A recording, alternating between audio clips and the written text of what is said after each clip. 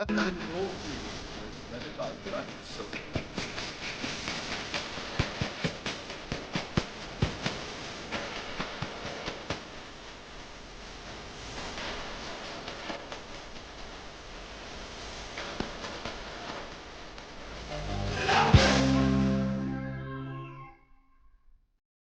Good evening and welcome to beautiful Spitz Stadium. I'm Dave Lachance, soon to be joined by Jason Lachance, and we're here for the first game of a doubleheader between your Lethbridge Bulls and the Energy City Cactus Rats. The Cactus Rats, formerly known as the Edmonton Prospects, will be playing as the home team in both ends of this double dip as they await completion of their new home park in Spruce Grove, Myshak Metro Ballpark. The Bulls and Cactus Rats both enter action today looking to return to the win column, with the Bulls getting doubled up 10-5 by the Brooks Bombers yesterday at Spitz, and Energy City getting blanked 4-zip in Saskatchewan on Sunday evening. And we are now pleased to welcome Lethbridge Bulls pitcher Aiden Newton into the broadcast booth. We'll take a quick break while he joins us in the booth here. This summer, there's only one place to be, and that's Spitz Stadium. You can sit here. Or here. You can sit here. Or here. Or even here. But not here. Get your tickets now at bullsbaseball.com and come experience Bulls baseball all summer long. It's going to be unbelievable.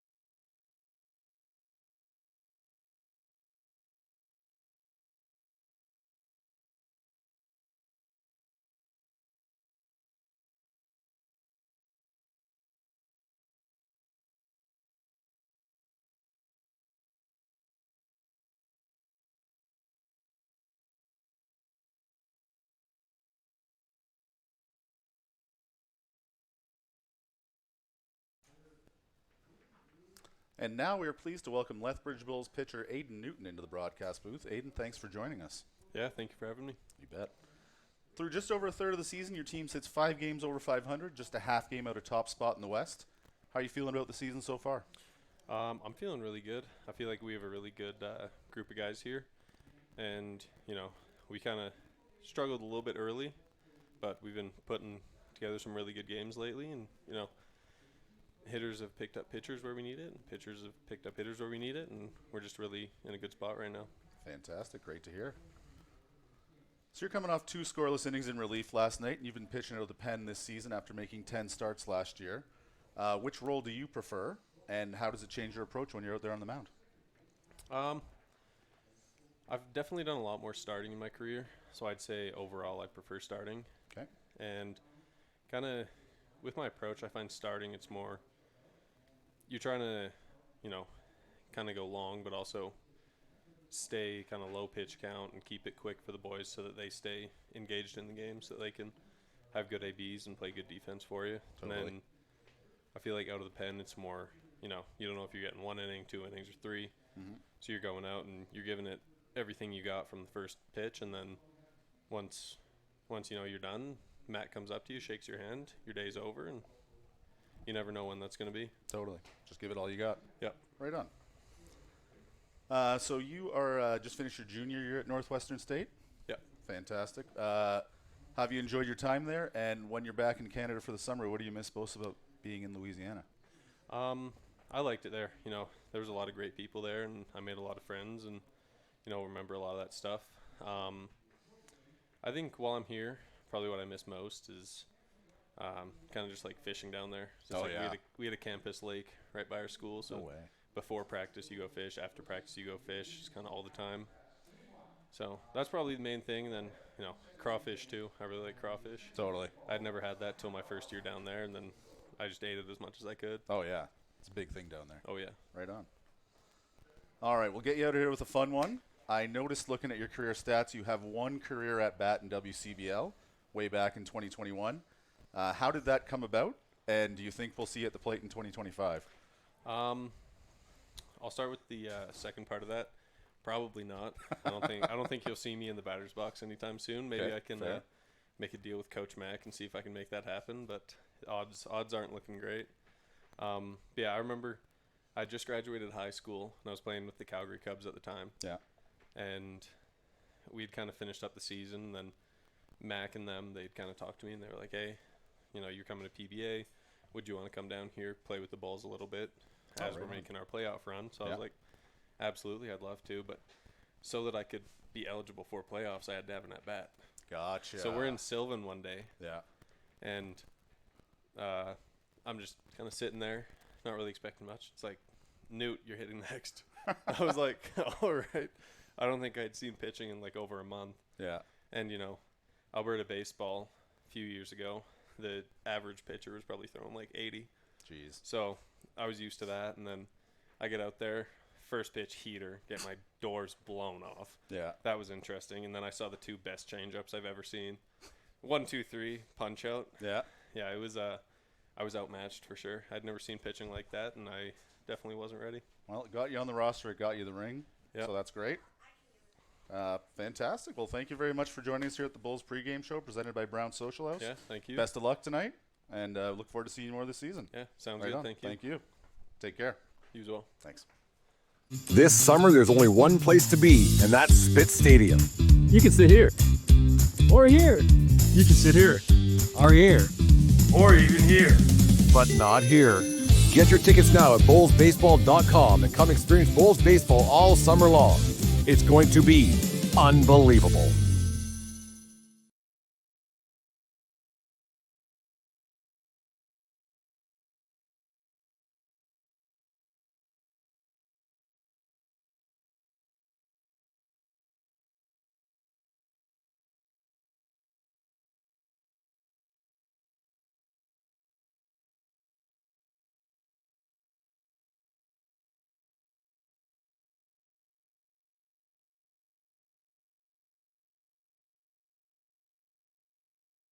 You bet, man. Yesterday's loss snapped a 3-game winning streak for the Bulls, who have been red hot since an 0-3 start to the season and currently sit a half game back of the Okotoks Dogs in the West Division at 12-7 on the year. The Cactus Rats come into this game sporting a 8-12 record and hoping to snap a 2-game losing streak. They're 4-6 in their past 10 and trail the West Division lead by 5 games with only 2/3 of the season remaining. The Bulls have taken both meetings between these clubs so far, sweeping a 2-game set June 5th and 6th here in Lethbridge. It's all shaping up to be a beautiful evening for ball, so in the words of Mr. Cub, Ernie Banks, let's play 2. And to get you at home ready for Game 1, let's take a look at the starting lineups, beginning with the road Lethbridge Bulls. Leading off tonight is Jalen Ryan playing center field. He's followed by Lee Matsuzaki in right. First baseman Carter Clairhout is batting third, with the DH Jack Kaliski in the cleanup spot. Steven Andrchik is batting fifth and playing shortstop, followed by the left fielder Bernie Sakaris. The bottom 3 of the order are Brendan McTavish at second base, Drew Bufford behind the plate, and Will Turner at the hot corner. They're going to have Max Marakovich on the bump today for the first of 2. He comes into today's game with a perfect 3-0 record over his 3 starts so far this year. That's 18 innings pitched, and he sports a 2.5 ERA. Hoping for another solid 6 from him tonight. And for the Energy City Cactus Rats, Ten Shindo will lead off and play short, with third baseman Timo Racina batting second. Parker Husu will bat third and play right field, with Zach Piles playing first and batting fourth. Ryuichiro Uno will DH and bat fifth, followed by Easton Couture in left, Kenyon Sanders in center. The catcher Reese Ruderman will bat eighth, and Abercrombie Man second base and bats ninth this evening. They'll be led on the mound by Chris Nino, who enters play with a record of 1-1 through 1 start, 13.2 innings pitched, and he sports a 4.61 ERA. Now, if you're watching the game tonight, there's a couple players you're going to want to keep an eye on as potential difference makers on both sides. For the Bulls, Carter Clairhout has been an offensive force so far for the Bulls. He currently leads the team with 5 bombs and 15 batted in. He's also shown a great eye with 14 walks against only 11 Ks this season. He's had 7 hits in their past 5 games, including coming off back-to-back 2-hit games. Those 5 home runs also lead the West Division, and we'll be on the lookout for more pop from him tonight. Now, on the Energy City side of the diamond, keep an eye on Timo Aracina. The native of Vero Beach, Florida, hasn't been held hitless in a game since June 15th, currently sits second in the West Division with a .388 batting average. We're now just minutes away from the start of the game, so we'll take a quick break and be back with the on-field introductions and national anthem. Thanks for joining us for the Lethbridge Bulls pregame show, presented by Brown Social House. For Jay Lachance, I'm Dave Lachance, and you're watching Bulls Baseball on FloSports.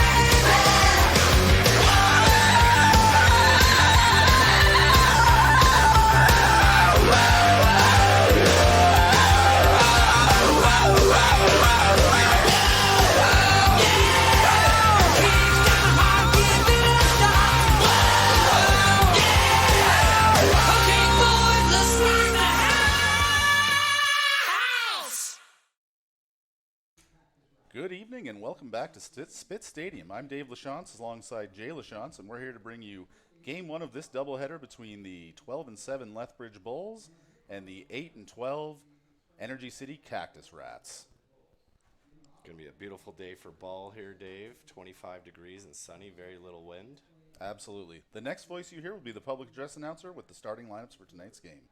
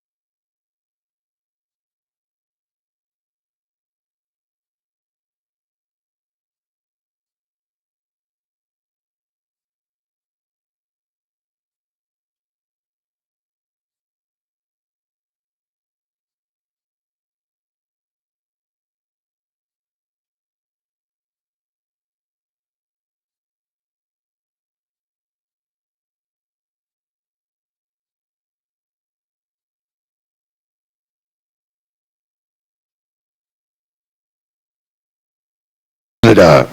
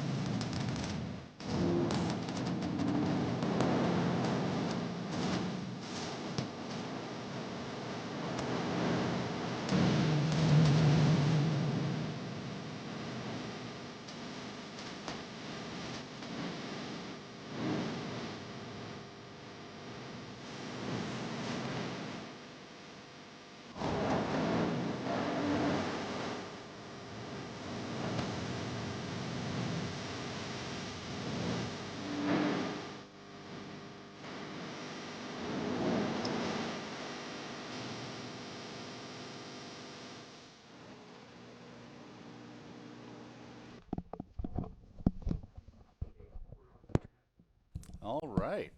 So here we go. We're about to get started here with the match between Energy City and Lethbridge. And again, a beautiful night for baseball. Really is. Yeah. Never know what you're going to get this time of year, but Sure is a whole heck of a lot better than it was on the weekend. that's why it's so green out here, though. Absolutely. Yeah. It's I know you've seen this picture, but for those at home, there was enough water in the dugout that it was basically up to field level. Unbelievable. Yeah. I know we were talking about it last night, Jay, but do you think it was the spit shells that clogged up the dugout drains? That amount of water, I got to think that it was mostly water, but I don't think the spit shells help anything, that's for sure. Probably not. Probably not. It yeah, it's rare that we have that much rain in one shot in Lethbridge. So Chris Nino warming up here on the hill for the Cactus Rats. He is a 5'9" righty out of Modesto Community College, native of Stockton, California. Got a fun one in Lethbridge with the Bulls being the away team for both games. Absolutely, not something you see every day. So Nino's did a little bit of relief and a little bit of starting this year. He's appeared in 6 games, pitched a total of 13.2 innings. He has 1 start so far in the year, and sports a 1-1 record. 14 hits against 9 walks and 10 Ks. So I think we're going to see the ball getting out there. We're going to see some action for the defense. Stockton, California. Yeah, absolutely. assume that's Northern California. It is Northern California. Yep. All right, and this looks to be his second last warm-up pitch coming in here. The one thing I haven't seen, Dave, like we typically see, is the throw the bouncer past the catcher to the backstop. Very true. So either the catcher's locked in, the pitcher's locked in, or they both are. And we are ready to get started here as Ryan looks for the sign and gets ready to dig into the box. Bulls looking sharp in their road maroons today. Absolutely. Jalen comes into the game hitting .288 on the year so far, and here's the first pitch. Taken for a strike. Time of the first pitch, 5:07 p.m., and we are underway at Spitz Stadium. Ryan digs in quickly for the second pitch of the at-bat.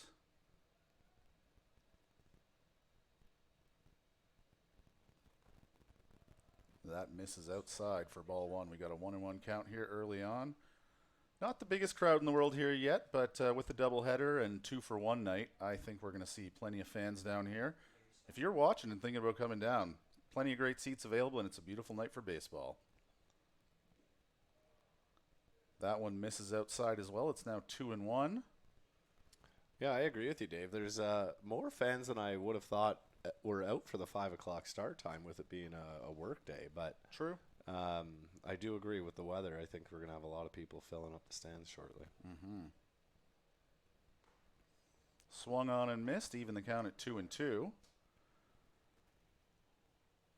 I think that was the most heat we've seen from Nino so far. I agree. Yeah, it seems like he's got a live arm. Yeah. Ryan had 2 hits and 4 ABs last night. Also scored a run with a home run. Solo shot. Ooh, framed up nicely. And that's called strike 3. Nice slider, mixing speeds, getting the outside of the plate, and the call from the umpire. First strikeout of the night. Matsuzaki coming up at the second hitter for the Bulls this evening.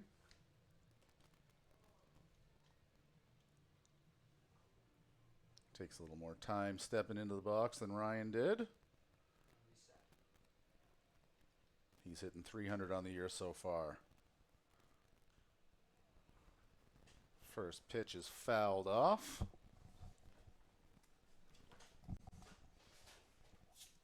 Oh, looks like they're going to ask for a new ball there. Something's not right with it. They both shook it. Loose stitching, maybe. Perhaps. Lee Matsuzaki from Honolulu, Hawaii. Attends class at Southern Arkansas University. As you can see, he's a lefty hitter. Nino sets. That next pitch is again fouled out of play. That one's onto the Charlton and Hill patio. And a young fan has gotten the ball.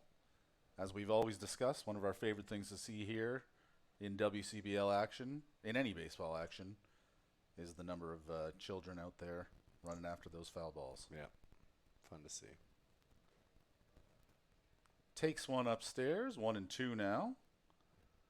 Was a good take, I think. Yeah, I gotta say, based off my view, I'd say he's throwing in the mid-80s for his fastball. Okay. Well, based on my pregame conversation with Aiden Newton, that's nothing to sneeze at, but certainly there's people with a little bit more gas in this league.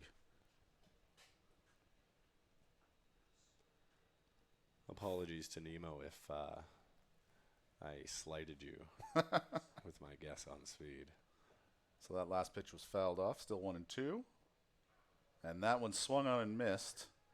Bobbled a little bit by the catcher, but he tags him quickly to get the second out here. 2 strikeouts for the first 2 Bulls hitters here. Nemo's doing a really good job mixing speeds, mixing locations. Absolutely. Seems to be in control early on. Mm-hmm. So Claire Hout digs in the left-hand batter's box. Third hitter, as mentioned in the pregame show, he's got 5 home runs, 15 RBI on the year. That 5 home runs good for second in the West Division and first on the Bulls.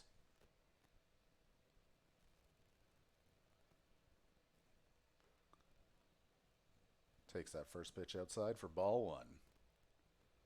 A lot of patience, too, this guy. More walks than strikeouts. I think that's how you get yourself into that situation where you get the 5 home runs, is by being patient and waiting for a hitter's count. Absolutely. And you can tell he knows what he's looking for up there. He spit on those last 2 pitches. Yeah, didn't miss by much either. Nope.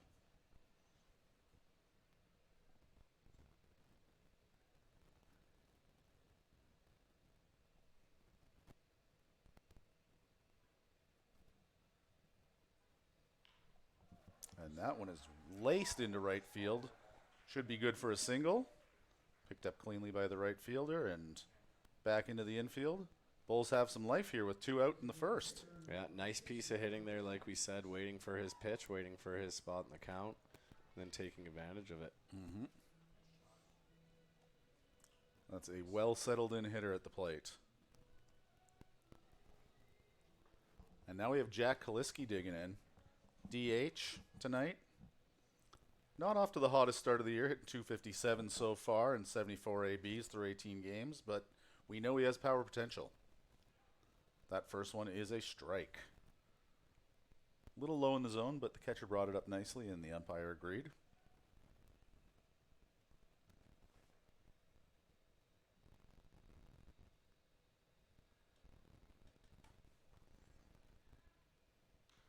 And that is powered out to the right center gap. That one may drop in. No, it is gone. Gone, Dave. Big home run for Jack Kaliski. Gives the Bulls an early 2-0 lead here. Opposite field shot. Took a pitch high and outside and just drove it, Dave. You love to see it. And I guess I'll say he's had a slow start more often. Absolutely, He fire must him have up. heard me. He's fired up now. Yeah. Yeah, from 2 outs and almost a lackluster inning, the Bulls now have 2 on the board. All right, so with the bases now clear and 2 outs still, Steven Andrechik's going to step into the box and see if he can keep this inning going.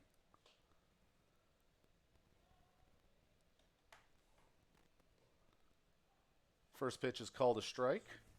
Started off a little outside, but the catcher brought it back in nicely.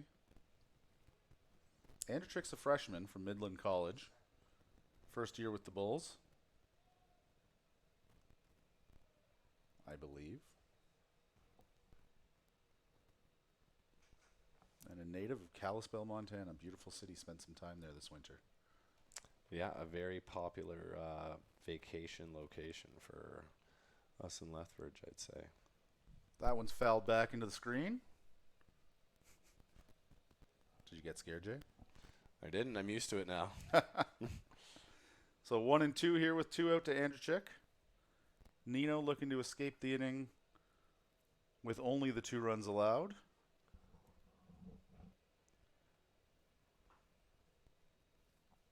And here's the pitch. That's outside to even up the count 2-2. Yeah, definitely not the situation you thought he was going to be in after those first 2 Ks, but No, he was cruising and now he's taking a bruising. couldn't agree more. Inside a little bit, but Andrechik offers at it and pops it foul out of play. Parkside Drive territory. Oh, yeah. Pool's going to be opening soon over there. I imagine it is with the kids being out of school tomorrow. I think Canada Day is the first official day. Oh, that makes sense. Yeah. Speaking of which, this is the second of 2 consecutive Tuesdays where the Bulls are going to have a doubleheader. We'll play 2 next week here at Spitz on Canada Day. Always one of the... Oh. Brought in from the outside, framed up, and called strike 3, and Andrechik does not like it, but that ends the inning here. So after a half inning, it is 2-0 for the Bulls, 2 runs on 2 hits. You're watching Lethbridge Bulls baseball on Flow Sports.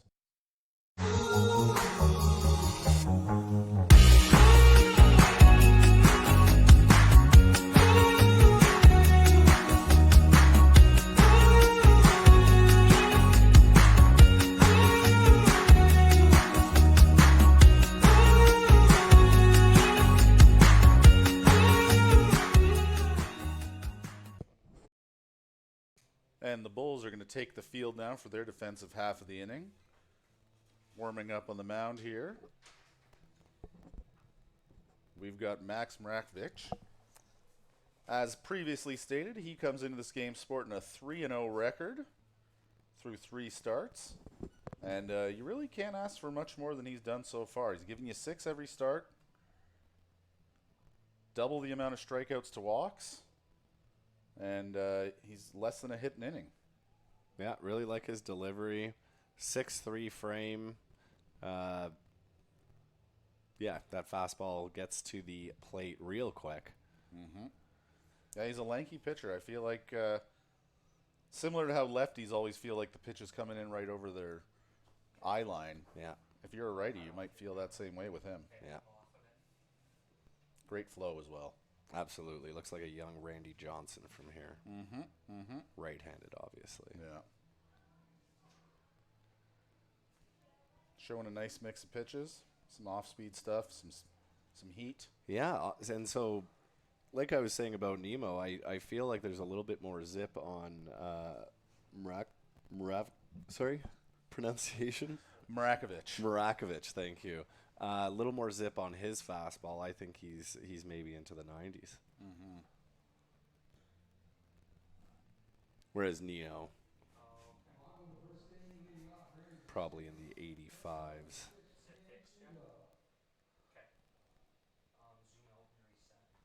All right. First hitter for Energy City digs in here.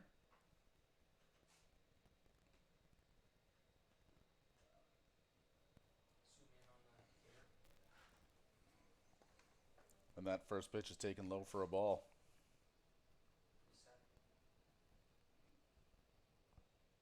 Ooh. Inside for ball 2. Showing off a little bit of that speed we were talking about. Mm-hmm. 10 Shindo at the plate here. If you give up 2 in the top of the first, what are you looking to do as the leadoff hitter in the bottom? I mean, I think you're just trying to get on base, get the guys started. You don't. Not a lot of innings are going to go the way the top half did. Yeah, you can't count on a 2-run bomb every inning. That's for darn sure. But no, definitely looking to get those 2 runs right back. Mrakovic gets his first strike over. It's now a 3-1 count. Shindo showing a lot of patience at the plate. I don't think he's taken a cut at one yet. Nope. Ooh, gets one in there for strike 2. That elicits a nice reaction from the crowd here. So we have a full count. Shindo's probably going to have to swing the bat on this one unless Mrakovic misses by a mile.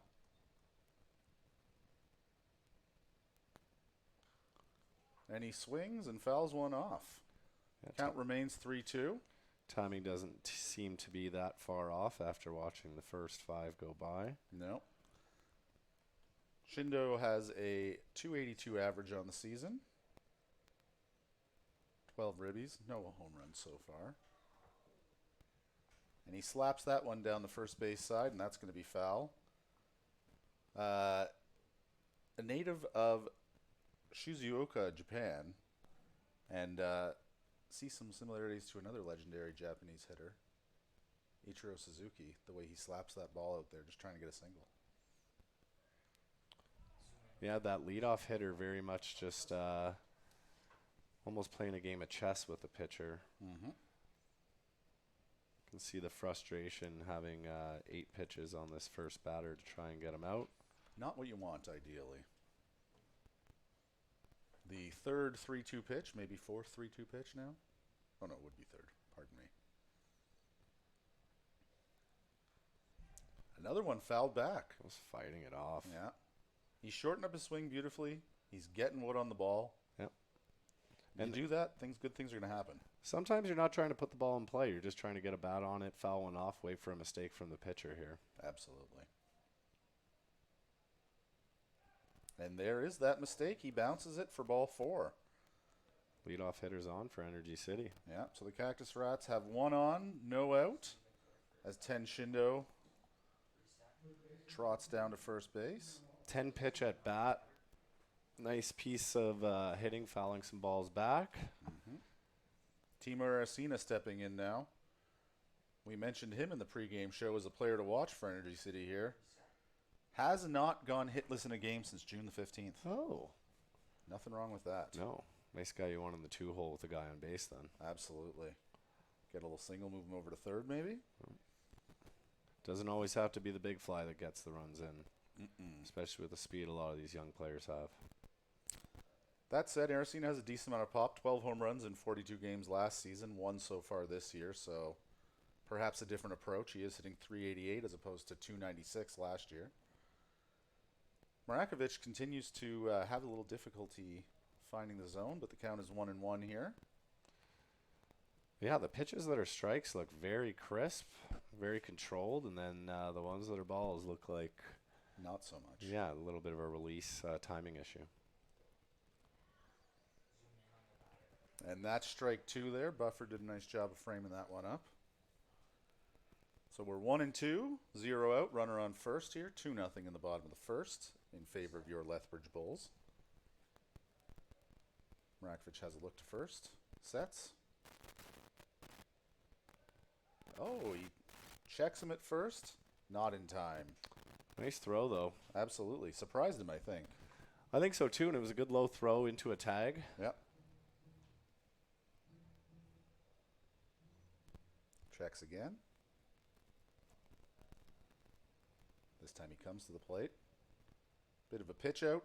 Nothing happening at first base. Shindo stays put. Counts 2-2 now. Yeah, Marakovic in a situation here where he doesn't want to forget about the runner, but definitely doesn't want to lose the hitter at the plate. No. I think he. Oh, that's slapped into right field and is going to drop in. It's rolling well. Center fielder cuts it off, and that is going to be 2. Oh, no, a great little throw, sneaks in, catches Aracena at second. Shindo does advance to third, so we have 1 out, runner on third. Yeah, it will be scored as a single, Dave, but great play from the fielder there to get the ball in quick. Good low throw. Bang, bang play at second. Yeah, they were playing him back in the outfield, so I'm not surprised he went for it. He's got decent wheels. Yeah. But yeah, hindsight being 20/20, I'm sure that both he and the first base coach wish they had 2 on and no out. First and third, no out looks a lot better, but nice to have the runner on third with just 1 where a sacrifice can get him over, but let's see if the Bulls can hold them here. First pitch is a ball.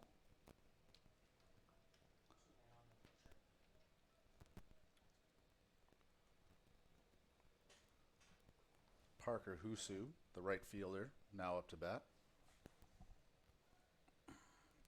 Second pitch outside as well. Up to 17 pitches already with 1 out here. Yeah, not the situation you want to be in, I don't think, but as long as he can hold that runner at third, I think he'll be all right with it. As we said, it's only a 7-inning game. Yeah, that's true. 2 7-inning games here as we play 2 here in Lethbridge and try and make up for a ton of rainouts throughout the WCBL over the last weekend.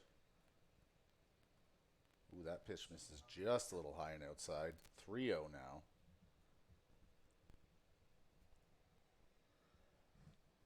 Zach Piles, the first baseman, waiting on deck. And here's the 3-0 pitch. And that one's called a strike. 3-1 here.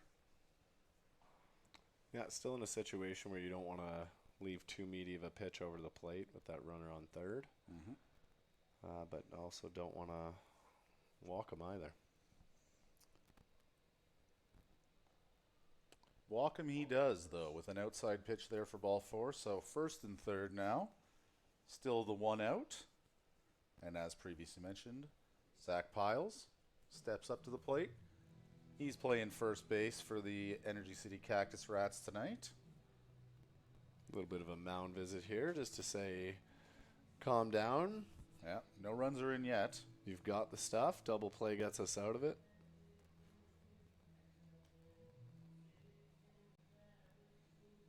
Piles is a native of New Orleans, Louisiana. Yallins. Goes to Barry University.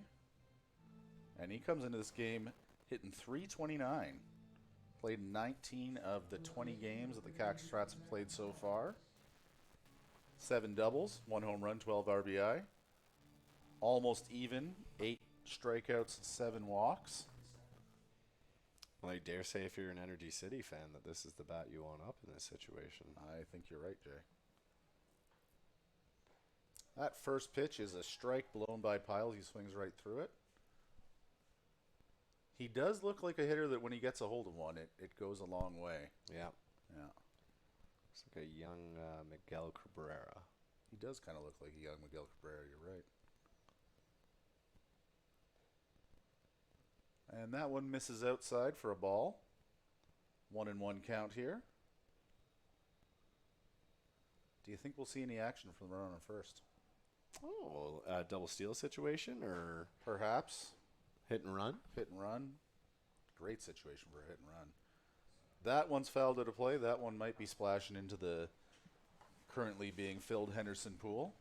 Speaking of currently being filled, this crowd seems to be filling out a little bit more. Fans still filing into the stadium in the early beginning of game 1 here of 2 tonight. Yeah, seen a couple more people out in the Charlton Hill patio.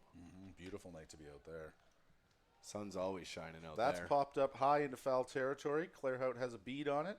Oh, he loses it. Little miscommunication, I think, between the first baseman and the catcher there. Yeah, that one bounces just a few feet from the on-deck circle. And this at-bat will continue. 1-2 count now. We've talked about it before. There's a lot of room behind the home plate to the backstop here. There is. Foul ball that doesn't get onto Parkside. Very playable.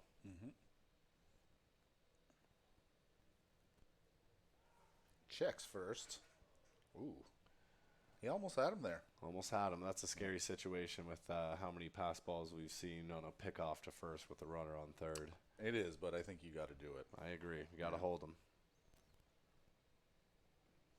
And here's the 1-2 pitch. Waves at it for strike 3. Nice slider there. Had him chasing. Absolutely. He wanted to hit it. Yeah, you could tell Piles really wanted to get the bat on the ball there. Ball's got to be in the zone to get the wood on it. Yeah. Usually. All right, 2 up. A little bit different of a situation now for the Bulls. Don't know if that Ryuichiro Uno, the DH. Don't know if that runner on first plays as much a part. Oh, he comes inside and he hits him. Right in the ribs. Oh, did it get his ribs? Yeah, back ribs. Uh, Very close to a Roger Dorn hit by pitch situation. Gave the same reaction. All right, so that'll load the bases here with 2 outs. And now a different situation. Yeah, so Easton Couture in. Digs into the left-handed batter's box. Native of Spruce Grove. He's a hometown boy for this team. Seen action in 3 games so far. Only 5 ABs. 1 hit, which was a home run. And was against the Bulls. Ah, so it was. 'Twas a grand slam as well. My goodness. Yes. Well, takes a big cut at the first one, and he definitely has a nice swing to it. Lefty swings. They always look nice. They do. Yeah. They do. All right. He's ready. Mrakovic steals. That one's fouled into the Bulls' dugout. Sends a few players scattering. 0-2, though. It's a good situation. Mrakovic is right where he wants to be. 0-2, 2 outs. And now you just forget about those base runners and focus on throwing strike 3. Yeah. Time called on the field. Just a ball change.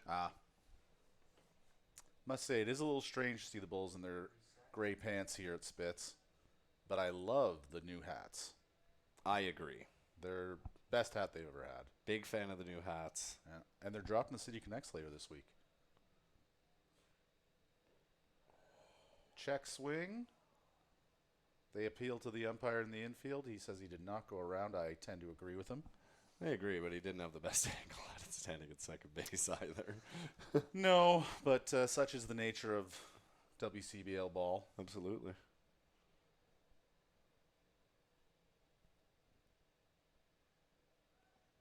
Here's the 1-2. Misses well outside for ball 2. Yeah, he's trying that corner. Yeah. Can't say I blame him after he got the previous hitter to wave, but No, I'd like to see him bring something inside here.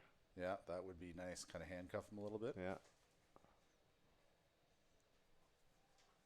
Get the out before the full count, hopefully. He sets and deals. That is lined up the middle off the leg of Mrakovic, who recovers quickly and underhands the catcher, buffered to get the third out with a force. Yeah, great job to stay with it after the ball struck him in the leg, it looked like. No damage on the scoreboard, and hopefully no damage to Mrakovic as well. He walked into the dugout pretty confidently. I think he's going to be okay. Of course, we won't know until the next half inning. Yep. But that's the end of first. It's 2-0 for the Bulls here. You're watching Lethbridge Bulls baseball on Flow Sports.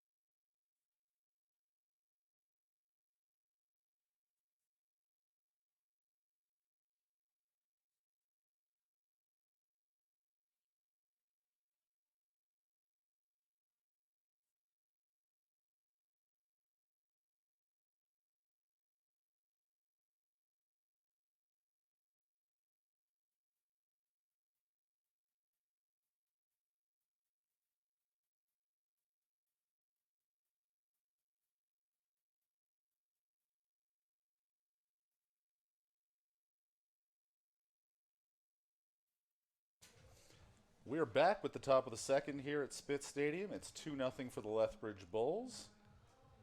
Nino completes his warm-up pitches, takes a little jaunt around the mound. Yeah, pretty eventful first, Dave. Bernie Sakaris digs in to lead off the second here for the Bulls. They're hoping to tack a couple more runs on here and get out to an early lead in this shortened 7-inning game. Don't know if you caught it on Sunday, but on the bullhorn, Carlin, Dick, and Brent were talking about Bernie Sakaris here as a difference maker for these Bulls. Catalyst. Yep. Energy Spark guy. plug, energy guy, great on the base paths. Yeah, nice to have him in the middle of the order. Certainly. That second pitch, looked inside, but called strike one, 1-1 here. Sakaris comes in hitting .294 through 9 games of action so far. That's 34 ABs.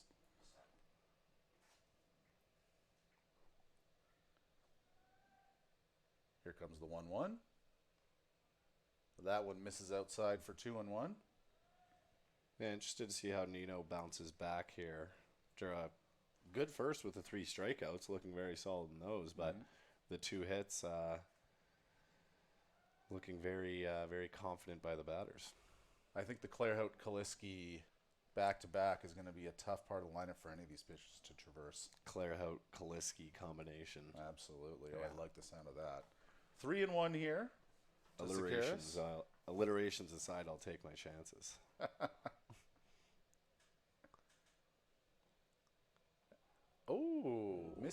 Looked like it missed low. Sakaris thought it was low, but home plate umpire calls it a strike, and we have the count full here, 3-2.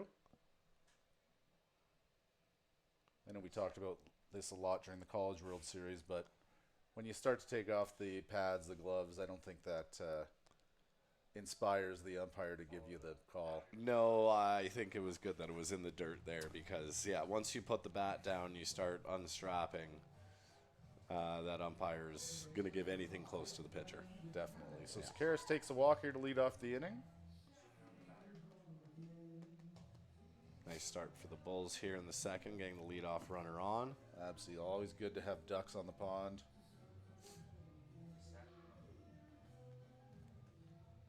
Brendan McTavish, the second baseman, digs in here. Another lefty for the Bulls. Healthy diet of lefties tonight against the right-handed pitcher.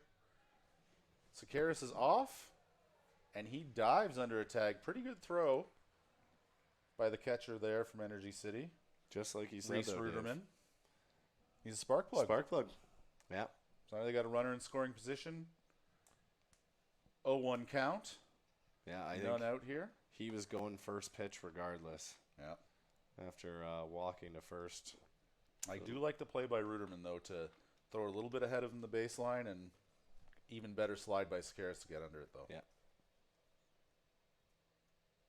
Here comes the second pitch. That one is grounded foul to the first base side.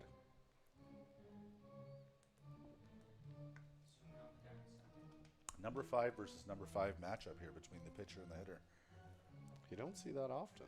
You don't see a lot of single-digit pitchers. No. Although it's becoming more and more common. It's kind of like when hockey players started wearing numbers in the 90s, or high numbers in general. Here comes the 0-2. That one misses outside for 1 and 2. Catcher seemed to like the location, but just a bit outside. I don't think McTavish was offering at it at any point. No.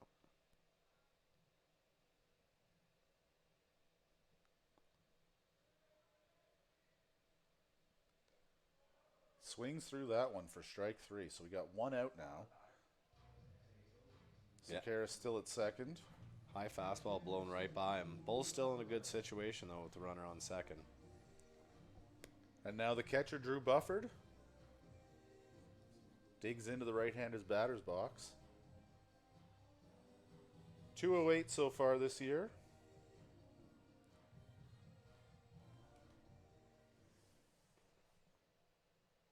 Takes a long look out at Sakaris at second.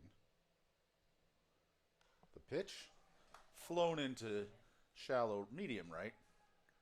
Not going to be any problem for the right fielder there to handle. And thrown quickly back into the infield. Sakaris is going to stay at second. Yeah, a little hanging slider up there.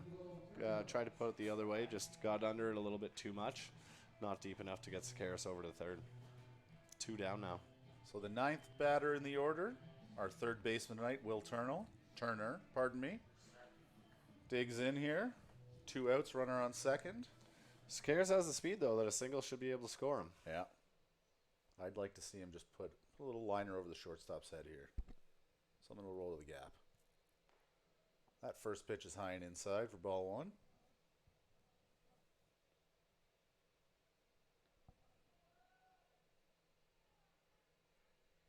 A little bit of chatter coming from both dugouts now. Check second again. And here's the pitch. That one's fouled back to the screen. Just missed it slightly. Just a little bit under it. Yeah, I was in on the hands, but got the bat around quick. Timed it well. Hopefully that bodes well for the rest of the at-bat. One would hope.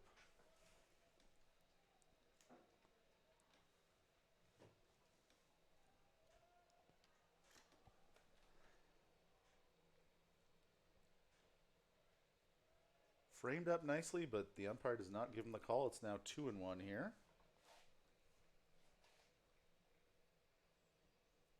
"21 strikes against 14 balls for Nino so far in 1.2 innings pitched. Ooh, breaking ball swung through for strike 2, so the count's 2-2 now. Yeah, nice piece of pitching there. Yeah, as you said, Dave, 36 pitches, third 2, not exactly where you want to be.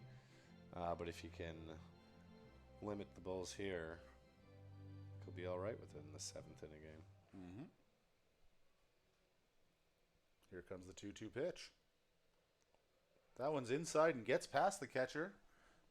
Sakaris scoots over to third base, standing up. Good heads-up base running by him. Yeah, another pitch up and in, and catcher wasn't able to handle it. Yeah. Didn't scoot all the way back, but far enough for Sakaris to get over to third. So that puts us in a full count with 2 out here and a runner on third.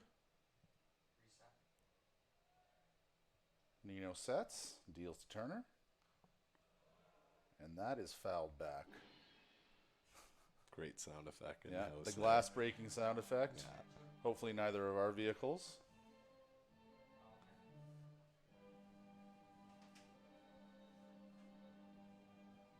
All right. And here we go with another 3-2 pitch.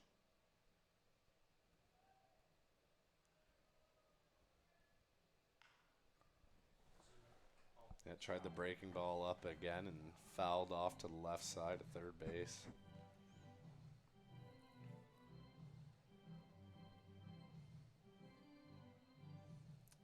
Those are the pitches that really wear on a pitcher, I think. You got him 3-2. You just need to get that final strike or ball. You just want the at-bat to end. But Turner's battling here. Good to see. Another one fouled back. That one's off the facing of the grandstand. Yeah, they don't like wasting extra pitches. No. And nor do their managers with 2 games to be played today. No. Yeah, you got to think both skips are hoping for complete games from their pitchers. You would think. I mean, they're looking at a condensed schedule now, having missed a couple of games each over the weekend.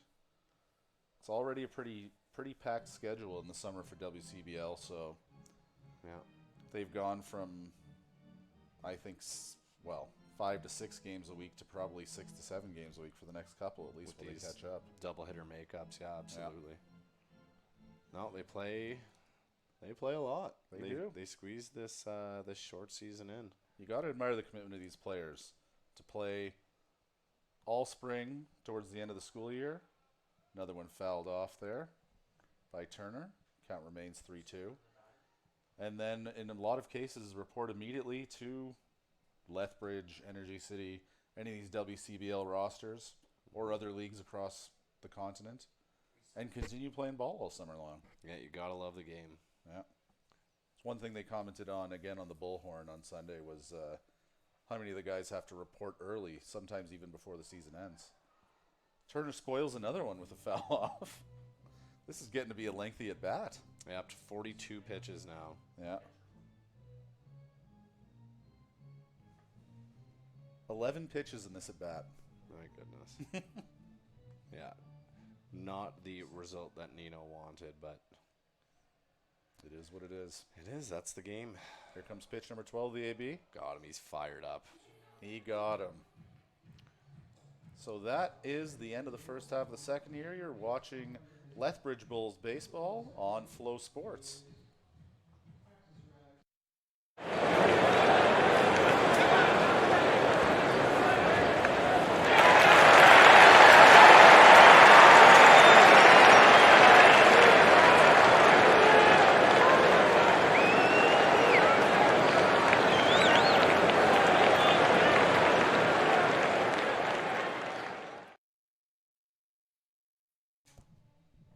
All right, we're back here to begin the bottom of the second. Yeah, Nino now at 43 pitches through 2, just the 2 earned in the first. 5 strikeouts thus far, though. Yeah, I've been impressed with what I've seen from him. Obviously happy that the Bulls have their 2 runs so far. And, yeah, with any luck, we're going to see a hold here and chance for the Bulls to get back on the stick in the next half inning. Yeah, I think it's the best case scenario for the Bulls being the road team here, getting on the board early, getting the runs on the board, and then telling Electric City, hey, you got to catch up to us. Energy City. Sorry, Energy City. It's not Scranton. needs to get electric with 2 less innings. I like that. I like that. Mrakovic is done with his warm-ups.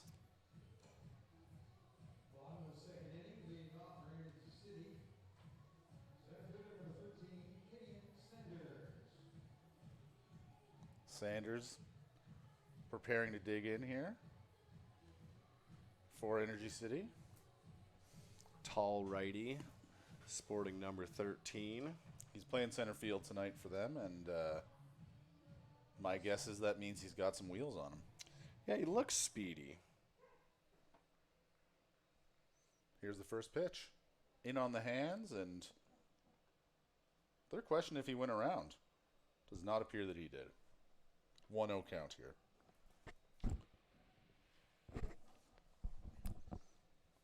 All right. Second pitch offered at and foul tip back off the catcher's glove. So we have a 1-1 count. And a fresh ball for the catcher, Bufford.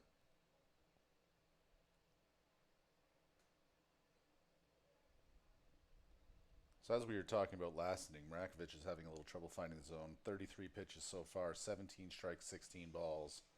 Got to think he's going to straighten that out with his performance so far this season. That one's chopped to third, easily handled, and thrown across the diamond to Clairhout for the first out here of the inning. Nice speed, though, by Sanders there. Yeah, but heck of a play by Turner, too. He was Yeah. on it.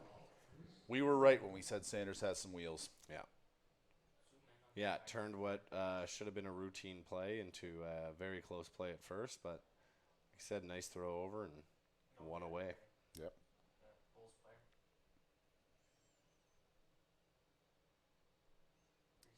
And with one out, that'll bring Ruderman to the plate, the catcher tonight for Energy City. Reese Ruderman, great name. Guy you'd want to see get to the show because you'd love to see that name on the back of a jersey. Oh, absolutely. Yeah. Another right-handed hitter. Takes his time getting set, but now we're ready to go, and here's the pitch. That one's grounded again to third, just foul. Turner up with it again. He's a slick fielder out there at third base. Got to have quick reactions to play the hot corner. Ruderman 9 for 40 on the season so far, hitting 225, 7 ribbies. Grew up in Texas. Did he? Yeah, a few players on Energy City from Texas, actually. Yeah. It is impressive the lengths that they'll bring players in to play in this league, and I think a huge boon to the league that players from all over the world are wanting to come and play here in southern Alberta and Saskatchewan for that matter. Yep. Can't beat the summers here, though. My favorite time of year. Absolutely. All right, so we're 1-1 here with one out. Mrakovic prepares to deal to Ruderman. Don't know where that missed, but it's called ball 2. Maybe a touch low is all I could see, but no complaint from anyone involved, so I guess it's just a baseball play. That one's chopped up the middle. Going to be handled easily by Andrzejczyk, and he gets across to beat Ruderman by a few steps there for the second out. and a very nice 2 outs by the left side of the infield for the Bulls. This is shaping up to be a nice quick inning here, knock on wood. So we got 2 outs. And Abercrombie digging in here. Drew Abercrombie. This is his first AB of the season here. Got obviously his first game too. And he takes his first WCBL pitch of the year for a strike on the outside corner.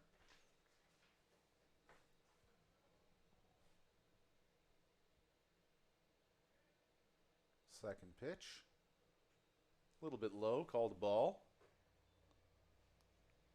Still a lot of poplar fluff and whatnot in the air, eh? I was just going to mention, we are in allergy times. I took a Claritin before the game, even though we're in a glass booth. Third pitch of the AB misses outside for ball 2, 2-1 here.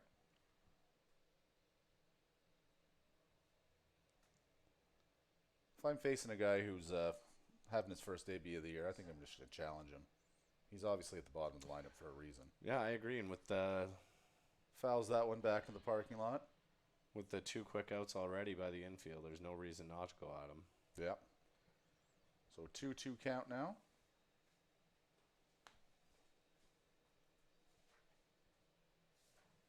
Mrakovic prepares to deal to the lefty Abercrombie. Swung on and missed for strike 3, and that's a quick bottom of the second here. As we go to the top of the third, Lethbridge Bulls lead the Energy City Cactus Rats 2-0. You're watching Bulls Baseball on Flow Sports.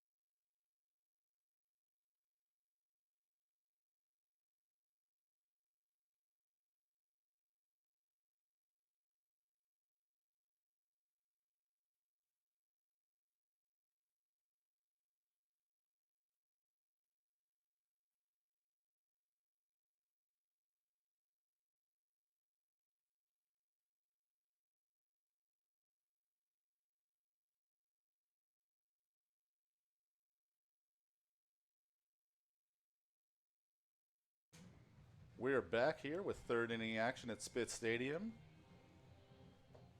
Nino's finishing up his warm-up pitches for the Energy City Cactus Rats. They trail 2-0 going here into the third inning.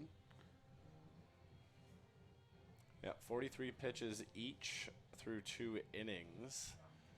Feel like the pitchers are going to try and settle in, get some quicker innings going here, but hopefully the Bulls bats can do a little something for that. And we're back to the top of the order here with Jalen Ryan leading it off for the Bulls here in the top of third. Again, the Bulls are the road team today as Energy City waits for My Shack Metro Ballpark to be completed in Spruce Grove.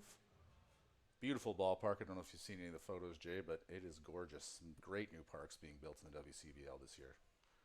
Lays down a bunt. Fielded by Nino, and he gets it over to first just in time to catch Ryan. Really nice play by Energy City there. Absolutely. Like the idea by the Bulls of trying to go for the bunt. Yep. You'd like to get those down a little bit closer to the line. You would. But, yeah, nice defensive play by Nino. Quick pickup by Piles at first. That's going to bring Lee Matsuzaki to the plate. He's 0 for 1 on the day. Still sporting a 300 average on the year, though. Here's the first pitch. That is lined well into right field, in between the center field and the right fielder. Center fielder comes up with it nicely. Nice running catch pitch. in the gap. Absolutely. Nice piece of hitting there, but well played by the center fielder. Good communication between both of them, not to collide. I like Matsuzaki's idea, though. He found a pitch he could hit. He gave it a good ride. Yeah. Sometimes those balls get caught. He was a gapper. Yeah, I had a few foul balls in the first at bat, so it was nice to see him get good wood on the ball, but shows that speed in center field. Clairhout digs in now in the left-hand batter's box. He's 1 for 1 today. Takes a pitch outside for ball 1. Maintains that great eye we were talking about in his first AB. Yeah. Yeah, type of guy that you want to get that first pitch strike in against him, I think.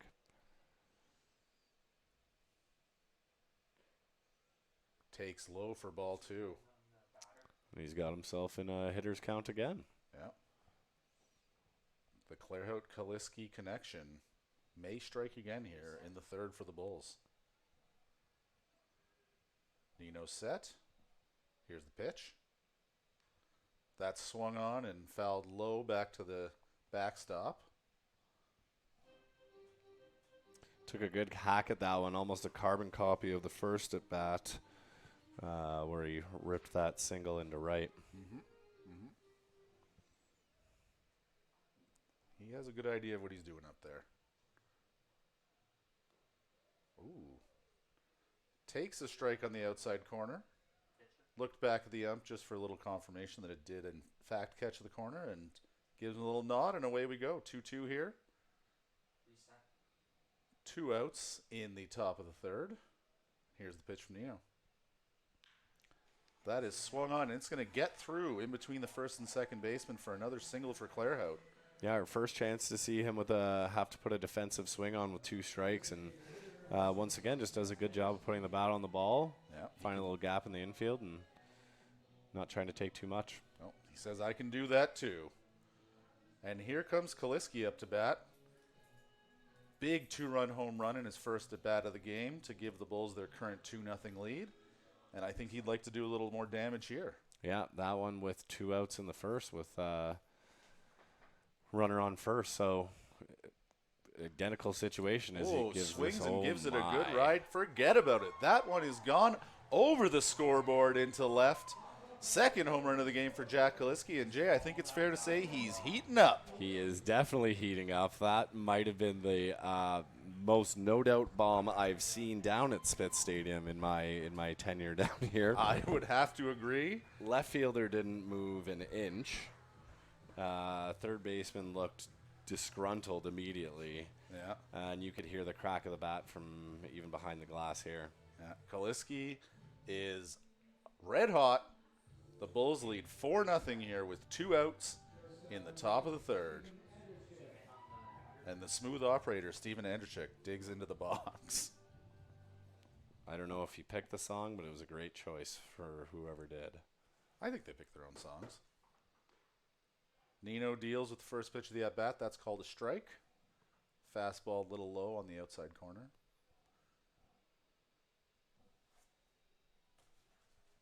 Here's the second pitch of the AB. Swung on, fouled off the catcher's glove. Ruderman shaking his hand out a little bit. Those don't feel good. No. No, they don't. Luckily, it's over 20 and sunny here. Hurts a lot less than beginning of the season, that's for sure. Heck yes. All right, so that makes the count 0-1 here.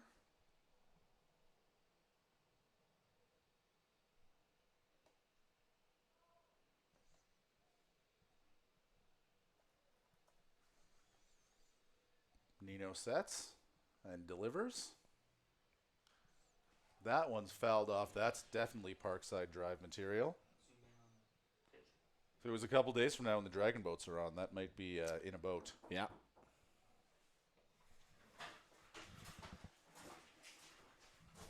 Here's the 0-2 pitch.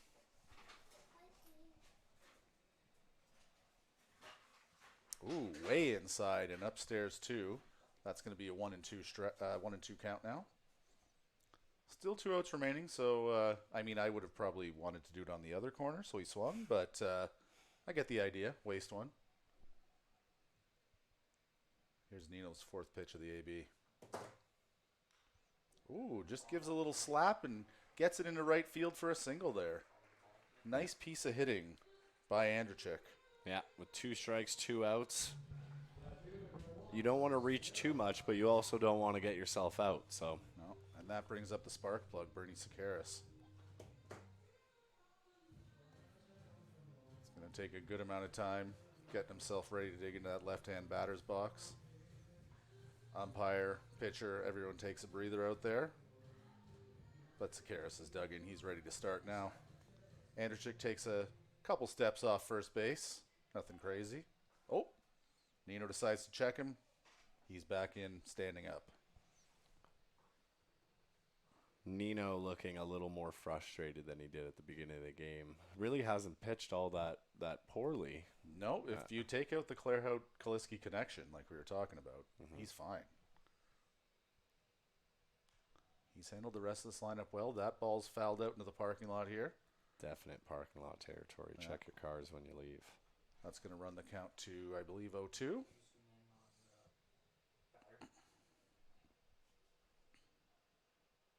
No, pardon me, 0-1.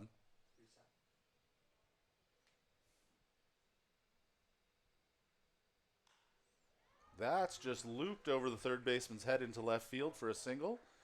Andrechik rounds second rather aggressively, draws the throw, but gets back in time. So, little more action here on the base paths for the Bulls as they have 2 runners on with 2 out and looking to add more to their 4-0 lead. Yeah, they're doing a really good job here of waiting for their pitch and then just driving it. That's going to draw a mound visit here as they go out to check in with Nino and just say, hey, let's get settled, let's get out of this inning.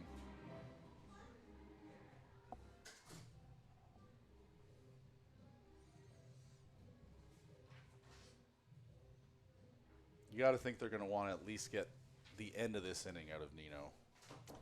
Yeah, I would be surprised if he came back out regardless of the outcome of this inning. But You kind of got to just shut her down at this point. yeah.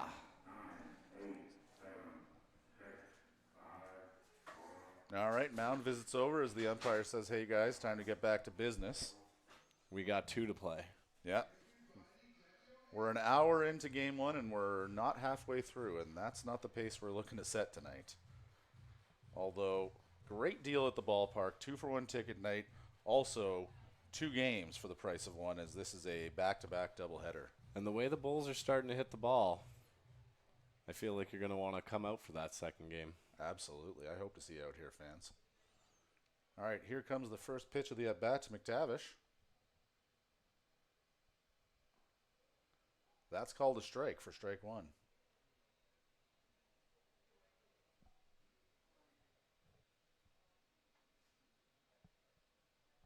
Both runners taking a decent lead, not being held on at first and second, respectively.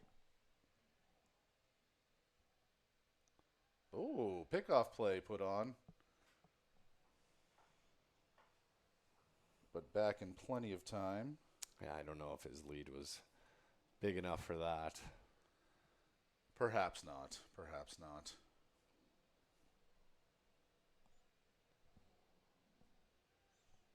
Here comes the 0-1 pitch. Swung on and fouled back, chopped to the screen. Strikeout victim last time up, if I recall correctly. I believe you are right on that. So we got Andrchik at second, Sakaris at first, McTavish at the plate, looking to cash at least one of them in here with 2 outs. McTavish, hometown Lethbridge, Alberta. Ah, nice. And he slaps a single into left. Left field is up with it quick, but they're sending Andrchik from second, and he comes in to score. It's now a 5-0 game for your Lethbridge Bulls here. Great piece of hitting from McTavish. Like I keep saying, they're just driving the ball into spots that Energy City just can't get to. Absolutely. Not trying to do too much, but They're doing what they need to do. yeah, adding to their lead. Yep. Good small ball. They're doing it both ways tonight. Small ball and the long ball. Now Bufford, the catcher, steps in for his second AB of the game. Takes the first pitch low for a ball. Situation is pretty much identical to the last AB. We got 2 outs, runners on first and second. And with a 1-0 count, Nino prepares to deal to Bufford. Misses low again. Counts now 2-0. Bufford 0 for 1 on the day.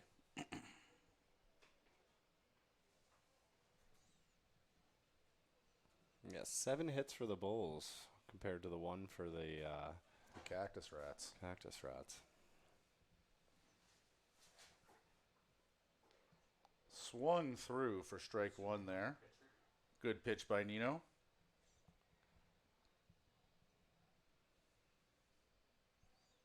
So with 2-1,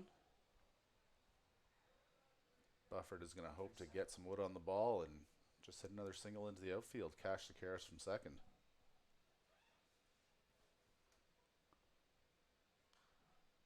Fouls that one off. Another Parkside ball. So that runs the count to 2-2 here. Nino taking a moment to collect himself before he steps back onto the rubber. He's just been in that 2-strike situation so many times and not got the result he wants. Kind of wish we were keeping track. I bet you he's had 2 strikes on almost every hitter. Yeah. Except for Kaliski. Ooh, that is well inside. I think that actually went over the head of Bufford. Yeah, Bufford did not shake it off at all. Didn't flinch. He's a catcher, so I think he's used to the balls coming at him pretty fast. That runs the count full here, so 3-2, 2 outs. Force play on, so both runners should be off with the pitch.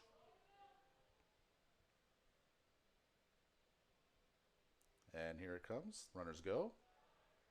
Misses low for ball 4. That's going to load the bases here as Will Turner comes up to bat. Couple great defensive plays last inning. See if he can do something with the stick.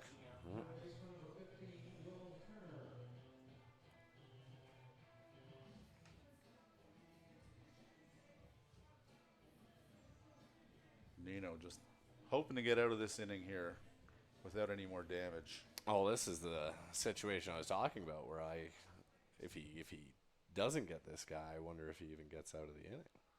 Ah. That one's popped out of play over the grandstand. Must have made it over. I didn't hear the crash. 66 pitches already. Yeah.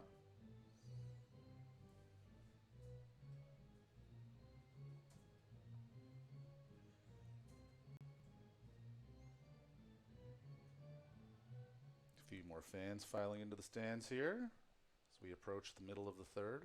That's a high fastball swung on and missed for strike 1. Strike 2, pardon me. So we got an 0-2 count. 2 outs. Nino, sure he's wishing to convert this 2-strike count into an out and get out of this inning. Well, yeah, it'll be interesting to see if he even tries the usual tactic of wasting and trying to chase. I think he should go after him. He puts one in the zone, and that's flown out to shallow outfield, actually second base, and that is handled very easily by Abercrombie to end the inning here. So through 2.5, the Bulls lead 5-0. You're watching Bulls baseball on Flow Sports.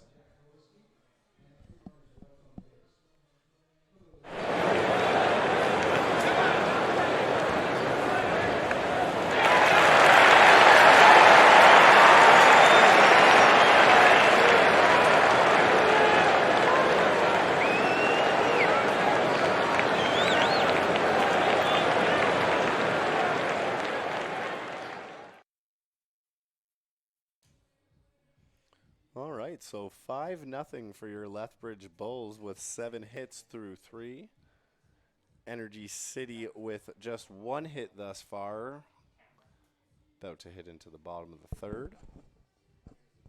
Once again, it's a doubleheader at Spitz Stadium tonight, playing 2 7-inning games to make up for some inclement weather earlier in the season.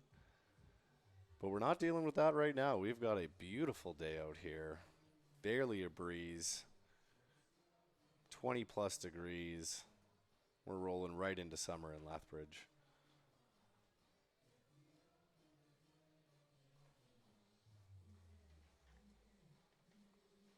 Couple more pitches coming in during the warm-ups, and then we'll have the first batter up for the Cactus Rats.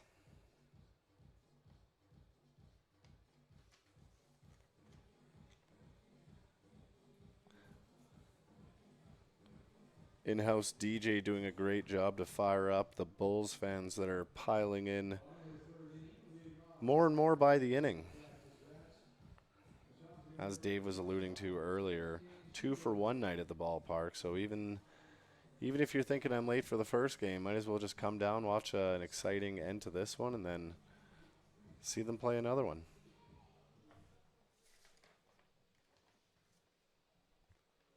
As the first pitch is down in the dirt for ball 1.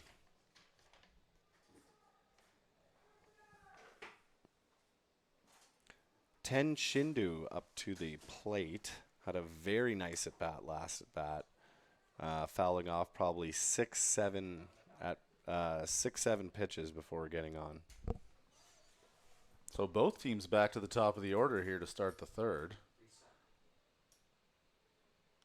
Bulls certainly hoping for a different result on their defensive inning than Energy City had during theirs. Yeah, just the 1 hit thus far. Couple defensive plays for the Bulls. They're looking good defensively. They are. And a little easier to do that with a 5-run lead. Certainly. Ooh, gets him waving at one for strike 3 there. So a quick first out to start off the bottom of the third here.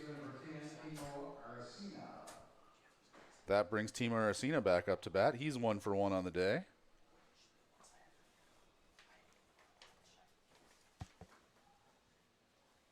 Digs into that left-hand batter's box.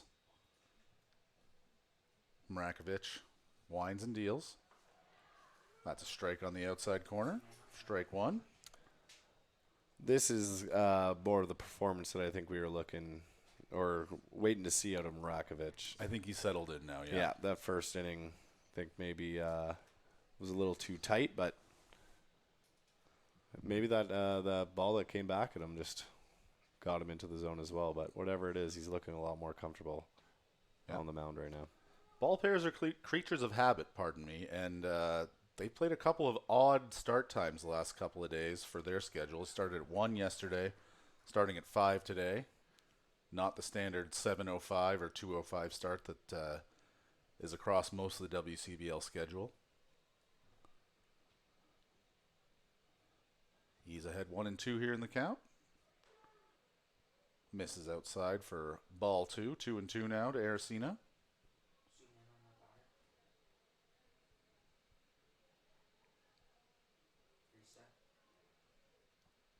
Rakovic shakes off a pitch, finds one he likes, and he's ready to come back with a ball that's fouled back into the screen.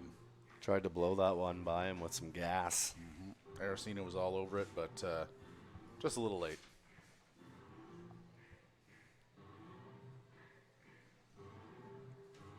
So we'll try 2-2 one more time here with one out.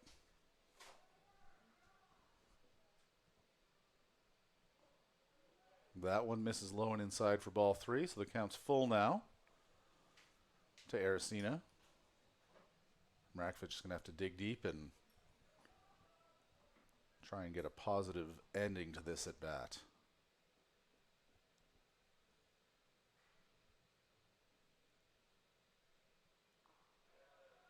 Oh, and he catches him looking on the outside corner for strike 3 and out number 2. Bulls fans are very happy with that one. Cactus Rats likely not.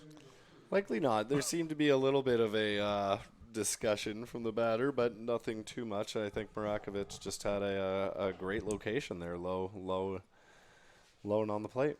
Mm-hmm. There is some action in the Cactus Rats bullpen I can see now. Looks like soft tossing at this point, so perhaps we will see Nino for one more inning, and then we'll see where it goes. Tries to lay down a bunt here, but it goes just foul. That's his Husu up to bat. Yeah, Turner's going to be taking a couple steps in looking at that now. Mm-hmm. Parhusu 0 for 0 on the day. Drew a walk in his last AB. Now this was back when Mrakovic was having a little more trouble finding the zone. He is now straightened out that line a little bit. 31 strikes against 25 balls now. But considering he was pretty much even coming into this inning, not bad. Yeah, still think he's at a point where he's thrown a few more pitches than he would like to, but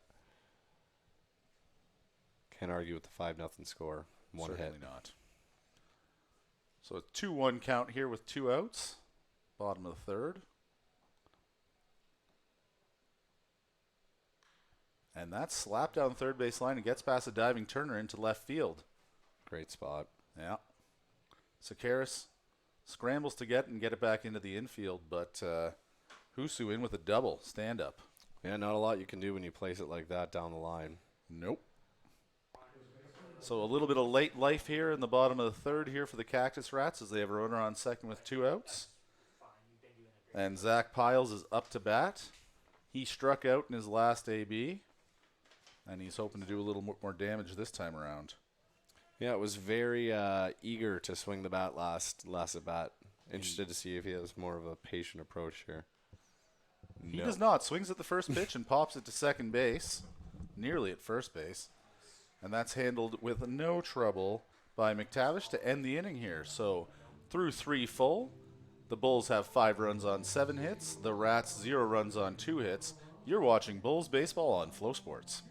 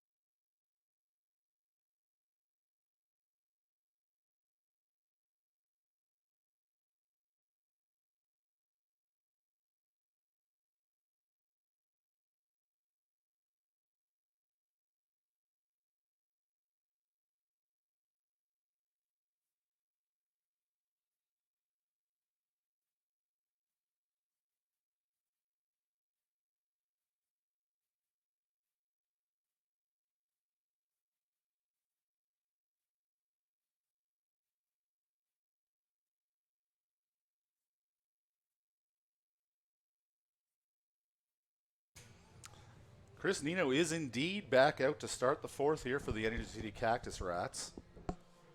Here on Taco Tuesday at Spitz Stadium. One lucky loud fan in the grandstand just won themselves a free taco. They look pretty good. You plan on having a snack in between games, Jay? Well, I always like the taco in the bag here. It's a staple of Spitz Stadium. Mm-hmm. Staple of the Southern prairies, Alberta, I would say. Yeah. All right. As we start off the road half here of the 4th inning. First pitch is swung on and just a little fly out to second base. Jam sandwich, as they call it. Got him in on the hands, and Jalen Ryan with a quick first out to start the 4th. That was Nearly a bat around inning for the Bulls last inning. All 9 hitters did come to the plate. Felt like it. Lee Matsuzaki digging in for his third AB of the game. Still hitless so far today. Yeah, gave the last one a nice drive into the right center field gap. Ooh, takes that one. Pardon me, sorry. Center field made a nice running catch to get over there. He did. That first pitch was low, right around the knees, but taken for a strike.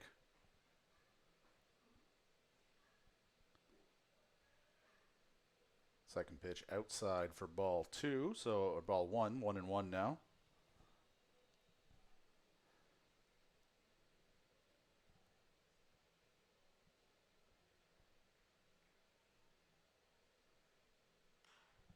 That one is slapped onto the Charlton Hill patio. Gave it a good ride. Good wood on it again. Yeah, I think that one was coming in a little hot for anyone to try to get a glove on. I don't think anyone even attempted it. By where I'm standing, didn't look like it. So 1-2 here to Matsuzaki. And here's the pitch. That one misses outside to even the count at 2-2. Very intrigued to see what happens if Nino gets this guy on with the big bats coming up. That one's chopped up the middle. Handled it short by Shindo. Gets it across quickly to Piles for the second out of the inning. Second inning in a row and third time with the top of this order. 2 quick outs, but Claire Hout comes up, and this is generally where the trouble starts for Chris Nino. Yeah, Or at least tonight. third time in a row that we've been in this situation with nobody on, 2 out. Both times resulting in 2-run home runs, though. Yeah. Claire Hout, patient hitter, digs in the left-hand batter's box, and here's the first pitch of the AB. That one misses outside. That one was a ball all the way. I don't think Claire Hout. Not that he's a free swinger by any stretch, but I don't think he even considered a swing on that one. No. Second pitch misses low, pardon me. And he finds himself in an early 2-0 count, and that is the third plate appearance in a row where that's happened for him. He's got himself in this hitter's count again. He's had positive results with it, and why not?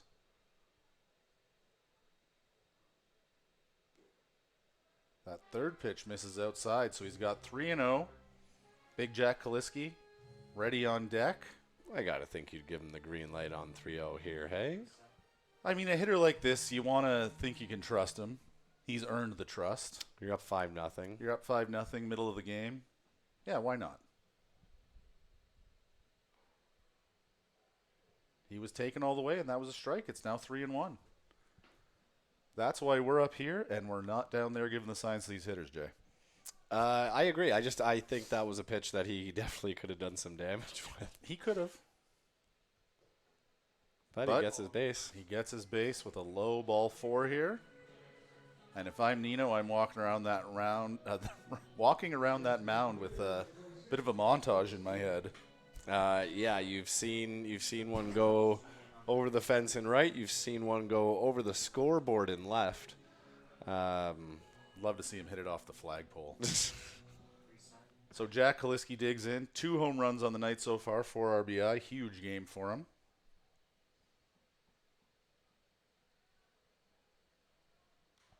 And he swings at the first one and gives it a good ride. Not going to be out of the park, handled by the center fielder Sanders. And that's going to end the inning. Love to see the confidence from him, though. I agree. He was first pitch swinging again, much like he was on the last at bat when he hit that home run. Yeah, he's confident up there, that's for sure. That'll bring us to the bottom of the 4th here with the score 5-0 for the Bulls. You're watching Bulls baseball on Flow Sports.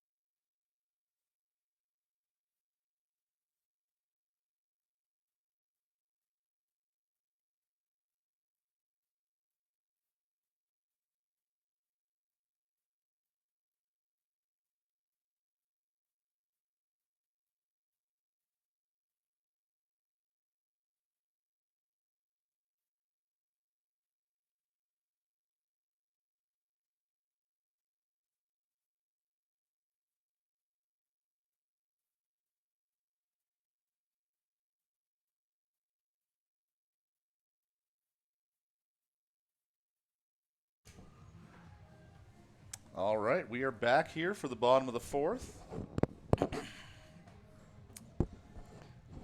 Pace of the game has picked up a little bit. It has picked up. Yeah, last 2 innings going much quicker than the first 2. Only one other game about to get started here in the WCBL. Swift Current and Fort McMurray Giants. A few other games getting started at 7:05. We'll have an out-of-town scoreboard for you during the next game for sure. Yeah, like we said earlier, early start time with the 5 o'clock start time here today. Doing the doubleheader to make up for a rain game earlier. Future Uno digging in here. He's hitless on the day. Drew a walk in his first AB. Mrakovic inside with the second pitch of the AB for ball 2. Ball 3, pardon me.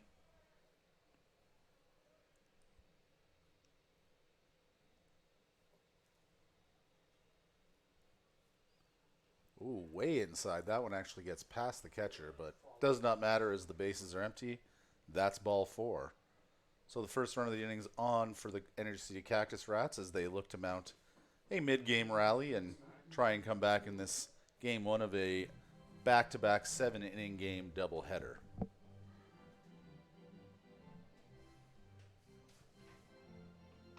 That's going to bring Easton Couture to the plate.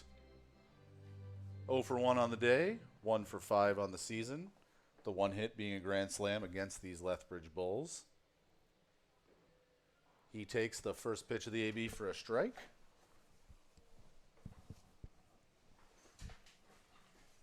Looks in for the sign before he settles in for the second pitch of the at-bat. Wind's starting to pick up a little bit, blowing out towards left field. That's a grounder chopped through the hole between second and first. A little hesitation by the runner on first base. I think allowed that to get through without the second baseman, McTavish, being able to take a dive for it. Yeah, also prevented him from being able to get to third base, though. So force is still on for the Bulls here with none away. So that's Uno and Coutura on base for the Cactus Rats. And Sanders coming up to bat. Like we've seen in the outfield as well as the base path, there is some speed there. Yeah. If he can get a gapper, this could get interesting. Way in front of the first pitch for strike 1. Nice little slide piece there. I think he was looking fastball. I would say you're right. All right, runners on first and second. Mrakovic looking to get the first out of the inning, maybe 2. Ooh, that one's behind his head, back to the backstop. Bufford's up with it quick, but both runners do advance. And this is the first real sign of adversity for the Bulls today. Second and third. Yeah, that one went behind him. I thought it might have even caught the back of the jersey. It fluttered, no question. But either way, it looks like Sanders wants to hit. Yes, he does. Well, why wouldn't you if you could have a good opportunity to cash 2 here? Yeah. 1-1 count, 0 outs. Runners on second and third, and here comes the pitch. Inside, but he waves at it. That's called a strike by the umpire. Tried to check his swing, but he'd gone too far. Yeah, he doesn't look comfortable up there with the location of the last 3 pitches. I dare say when one goes behind your head, it's hard to get comfortable. I agree.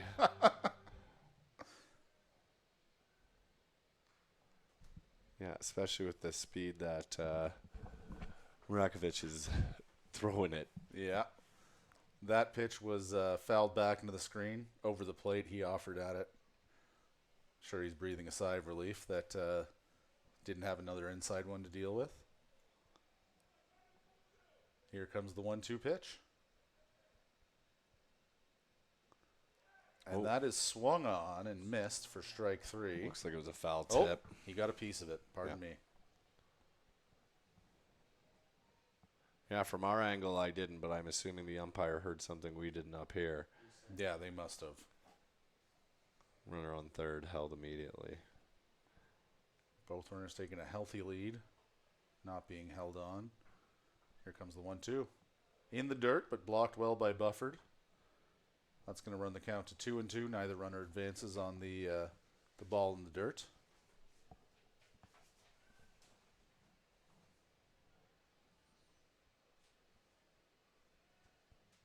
Mrakovic about to throw his 71st pitch of the game here in the top of the fourth.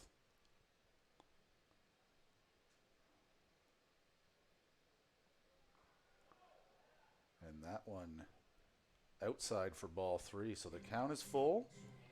0 out. Runners on second and third. And this inning is getting interesting for the Cactus Rats. That's the beautiful thing about this game, Dave. It's the anticipation of what can happen. And Energy City has momentum on their side here if they can just get a couple across the plate. Absolutely. That one is popped to first. Going to be dealt with very easily by Clairhout. Runners do not advance on the play. And so we go 1 out now. Runners remain second and third. And that was an out that the Bulls sorely needed. Yeah, interested to see what they do here with the open bag at first. This is going to bring up the Cactus Rats catcher, Ruderman.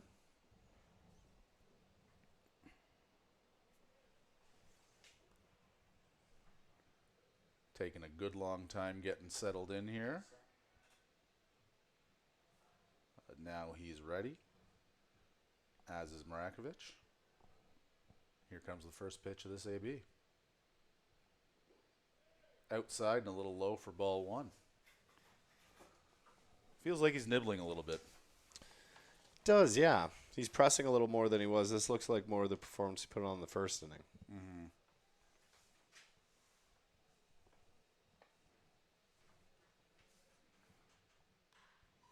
That one is grounded to second. Handled easily by McTavish to Clairhouse. They're going to concede the run to get the second out of the inning. So it's now 5-1 in favor of the Bulls. Cactus Rats score their first of the game. And they've got a runner on third with 2 outs here in the bottom of the fourth. Yeah, Dave, I don't know if that one was hit hard enough that they could have turned 2 had they had a runner on first anyway. So I don't think so. I think you're conceding that run regardless, but still up by 4 with 3 left to play. Mm-hmm.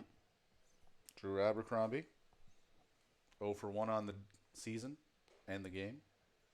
Ooh.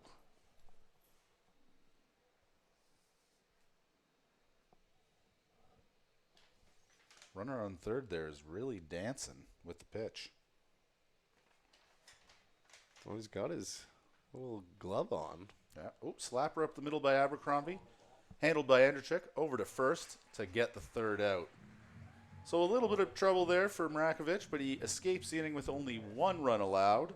It is now 5-1 through 4 here at Spitz Stadium. You're watching Bulls baseball on Flow Sports.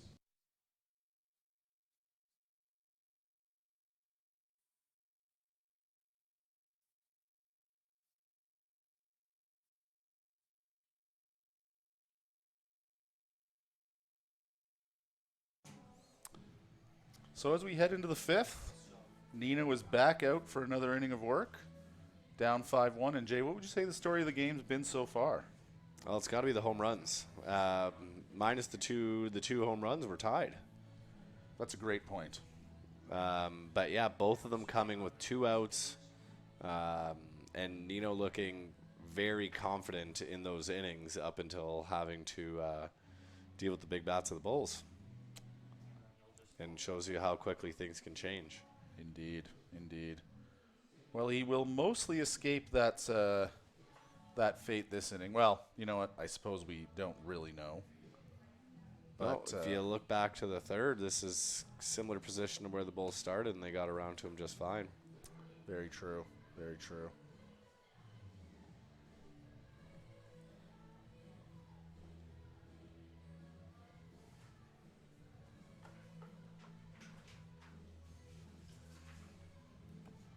Yes, stands continue to fill up more and more each inning. Andrzejczyk preparing for his bat. Coming off a nice defensive play to end the 4th inning there.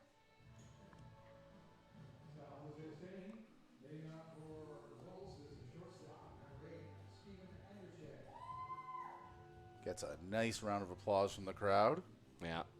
That was a mom sounding woo, It was. if I've ever heard one. Yes. So don't know if it was a mom or just Do you mean a mom or our mom? it sounded like the one our mom does, but I know she's not here right now.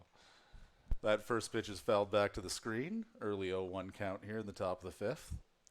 That being said, is there a game in Okotoks tonight? I don't know. I don't think she's there anyway. No, they're in Brooks to face the Bombers tonight. Oh, a high pitch laced into left field. Great spot. Looks like a sure double for Andrzejczyk. Bounces off the wall as he rounds first and just eases into second with a stand-up double here to start off the top of the 5th. Yeah, good piece of hitting there. Pitch up and in. Kept the hands in, though, and drove it all the way to the 30-30 sign. Right by the KISS 107.7 FM in left center, or in left field, sorry. So Bernie Sakaris up to bat. He's 1 for 1 on the day. I believe with a walk as well, if I'm not mistaken. Yeah, walk, stolen base, I believe, was it in his Oh, first the at-bat. spark plug, yes, Yeah. of course, of course. Andrzejczyk takes the lead off second. Nino with the pitch. Misses outside for ball 1. Yeah, these are two players that I'd like to see. If they could get first and third, I feel like you'd get a little bit of funny business on the base paths. Yeah, a little bit of excitement out there, no doubt. Yeah. No doubt. Nino looking back at second. Here's the pitch. Sakaris fouls that one into the parking lot. New ball for Nino. And the count 1-1 here with no outs in the top of the 5th.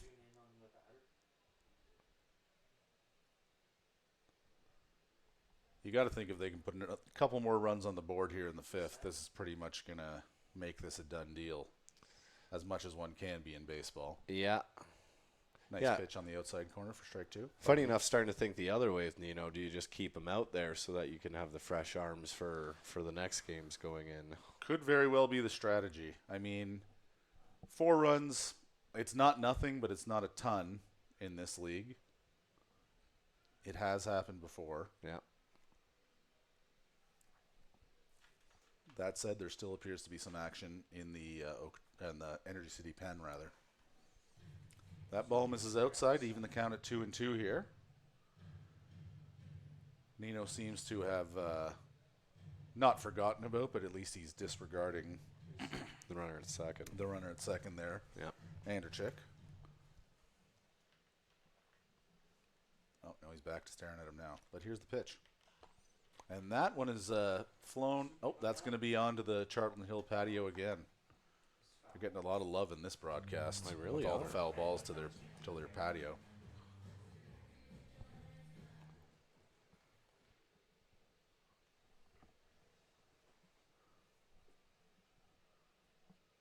All right, here comes a 2-2 pitch.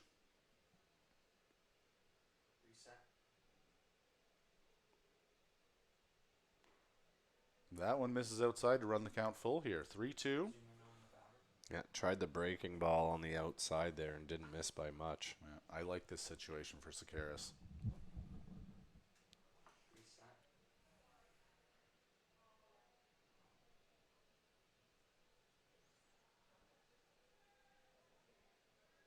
Steps off the rubber.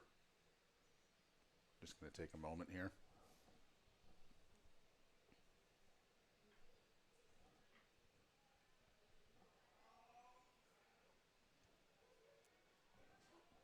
Here comes the 3-2 pitch. Oh, steps off again. A little bit of gamesmanship going on here. Yeah. Hard to say what it is from up here. Could just Not be a getting the count, sign yeah. he likes. Yep. Catcher hasn't come out to talk to him, so maybe not that. Maybe it is gamesmanship. Either way, Sakaris, a seasoned hitter in the WCBL.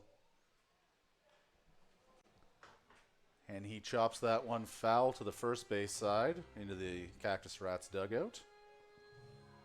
Count remains 3-2 here with none out.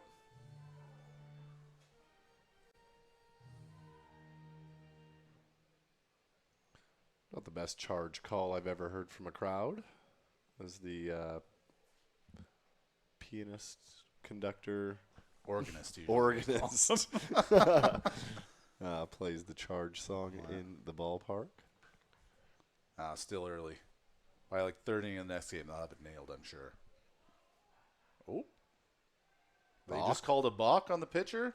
That's going to advance Andrechik all the way over to third. And Nino very confused by what's going on here. Drawing a few calls from the crowd, nothing from the dugout as far as we can see.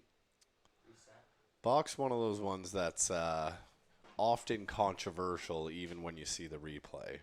Definitely. It's the slightest little move. Yeah. And he misses outside for ball 4. So we got first and third here. You're getting your wish. I am getting my wish, absolutely. Yeah. None out, I feel like, yeah. I'm sending Sakaris first pitch here. Maybe not first pitch. That's a little too predictable. Well, he went first pitch on his first at-bat walk. That's true. Yeah. That's true.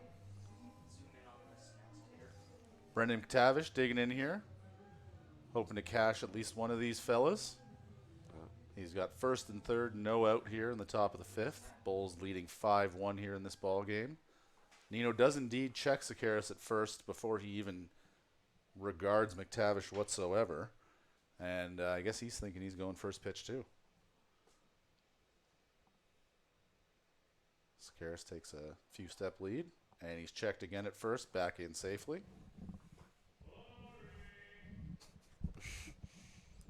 The public address team letting the players on the field know what the crowd thinks of that with a Homer Simpson boring call. And here comes the first pitch of the AB. Nope, he checks first again. Sakaris was not taking a very big lead on that one, and he's back in with plenty of time. Yeah, maybe trying to wear him out a little bit so he doesn't have the energy to go to second on the first pitch. You know what? I never thought about that. I thought that was only me because I'm out of shape.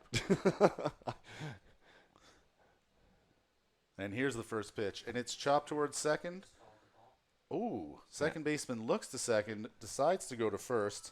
They get the out at first, but that cashes, pardon me, Andrechik from third base, and we now have second base, one out, and the Bulls lead 6-1 here in the top of the 5th. Well, like you said earlier, Dave, that's the issue with Sakaris' speed and base running ability. Slow chopper there that normally could be a double play ball on a slower base runner. Second baseman had to make a business decision and just go to first instead. It does make you wonder if Abercrombie considered going home at any point in that play. Abercrombie, the second baseman. Yes. Oh, Not N. Fitch. funny enough, I wasn't looking down to third base. I was trying to see if there was going to be a double play.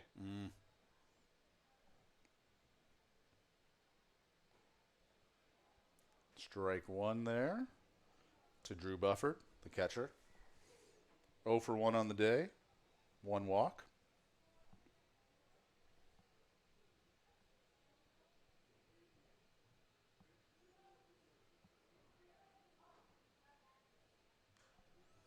Fouls that one off onto Parkside Drive. 0-2 here now. 1 out. Sakaris on second.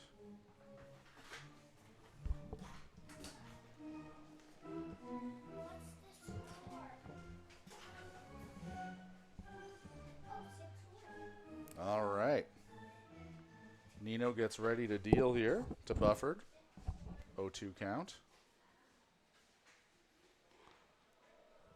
Check swing. Called a check swing. It's going to take it to 1-2. That ball was high.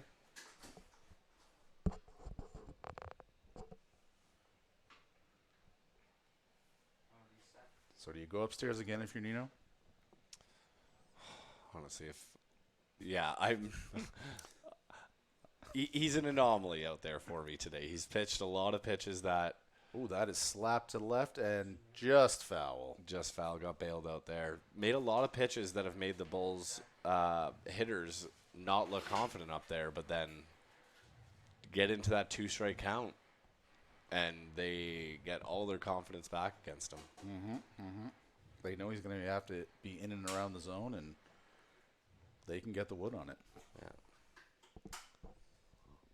All right, so here comes another 1-2 pitch to Bufford. Sakaris taking a good lead-off second. Swung on miss for strike 3, so that brings us to 2 outs here in the top of the 5th. Will Turner coming up to the plate.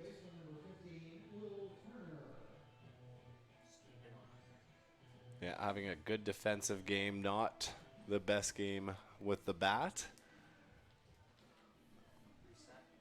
But all that can change with one at bat. Absolutely. All he has to do is find some green. He's going to cash Sakaris in second.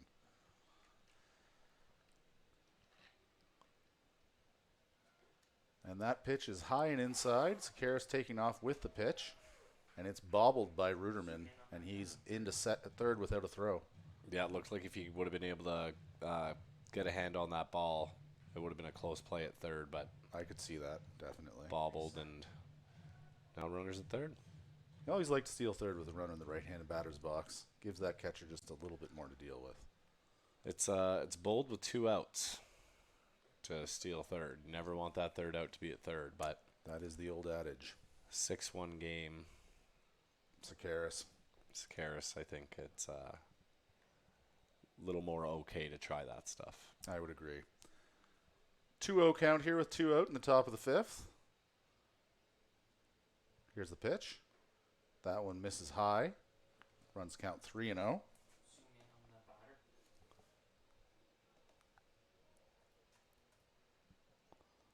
Will Turner hoping to turn the lineup back over to Jalen Ryan here with 2 on. Here comes a 3-0 pitch. And that one misses all the way too. And Will Turner does indeed draw a walk. And we now have the top of the order coming back with Sakaris on third, Turner on first, and 2 out here in the top of the 5th of a 6-1 ball game between the Lethbridge Bulls and the Energy City Cactus Rats. They are going to call to the pen now, it looks. Well, they're in one of those situations where if although the Bulls bottom and top of the order haven't had much success, if they can get through these first two batters, it's this game's going to be blown wide open. Mm-hmm. So that closes the day for Chris Nino. 4.2 innings pitched, 101 pitches, 66 for a strike, 37 for a ball. And he let up 6 runs on 8 hits. Yeah, probably not the outing that he was looking at, but like we discussed, besides a couple big flies and a couple nice piece of hitting by the Bulls, wasn't really the worst performance. Just the results. Results aren't the ones you wanted. The number on the scoreboard does not indicate how he pitched. Yes. Yeah, I agree. Now, interesting, I think you could have left him in to face the top of the order. He'd had good success with Ryan and Matsuzaki. I agree. And then bringing a fresh arm for the next inning to face the Claire-Hout-Kaliski connection. Yeah, or even if it gets to Claire-Hout, bring in the lefty to just give him something, lefty-lefty matchup, something different to look at. But I agree with you. I think Nino didn't have any issue against the first 2 Bulls batters going into this, so interesting time to make the change, unless he's on a pitch count. Well, 101 pitches, it is a logical time to take him out, I'd say. Yeah. So Cole Bolton into the ball game now for the Energy City Cactus Rats. Lefty pitcher. He's got an 11 ERA through 9 innings pitched, 6 Ks in those 9 innings.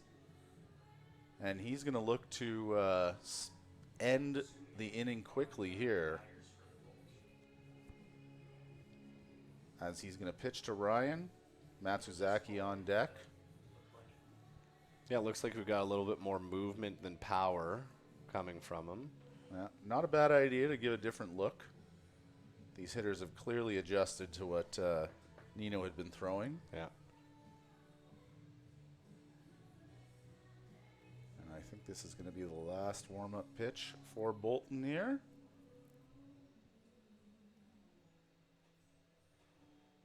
Indeed it is. Jalen Ryan approaches the batter's box. Takes a breath, looks in for the sign.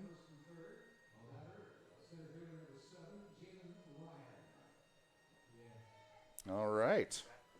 So again, we've got Turner on first. We've got Sakaris on third. 2 outs here in the top of the fifth of a 6-1 ball game with your Lethbridge Bulls leading the Energy City Cactus Rats.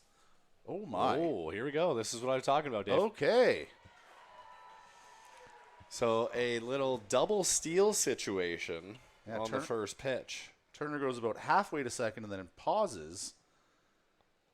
The catcher had already thrown the ball to second, and that allowed Sakaris to scoot home on an errant throw back to home. Yeah, I think what you'd like to see Energy City do in that situation is get the ball back to the pitcher instead of throwing it down to catch the runner at second. I would agree. Because then you can hopefully nab Sakaris. But great piece of running by the Bulls there, doing exactly what I wanted them to do. The Turner hesitation was the X factor of that play. Yeah. Confused everybody. Confused me. That's why I stopped talking. He was just a pawn in this. Yep. Yeah. But played it to perfect execution. And through all that, the count's now 0-1 on Jalen Ryan. Still 2 outs here with Turner at second. 1-1 now, pardon me.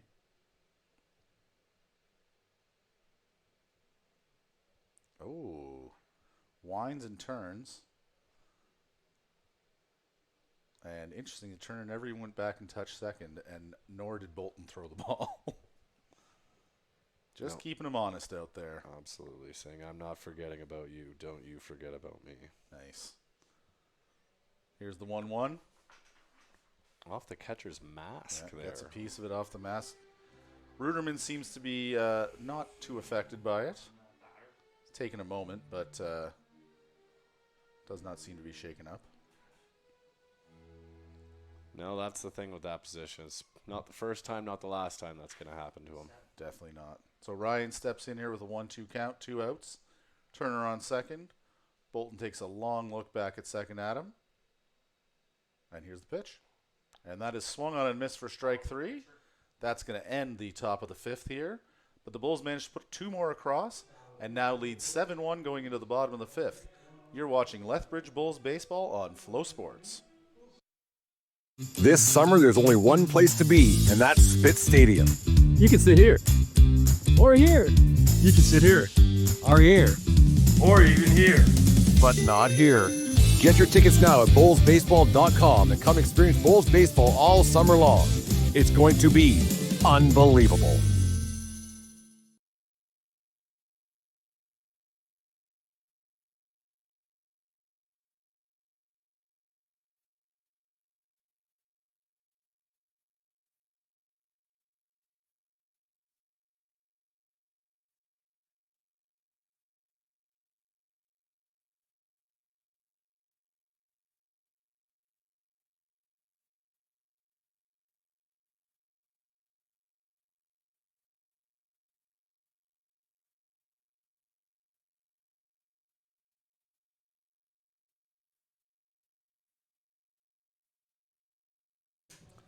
Max Marakovich is back out for the bottom of the fifth here, and why not?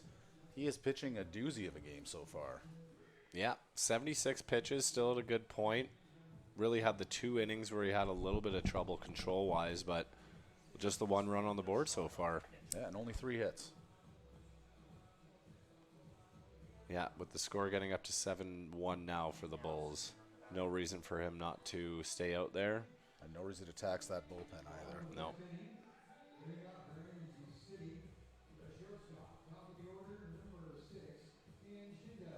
We're back to the top of the order here for Energy City. 10 Shindo, the shortstop, leading off. They had a nice battle in the first. They These did. 2. Nice 10 pitch at bat. Oh, Shindo gives a nice good swing and lines it into the gap there between right and center. That could be 2. He's rounding. Throw in. Ooh, gets him in time. Got him. Good. Bang, bang play. Good heads-up play by the second baseman there. Pardon me. Looks like we might have a little bit of a injury at second base. Either that or he's just trying to catch his breath. Looked like a little bit of a collision at second base when the throw came in. I think it's possible the tag could have caught him in the ribs or the stomach. Yeah. Knocked the wind out of him a little bit. Either way, it was a great cutoff, great throw in from the outfield by the Bulls to nab the runner trying to take that extra base. Well, the thing that I noticed on that one was it seemed like McTavish, who should have been the cutoff man, actually let it go so that Andrzyk could get the ball directly. Yeah.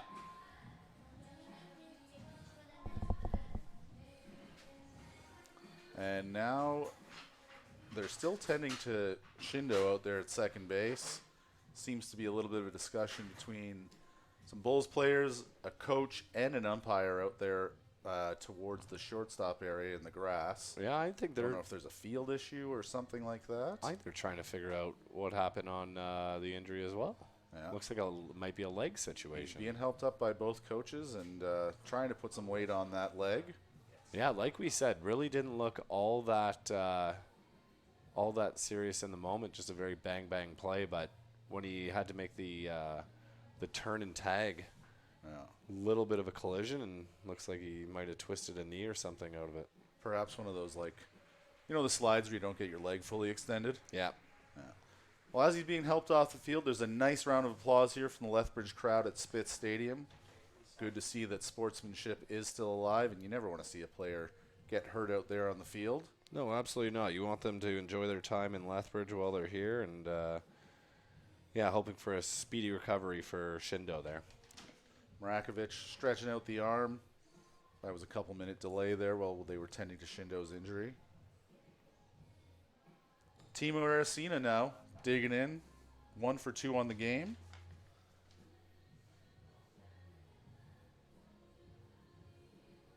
Just a moment while the first base coach gets back to his position. It's one thing you see here in the WCBL. A lot of hats all these coaches wear. Yes. Hello. Yeah. If you played on the team, you're part of the team for the rest of your life in different capacities, that's for sure. Well, we're seeing it with our own Lethbridge Bulls here with Carlin Dick filling the assistant coach role this season. Standout Bulls player for many years. Well, I cued a commercial. I didn't know that it was playing during that play. Aracena I had cued the commercial. preparing, on that thing. I and he didn't steps know it into was the box playing during now. that play at second. It had looked clear on here. Mrakovic looks in for the sign, and we're ready to get this at bat started with 1 out here in the bottom of the 5th. Okay. Sorry about that. Misses outside for ball 1.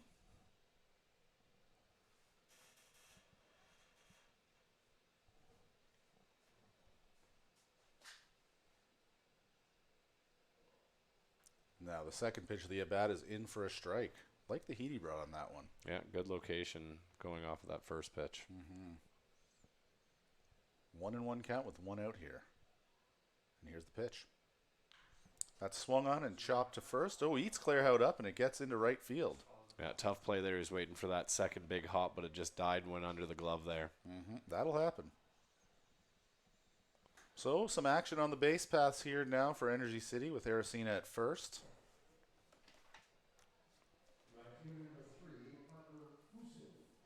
Parker Husu digging in the left-hand batter's box. He's 1 for 1 on the day, and he's hoping to get on base for a third time this afternoon and keep this offensive inning rolling for the Energy City Cactus Rats. First pitch in for a strike called. Yeah, they're kind of at the point now where getting back into this game, like you said before, 6 runs not out of the question, but at least getting some momentum into the next second game of this doubleheader. Husu tries to check his swing there on that pitch, but home plate umpire rules he did go around, and that's called strike 2. Yeah, you make a great point there. It's also about setting the tone for the next game of the evening. Yeah. Yeah, if you can get some runs in the back half of this first game. Swung on and missed for strike 3 here, so there's 2 outs in the bottom of the 5th. And that's going to bring up Zach Piles. That was a nice pitch by Mrakovic to get that, excuse me, get that strikeout. Yeah, he's really settled in nicely, just at 83 pitches now. 5 hits on the game, 1 run. He's going to lower that ERA even further. Yeah. With a performance like this.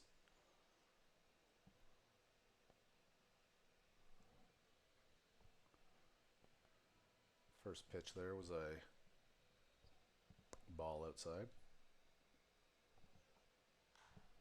That one is swung on and lined hard into the facing of the Energy City dugout. Yeah, hot shot just needs to straighten that out. In the olden days, before they put fences in front of that, everyone would have been scattering. Yes. Although funny, with even the fences, so many players hang out on the outside of the dugout. Does it really matter? Honestly, in those hot summer days, I feel like it gets a little warm in there. Oh, no question. No question. Ooh, a nice breaking ball from Rakovic for strike 2. So we got 1 and 2, 2 outs. Aracena remains at first. I'd say almost an afterthought at this point. Although Mrakovic does give him a look. That ball's bounced in the dirt. Good block by Buffer to keep it in front of him, and Aracena will not advance. Runs the count to 2 and 2 with 2 outs here. Yeah, I don't think he's trying to get him there. A bit of a waste pitch. Hopefully he can go up and in here and mix locations. And the way he got Piles to wave in that first AB, I don't blame him. Sorry for the interruption. No, I agree with you. Yeah, it was very similar pitch to what he got him with in the first at bat. That pitch low for ball 3. Aracena did take a few steps towards second. Buffer faked a throw towards first, but everyone's back, and we have a 3-2 count here with 2 outs in the bottom of the 5th. Now he's doing a good job trapping those balls in the dirt and controlling those runners. He is. Oh, Up and waved in. on for strike 3. Waiting for the call from the umpire. He knew he had him with he that wanted up to and in be official. fastball. You got to respect that. Yeah. So after 5 full, the score is 7-1 for the Lethbridge Bulls. You are watching Lethbridge Bulls baseball here on Flow Sports.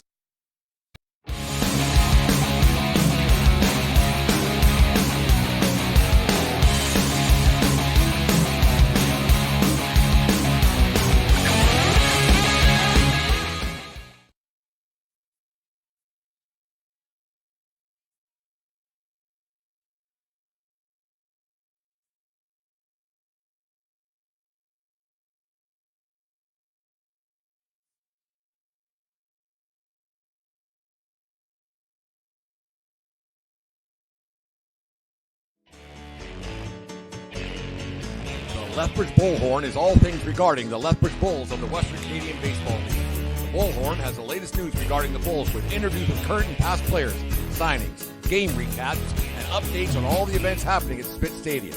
The Bullhorn is your place for all things regarding baseball in Lethbridge. Get your horns up with the Bullhorn, the Lethbridge Bulls Baseball Report.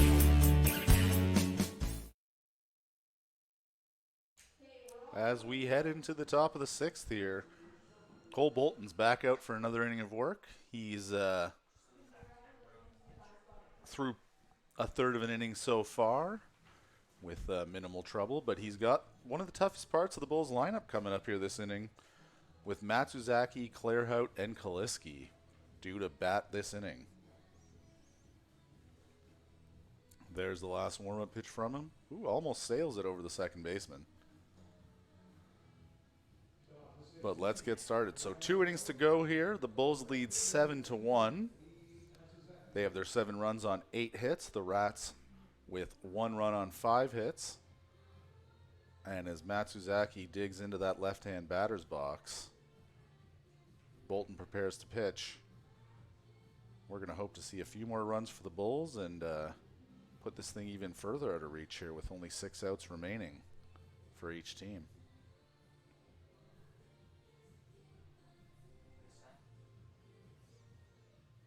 All right, we're ready to get started here in the top of the 6th. First pitch is chopped just foul to the first base side. So we have an 0-1 count here early in the 6th inning.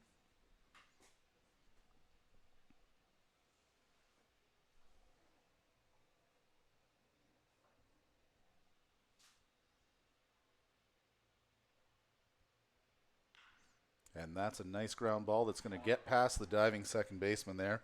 Abercrombie almost up for it, but Matsuzaki has a single to lead off the top of the 6th here for the Lethbridge Bulls. And that was probably the last thing Bolton wanted to happen now, as he has to face the dynamic duo of this ball game, Carter Clairhout and Jack Kaliski. Clairhout's coming in 2 for 2. He's also drawn a walk. And looking to do a little bit more damage here for your Lethbridge Bulls. First pitch is high for a ball. Matsuzaki taking a decent lead off first. Definitely going to give Bolton something to think about, but with that lefty pitcher on the mound, they're going to be seeing each other the whole way. Here comes the second pitch of the AB.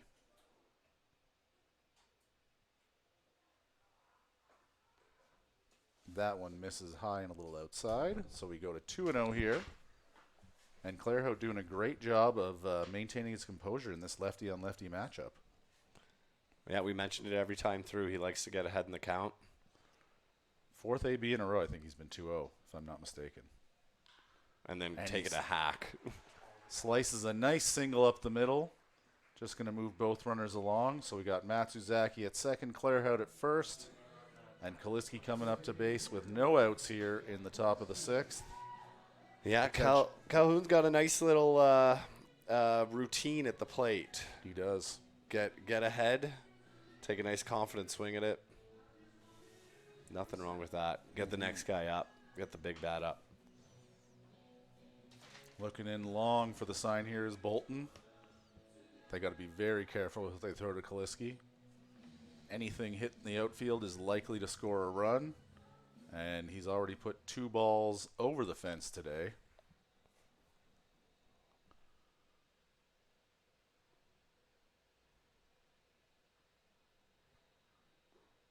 That first pitch is taken low for a ball.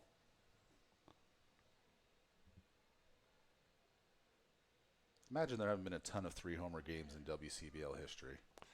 No, the one thing I was thinking is they seem to get a lot of at-bats. They do. They do. Ooh, a nice play by Ruderman behind the plate there to keep that ball in front of him and keep those runners from advancing. Yeah, where guys are getting maybe 5-6 times at the plate, where they might get 4 or 5 in a major league game. Sure. But still, 3 for 6, 3 home runs would be a nice day. Nice day at the ballpark. Nothing wrong with that. Matsuzaki taking a big lead off second, drawing the attention of Bolton. Puts that pitch in the dirt, blocked well by Ruderman, keeps it in front of him. Runners decide not to advance. And now it's 3-0 to Kaliski. And it seems pretty clear Bolton is concerned with not letting this one get out of control, and he'd rather put Kaliski on first base than have Kaliski put the ball over the fence. I agree. I don't think this is going to be the typical 3-0 get me over fastball. Probably not. Oh, but it is. Excuse me. Kaliski does not offer at it again. That being said, yeah, no reason for him to swing 3-0 in a 7-1 game either. I suppose not. 3-1 pitch here.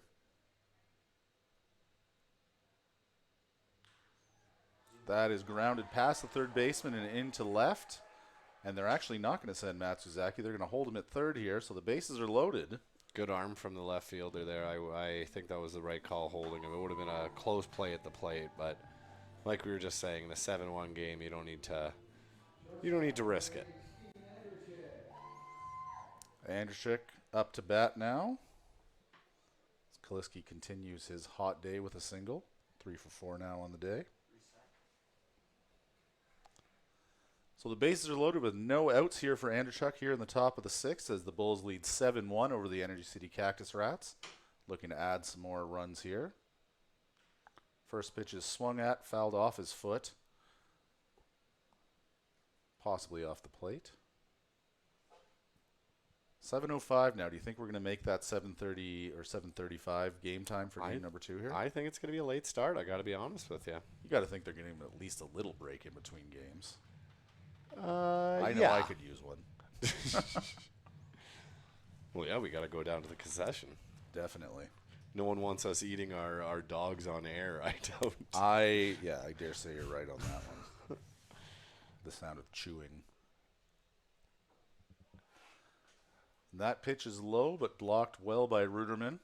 Yeah, really impressed with the catchers today. Both doing a really good job blocking those balls in the dirt, keeping the runners at bay. Mm-hmm. Yeah, obviously the weather's better, but I think so far in this game a higher level of play than we saw in those Canadian College World Series games we called back in mid-May there. Yeah, the one thing that we saw maybe a little bit better and I'm assuming it will just be later today, later in the season that we'll see it, is just some nice defensive plays that we got to see in the College Baseball World Series. That we did. That ball's grounded through the gap by Andrzyk. That's going to cash one. Brings the lead to 8-1. Ooh, throw misses the cutoff man, but Ruderman again there to back it up. Dependable guy behind the plate he is. He really is, yeah. Bernie Sakaris, the spark plug, back up to the plate now. Andrzyk is also now 3 for 4 on the day. Yeah, the Bulls doing a good job of not letting off the gas. They're not. Every inning they've had a little bit going. Yeah, they haven't had any innings that were quick. All right, bases are still loaded here for Sakaris. No outs. First pitch is called a ball.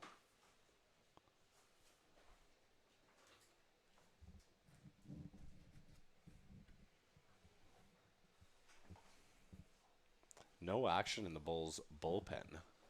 No, I think they're content to let Mrakovic finish out this game at this point. Yeah. He's done a good job. No reason not to.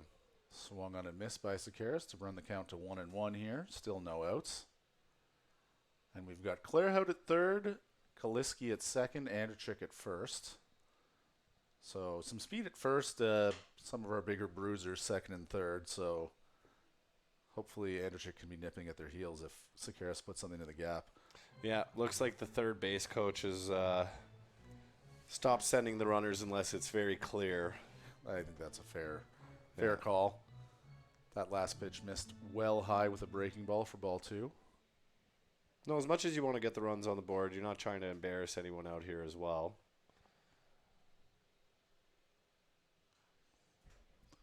Sakaris fouls that back into the screen, bounces back onto the field.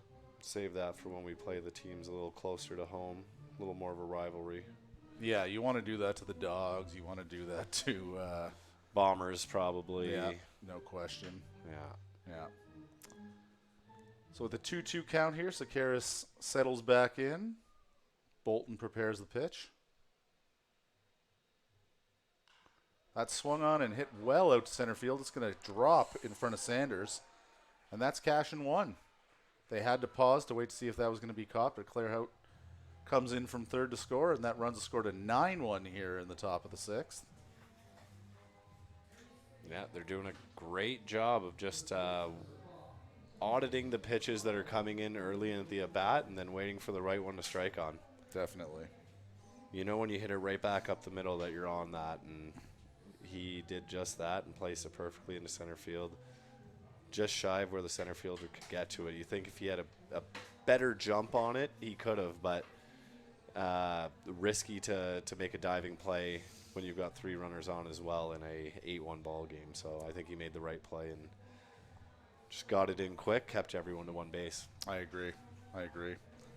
Brendan McTavish up to bat now. Bases do remain loaded. Still no outs here in the top of the 6th.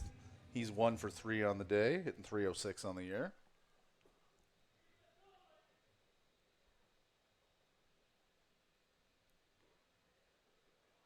That pitch misses outside for ball 1.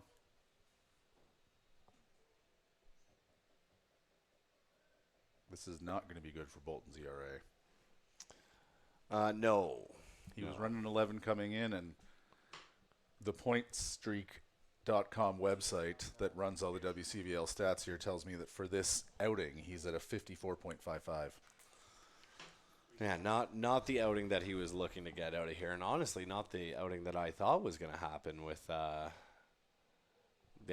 movement, velocity seems to be in the 80s, but these Bulls hitters are just mid-season form right now. Absolutely. So it counts 3-0 here with the bases loaded and no outs in the top of the sixth of the 9-1 ball game.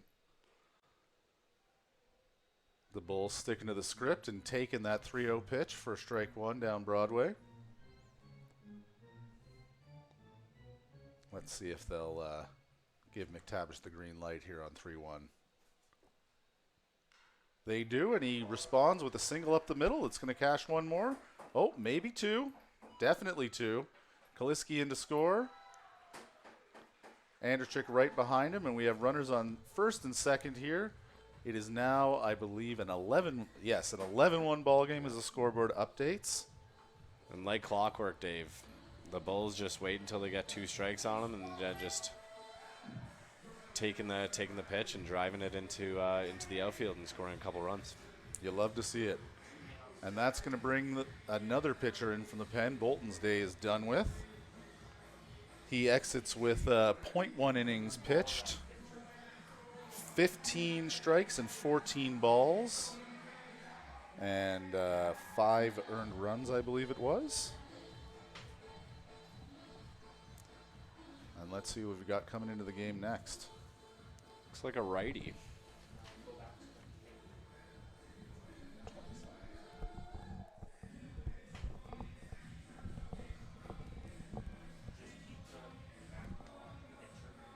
As he starts taking his warm-up pitchers, we'll get some information to you shortly on who's coming into the game for Energy City.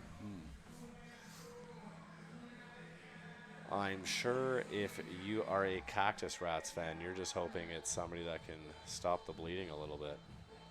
Indeed. So that was 4 runs on 6 hits for Bolton. All 4 runs earned. Faced 7 batters, had 1 K. And still 2 runners on base that will... Yes, they're his responsibility. That's true. Yeah. I hadn't thought about that. So yeah, don't close the book on that ERA just yet. I shan't. Well, looks like we got a strong throwing, tall right-hander here. Heck of a name. Sid Fillenberg. Ooh. And I believe this may be his first WCBL action as well, because his profile is pretty darn blank. Well, perfect opportunity for him to come in and not have too much pressure on him with the 11-1 score. That's a great point. That's a great point. Anything he can do to get him out of this 6th inning, I think, is going to go a long way for his confidence. Yeah, be much appreciated by his teammates there on the Cactus Rats. Yeah, can make him a popular guy on the bus ride home, that's for sure.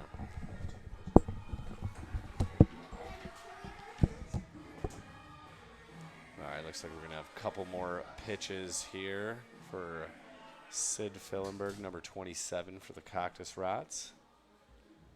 And then we'll get back to the ball game where we've got the Bulls with runners on first and second with none out in the top of the 6th. Top of the 6th because the Bulls are playing the away game today at Spitz Stadium in Lethbridge, as we're playing a makeup game and also awaiting the new ballpark being built for Energy City.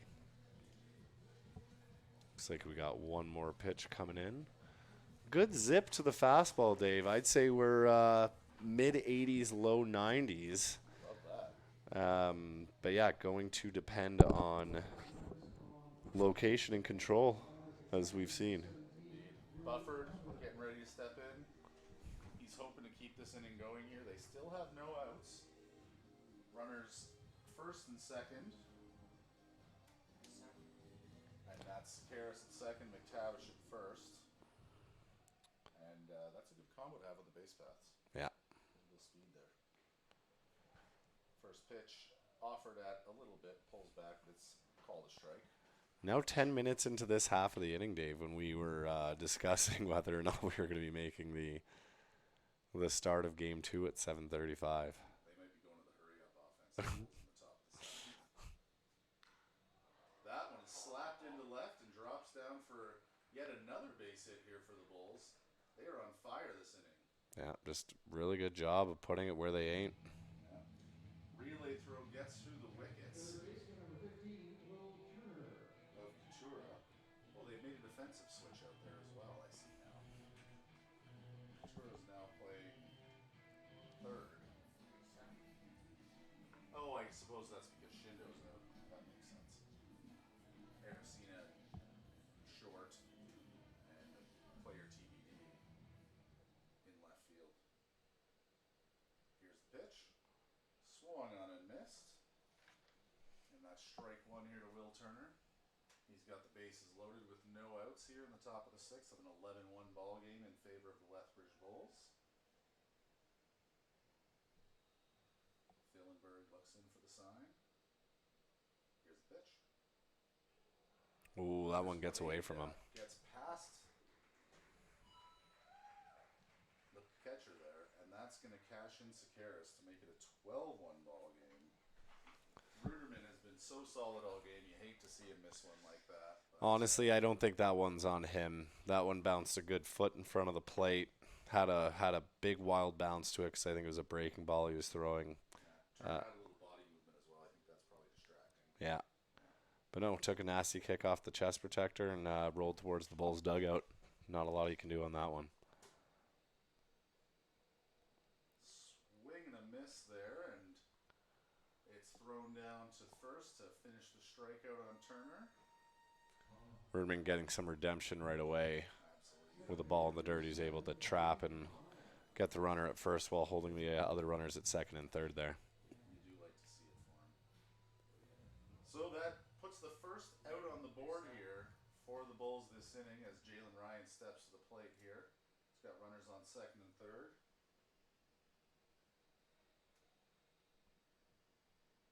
And to your earlier point, this is the fifth time through the lineup for them.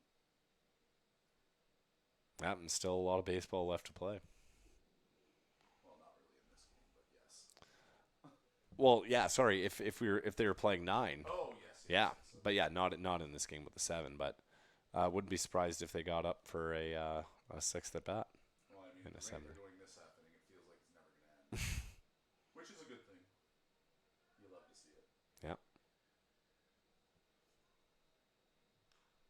That one is popped out of play. Parkside Drive. Ryan 0 for 4 today. Strikeout victim twice. Tried to bunt on once.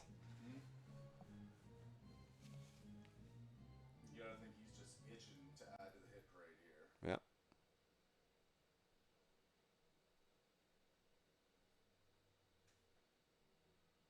Ooh, well inside.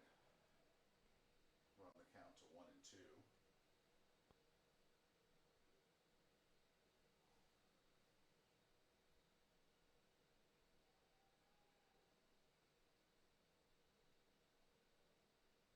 Fillenberg has the sign.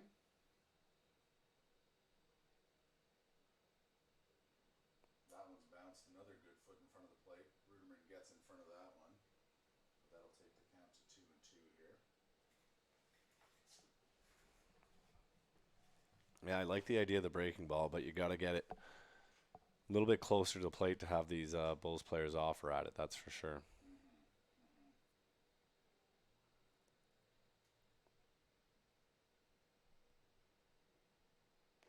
Ooh, high and inside, but he does get Ryan to offer at it for the strikeout, and that's the second out here of the sixth inning. Yeah, and like we discussed, that breaking ball sets up that gas inside. Tough combination and tough to get that eye level right when you're doing that. You officially got a bad round inning here as Matt Suzaki, the 10th batter of the inning for the Bulls. He's 1 for 4 on the day. That one was this inning. Started off the inning with a single.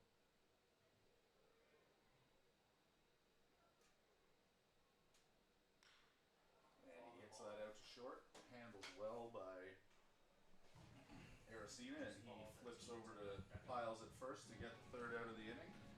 As we head to the bottom of the sixth, the Bulls have pulled way out in front now. They have a 12-1 lead over the Energy City Cactus Rats.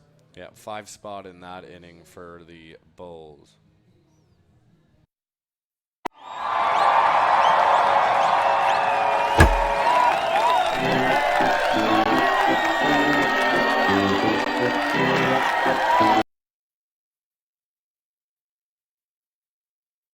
T-Bone is a busy bull these days, so please give him a hand keeping Spitz Stadium clean by using the Ability Resource Center's recycling bins located throughout Spitz Stadium.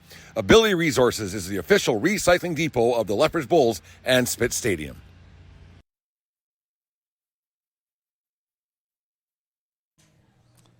And as we begin the bottom of the sixth here, it is indeed Mrakovic out for another inning of work. Pitch count still reasonable at 89. I would think that if he can get through this inning quickly and cleanly, they'll still likely bring in another pitcher for the seventh. Yeah, I feel like his number's around 115. You think? Yeah, that's. I feel like there is something to keeping him out there if he's okay with it. I think that's something I think we're going to learn as we do more of these games is what is a realistic pitch count for this league. Yeah. Clearly they have no problem getting in the triple digits, but there's a lot of considerations. These guys have their college teams they're going to go back to. Yeah. Those coaches probably have some sort of a program for them. But I will say, if I'm Mrakovic's coach, I'm pretty happy with what I've seen today. We know, obviously, our head coach here with the Bulls, Ryan McDonald, is very happy with what he's seen. And my guess is the head coach at Arkansas, Monticello, would be pretty happy as well. Yeah, and even the fact that they could just get through this doubleheader with using so few pitchers in the first game compared to Energy City using on their fourth pitcher now, I believe. I believe that's right. Does bode well for the second game. Comes inside with the first pitch for ball one here. Bounces the second one for a ball.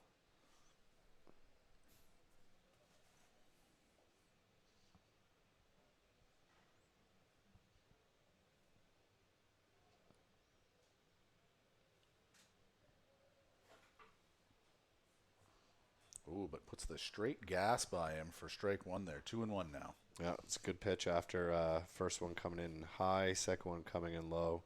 Good to get back to the right location, right speed, right spot. Indeed, indeed. 2-2 count now.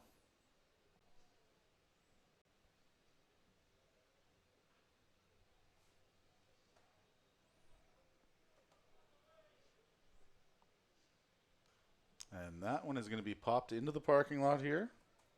How far back did you park today? I parked right where that ball probably landed, I want to say. It was my first thought when he hit that. Does your car have a sunroof? It does. Oh, okay. Maybe not anymore. Maybe it's a moonroof. Yeah, absolutely. Or, sorry, I guess it'd be like a convertible or a T-top or something.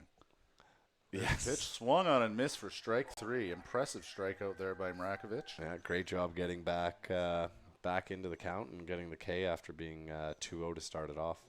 So that's Uno that went down there. And now we have Easton Couture stepping in.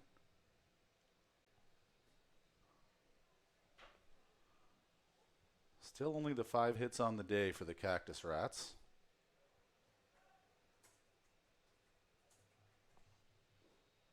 That first pitch is taken low for a ball.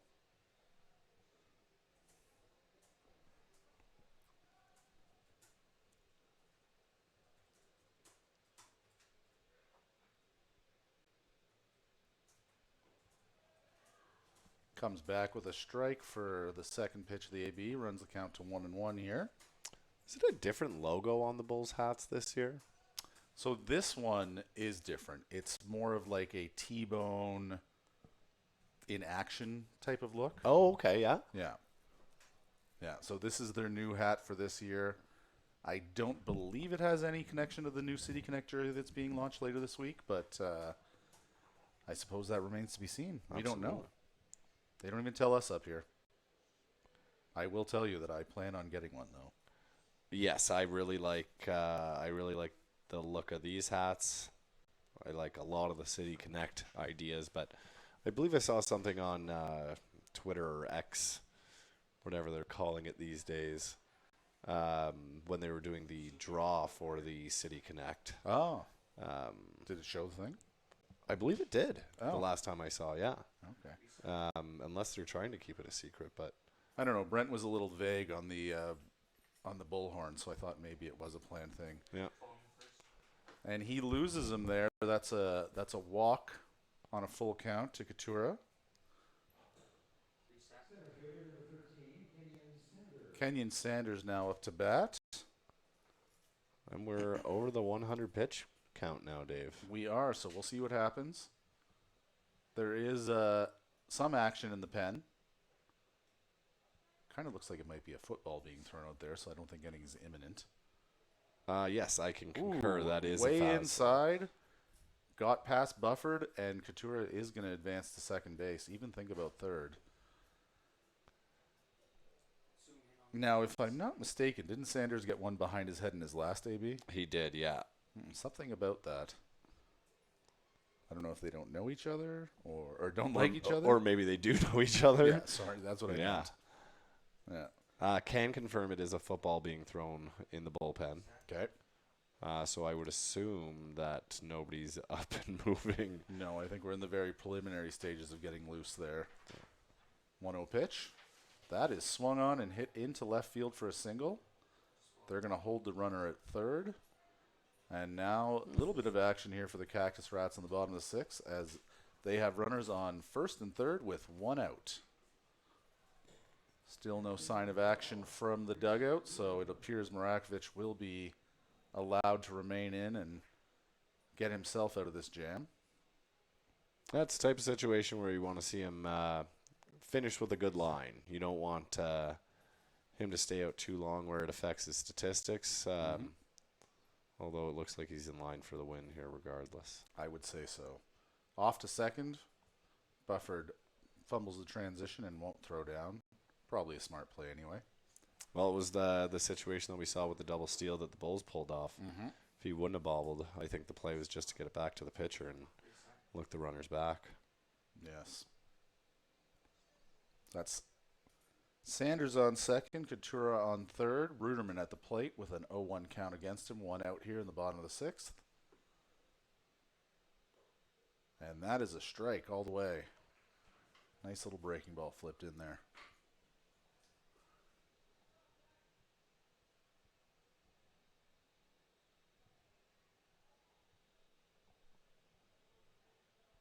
Looking in for the sign. He's found something he likes here. Ruderman begins to off-rider, but holds up, and that's going to be 1-2 as that pitch is low and outside.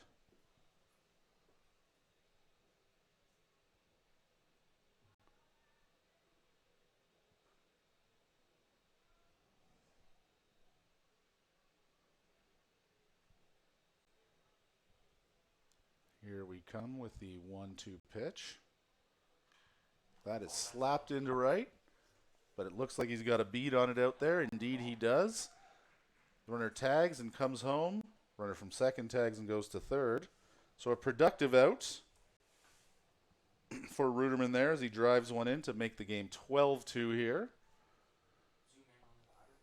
Yeah, I think Bulls would be happy to trade the one run for the out.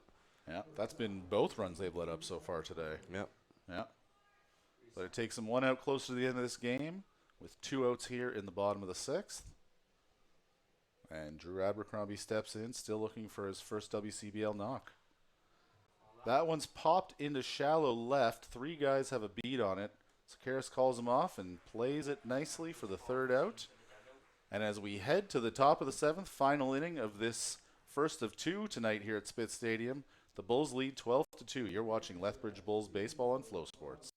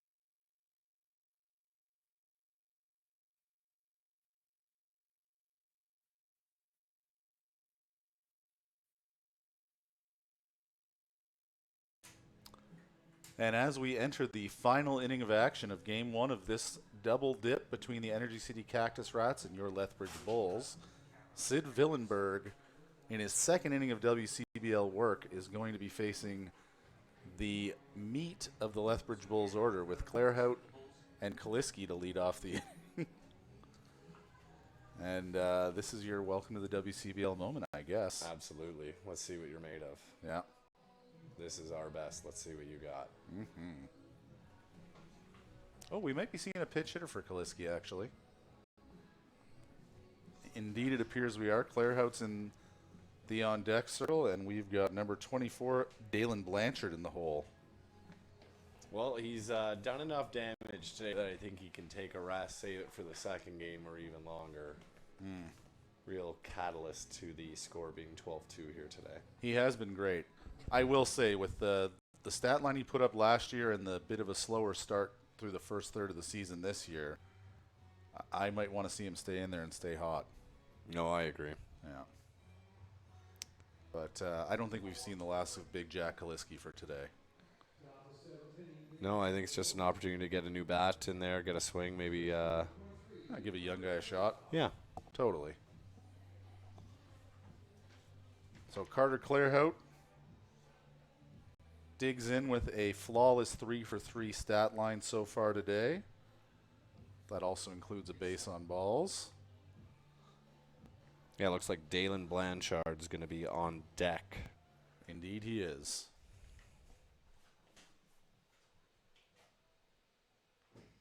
Oh, I just realized his walk-up music is Hey Mr. Carter. Oh, that's really good. That's good stuff. Yeah. Big fan of that. Yeah.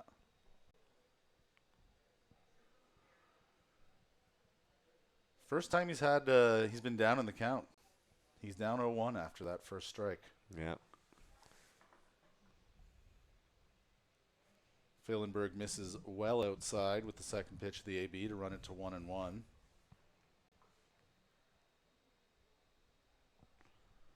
And a reminder, if you're watching at home, we got another one coming up real quick here. And we highly recommend you head on down to Spitz Stadium and catch the second game of this doubleheader. Yeah, it's supposed to be starting in 2 minutes. I don't think that's going to be the case, but I don't think we're going to get there, no. regardless, beautiful night for baseball. Gorgeous.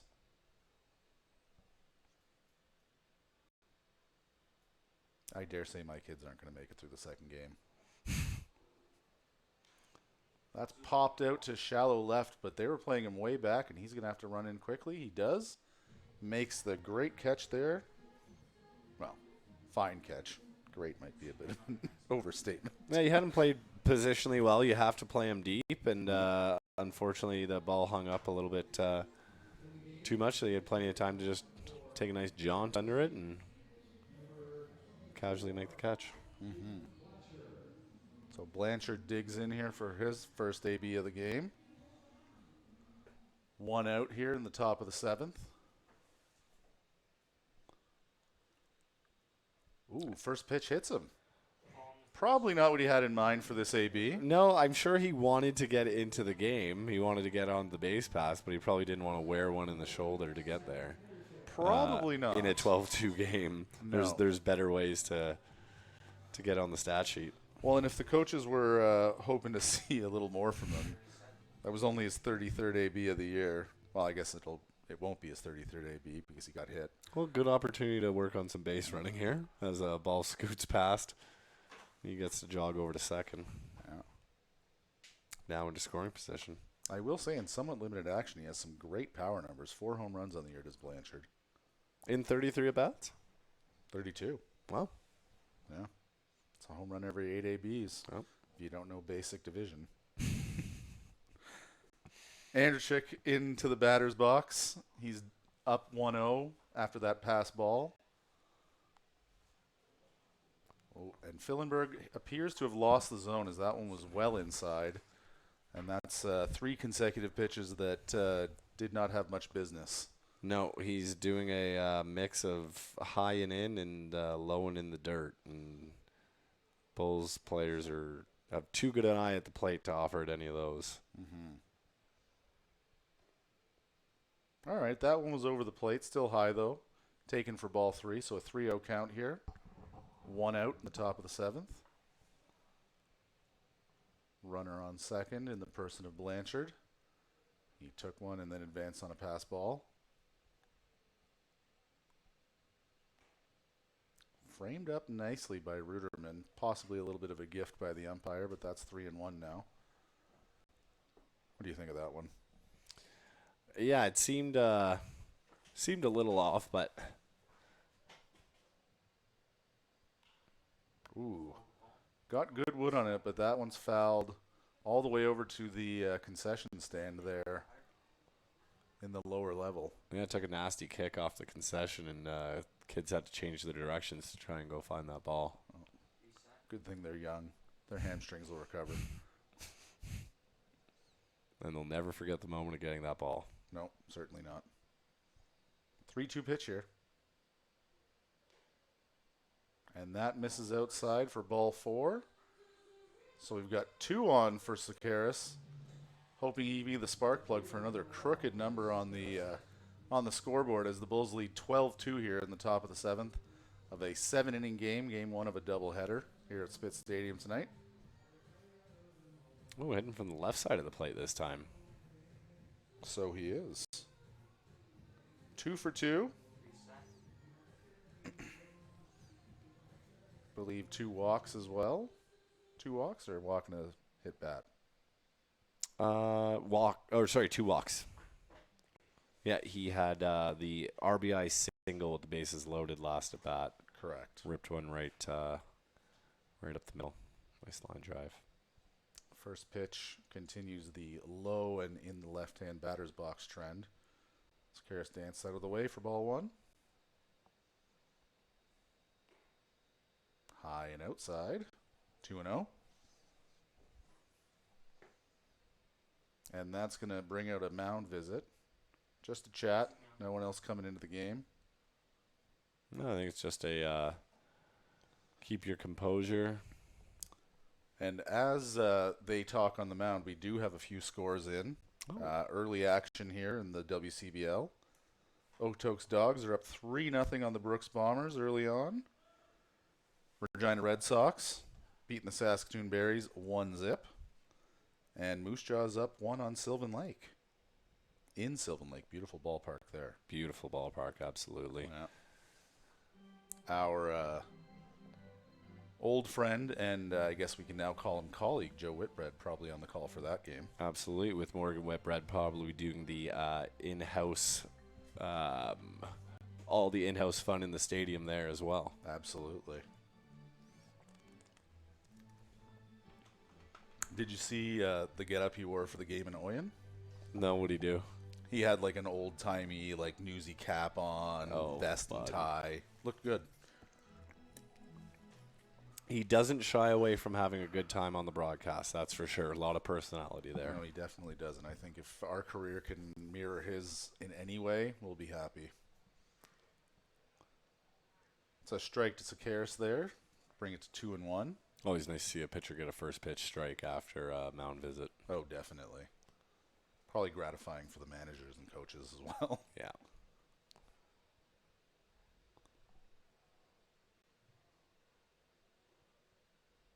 High, but not as high for ball 3 there.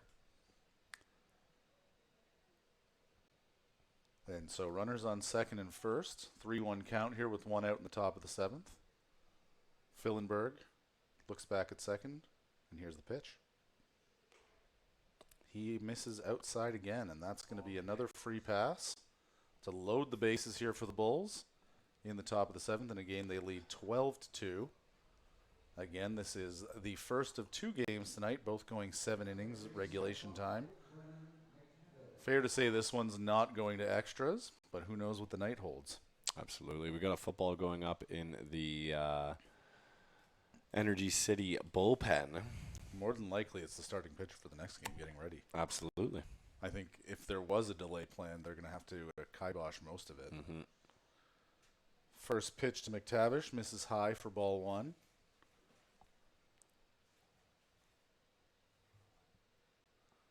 Sun's starting to set. You can see the shadows from the grandstand just past the the home plate circle now.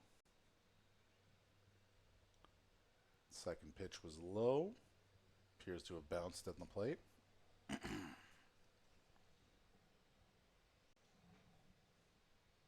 Kind of wish you had the runners reversed if you're the Bulls. Speedy Sakaris at third. Yeah. Although I guess anything hit into the outfield, Blanchard can score easily, and the rest of the guys can just follow. Mm-hmm.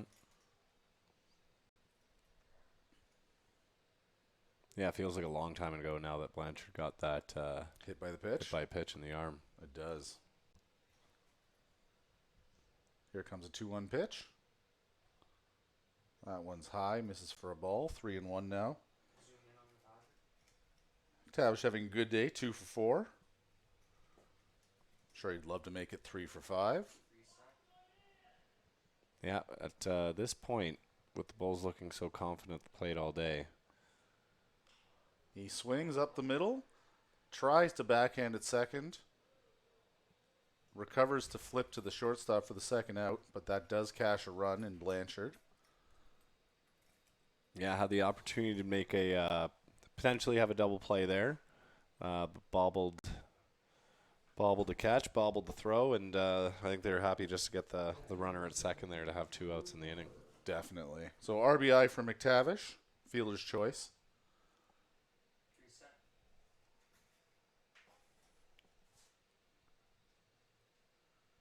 And Bufford up to the plate. First pitch is a strike to Bufford. So we now have runners on first and third, 2 outs here in a 13-2 ball game in favor of the Lethbridge Bulls.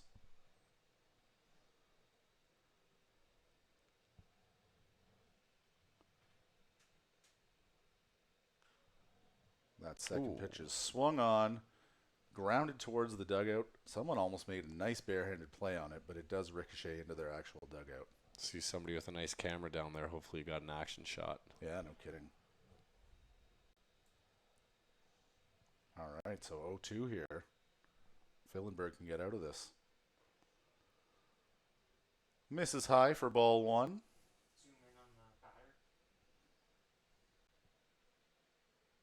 Rudenberg had a little trouble with it, but nothing doing. Stayed in front of him. Yeah.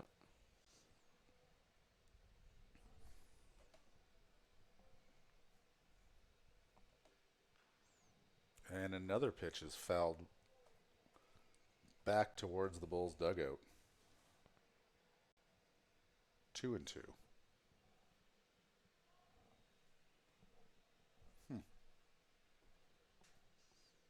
All right, 2 balls, 2 strikes, 2 outs here. Fillenberg deals to Bufford. That is fouled back, and umpire quickly calls time. Stop all the runners in their tracks.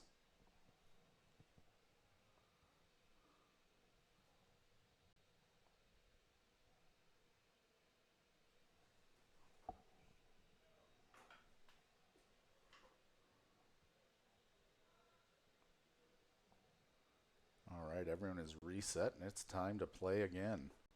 So again, 2-2, 2 outs, runners on first and third here in the top of the 7th. And that is swung on and missed. So as we head to the bottom of the 7th, the final 3 outs for the Energy City Cactus Rats as they look to mount an 11-run comeback. They trail 13-2 here at Spitz Stadium. You're watching Lethbridge Bulls baseball on Flow Sports.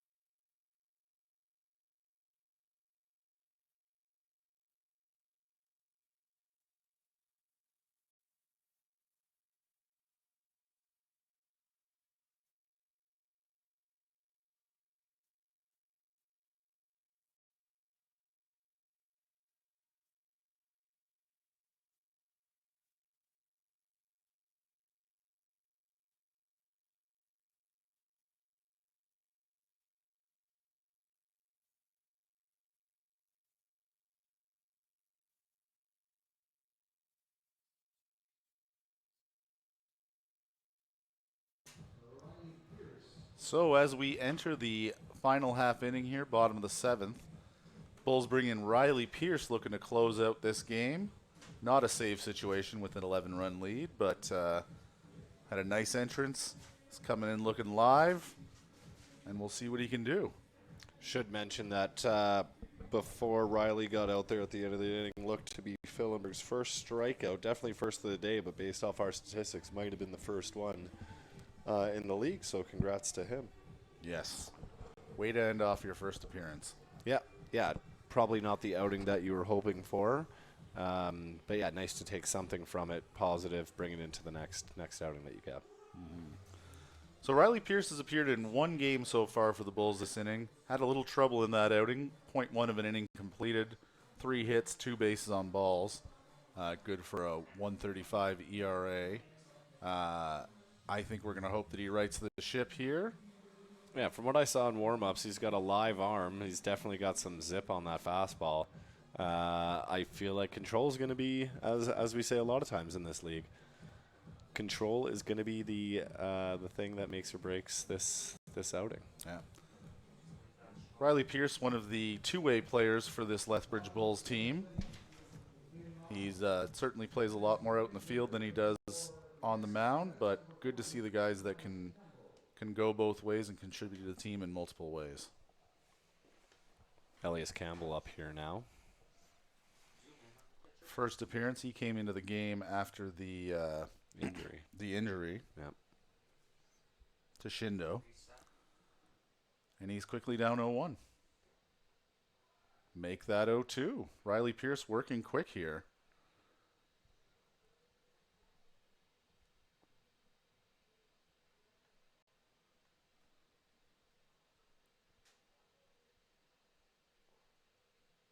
And a little bit low for ball 1, but still a nice pitch.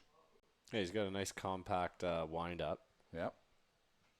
I find most guys that play the field and pitch secondarily do. No nonsense, you know? Yeah.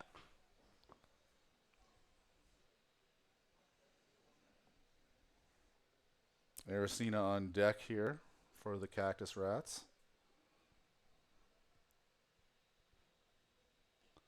Okay, got him. Campbell waves at that one outside, and he's set down here to start off the bottom of the 7th. Yeah, definitely speed change. I don't know how much movement it was on it, but he fooled him outside. Timo Aracena. 2 for 3 on the day. Continuing a nice season for him so far. And that first pitch is a strike on the outside corner. I might have to excuse myself with that control comment that I made about Pierce based off of warm-ups because he's been dialed these first 5-6 pitches. He has been.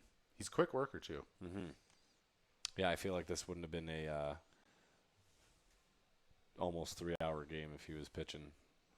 No, I don't think he's built up to go as a starter, though. No. 1-1 pitch. Ooh, a little bit high. Called ball 2. And if you're going to mount a last inning rally, Aracena is the guy you want up at the plate for the Cactus Rats.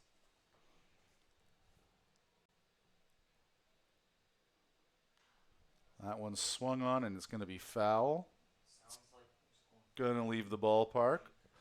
That hit off the top of the Bulls' offices. Cars are safe. So we have the 2-2 pitch here with 1 out in the bottom of the 7th.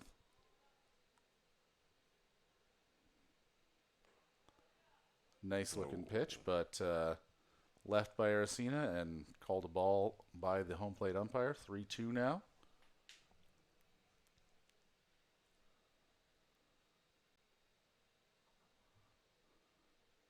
Bounces that one in the dirt. Oh, umpire caught that one. Oh, in the shin. Yeah, he's walking it off. Aracena trots down to first base with his free pass. And that's going to bring Parker Husu up to the plate. Oh, pardon me. I think they're bringing in a pinch hitter. Indeed they are. Jaden Cummings, native of Chicago, Illinois, steps into the box. And again, similar to last inning with Blanchard for the Bulls, I think they're just looking to get some of the guys a little further down the roster an opportunity to participate in this ball game. Yeah.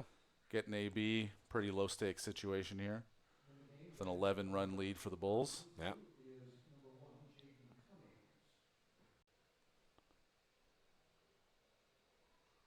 No, regardless of the situation in the game, it's good experience to get up to the plate and face some different arms and get some reps in. Mm-hmm. That pitch is high and inside. And, pardon me, Aracina's going to advance to second on defensive indifference. No stolen base on that play. Yeah, it doesn't look like they're doing too much to hold. I'm just trying to close this one out at this point. Pierce puts that one outside, but Cummings does offer at it, and that runs the count to 1-1 here with one out.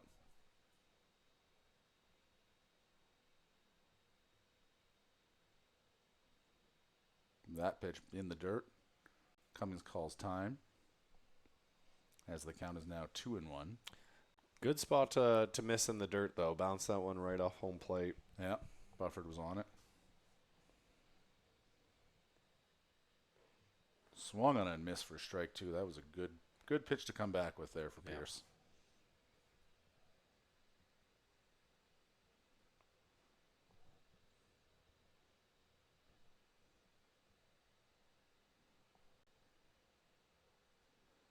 Swung on and missed. That's going to be the out number 2. Aracina advances to third again on defensive indifference. So with one out remaining, the Cactus Rats are going to send to the plate what could be their final hitter of the game here. Another pinch hitter. Piles is out of the game. And Elijah Bear, it looks like. Elijah Bear into the game. Number 32. Houston, Texas native. Ah.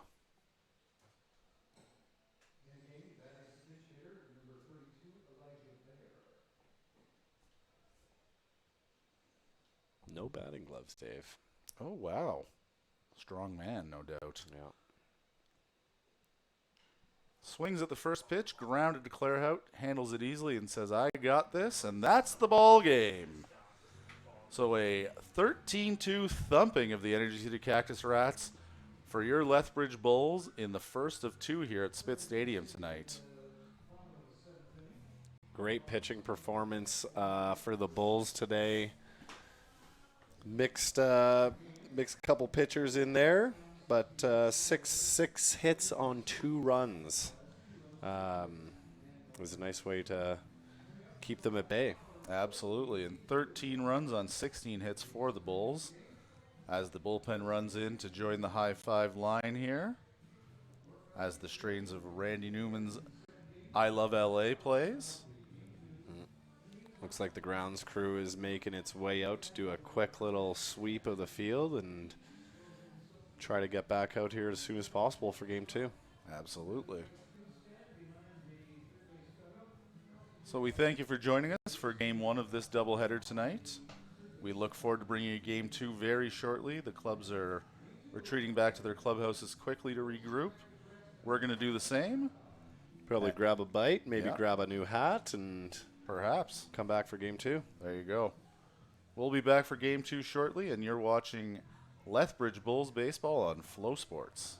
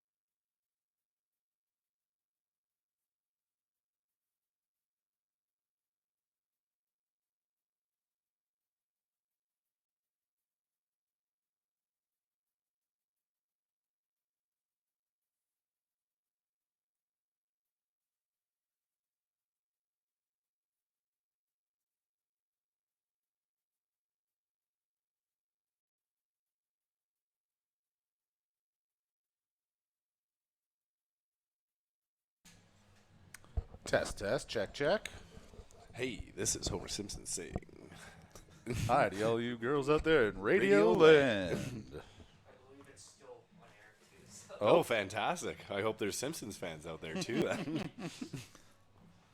Well, then, on a more serious note, that was quite the ball game for the Lethbridge Bulls there, as they win 13-2 to bring their record to 13-7, pull even with the Okotoks Dogs for the division lead here in the West, although Okotoks does lead 4-2 in their game against Brooks. Yeah, let's take a look at the out-of-town scoreboard here for a couple games, see where we're at. Sounds good. So they are in the fourth right now. Oh, just went to the top of the fifth. Brooks did score a third run, so it's 4-3. A little bit of a tighter contest in Brooks than we've had here in Lethbridge this evening. Yeah, nice little back-and-forth game there with 5 runs being scored in the first. In Saskatchewan, we have the Red Sox now down to their interprovincial rivals, the Saskatoon Berries, 3-2. And a big week for the Regina Red Sox. They their ownership change was approved. Well, They're now owned by the same group that owns the Regina Pats.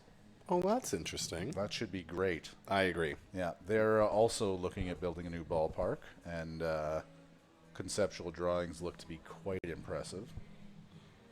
And I've heard talk of a new ballpark in Saskatoon as well. It's good for the league. It is good for the league, definitely. Yeah, having Spitz Stadium around for a long time, seeing what Okotoks has, Sylvan Lake.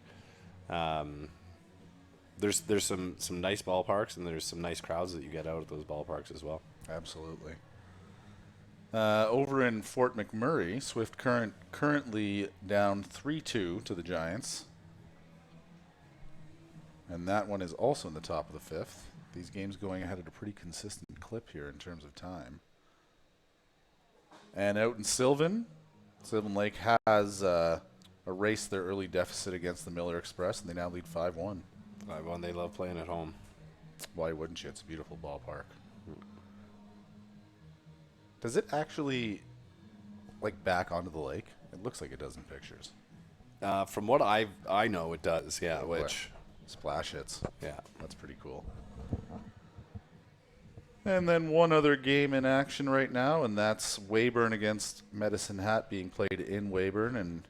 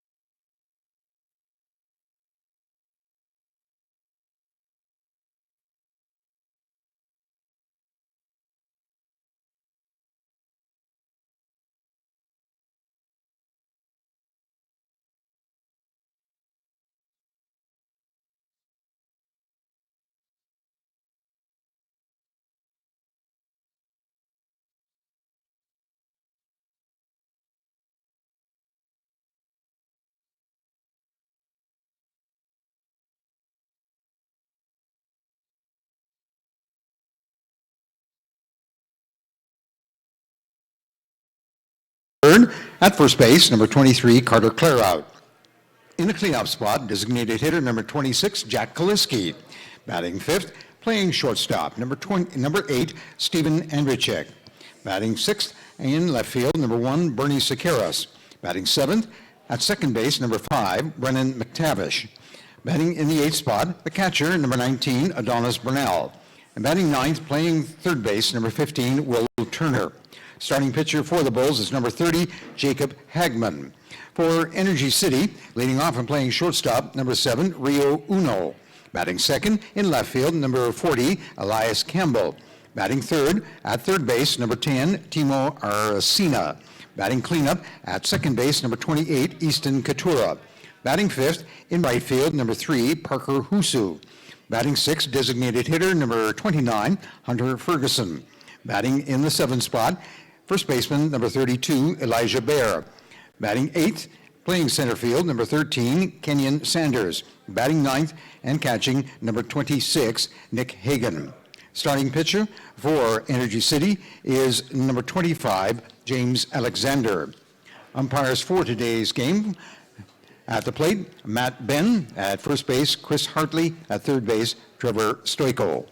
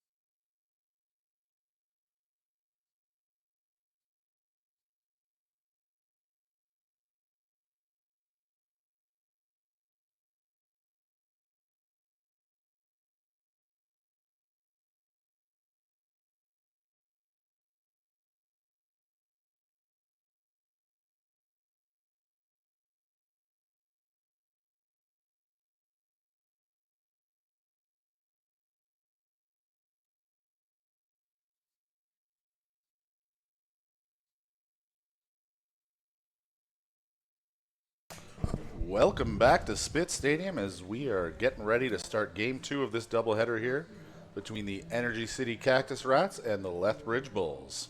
Yeah, Energy City going with different uniforms, hoping for a different result after the 13-2 loss earlier today.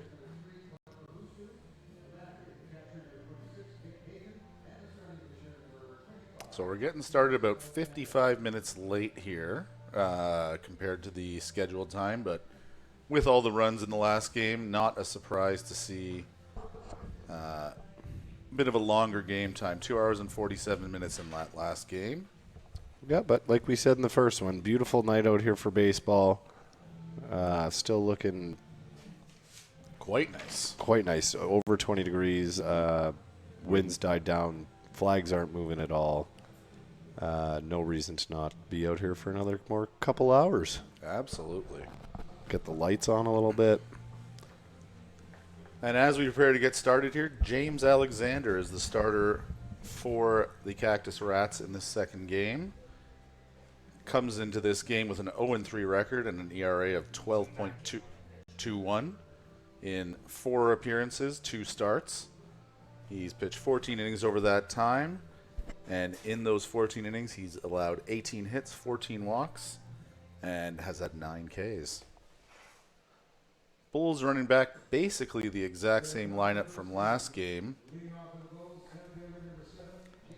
as Jalen Ryan steps in to begin Game 2 of this doubleheader, hoping for the same result in Game 2 for your Lethbridge Bulls. Again, I'm Dave Lachance here alongside Jay Lachance, and we're looking forward to bringing you tonight's action. First pitch is swung on and fouled back towards the Bulls' dugout. Hit somebody in the back of the leg. No one seems to be hurt. No, the spirits are high on the Bulls' side of the field today. How could they not be after a game like that?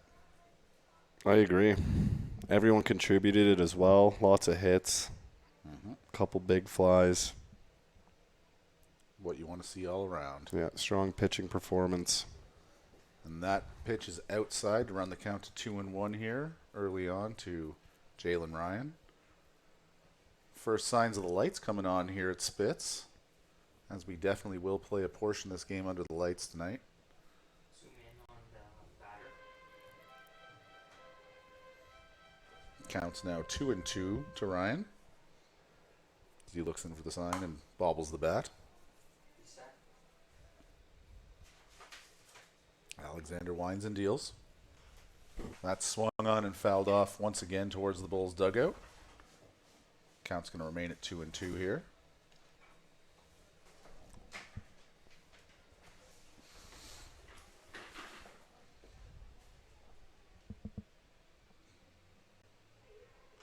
And that one's chopped to third and tossed over to first for a quick first out here to start the game. Yeah, nice play by the third baseman there to just time the bounce correctly, get a nice strong throw to first, and beat the speedy center fielder. Definitely. Nice job. Lee Matsuzaki digging in as the second hitter of the game here for the Lethbridge Bulls.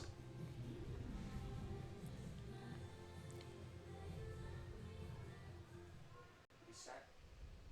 One out here in the top of the first. Ball. That first pitch is grounded foul down the first base line. Bulls first pitch swinging to start this second game. Both batters. Yes, perhaps they're wanting to give the fans a quicker second game here. Or perhaps they see that stat line from Alexander and think we got to jump on this guy early. Yeah, if it's close. He's prone to walk. He's prone to give up hits. Yeah, Let's get to him. it's near the zone. Take a hack. And that's a good rip out to center field by Matsuzaki. Handled with ease by the center fielder for 2 outs, but he gave it a good ride. Yeah. Tough one there. Adam Ball getting good contact on it, but center fielder played perfectly and couple steps in, couple steps out, and nice easy play for him. Carter Clairhout, one of the forces of the previous game, steps into the box here for his first AB in game number 2. Showed incredible patience in the last game on the way to I believe it was a 3-for-5 day. Yep, big day at the plate for him. But first pitch swing, much like the other two batters here. And he fouled that into the parking lot.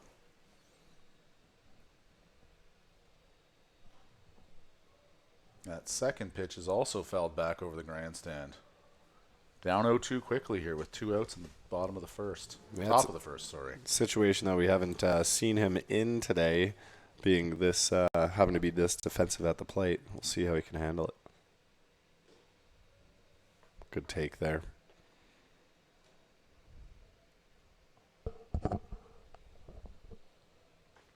Count is now 1-2 to Clairhout. And he's patient and takes outside for a 2-2 count now with 2 outs here in the top of the first. Again, the Bulls are playing as the road team. While Energy City awaits completion of their home ballpark, they're playing some home games on the road. And that one is swung on and bounced in the dirt. Catcher chases him down for the tag rather than throwing down to first. And quick work for Energy City of the Lethbridge Bulls here in the top of the first. We go to the bottom of the first with a 0-0 score here. You're watching Bulls baseball on Flow Sports.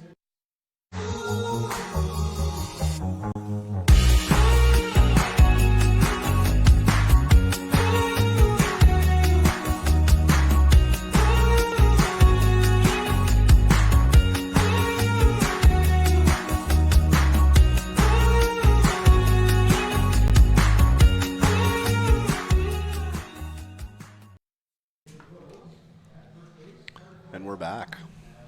All right. So as the Bulls take the field, here's the defensive lineup for your Lethbridge Bulls in the second game. We've got Hagen behind the plate, Bear at first. Oh, pardon me, that's the wrong team altogether. Hagman is pitching. I was looking at Yeah, the Energy Cities. Oh, I lineup, see. Unfortunately. Yeah. Jacob Hageman on the mound, left-hander.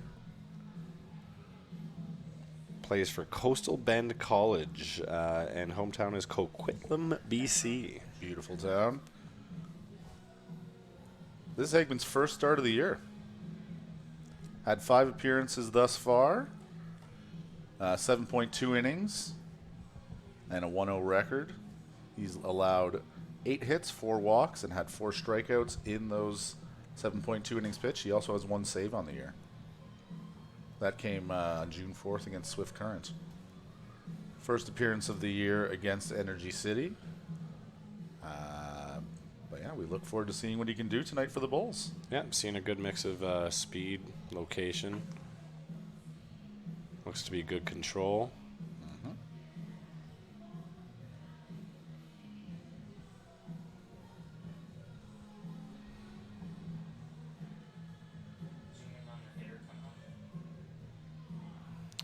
What are your thoughts on the Energy City jerseys? Do you prefer the Game 1 jerseys or Game 2? I mean, I like what they're going for. The almost lightning bolt pinstripes kind of suggest energy. I believe that is what they were going for there. Yes, but I prefer the more classic look, I would say. If Yeah. it was just that color, Yeah. I'd probably like them better. I Yeah. think they changed their pants, too. Yeah, I liked the neon green lettering that they had in their other jerseys, their other homes. First pitch for the Bulls is over for a ball. And that second pitch is grounded to third, handled well, and tossed over, not in time to catch the speedy Uno there. Yeah, good play by the third baseman to get there and get a strong throw over, but tough to get the leadoff runner when the ball gets caught up in the grass that much in the infield. Absolutely. So the Bulls running out basically the same defensive lineup as they had in game number 1 here, the one change being Adonis Bernal taking the place behind the plate, and I think that just makes good sense not to have the same catcher out there 2 games in a row. Yeah, it can be.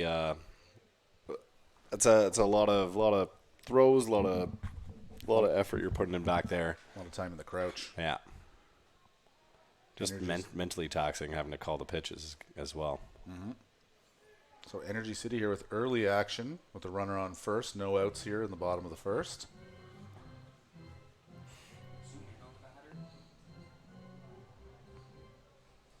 Campbell up to bat. He came in as a pinch hitter late in the last game, and he's going to stay in to play the second game here for the Cactus Rats. Yeah, I believe he came in with the injury at second base and struck out in his first at bat, but Yeah, only got the 1 AB. yeah. Yeah, which is a testament to how well the Bulls handled their assignment of pitching in that game. Kept it to 3 ABs for most of the Cactus Rats roster, where many Bulls players were up to bat 5 times. Yep. Counts 3-1 here to Campbell.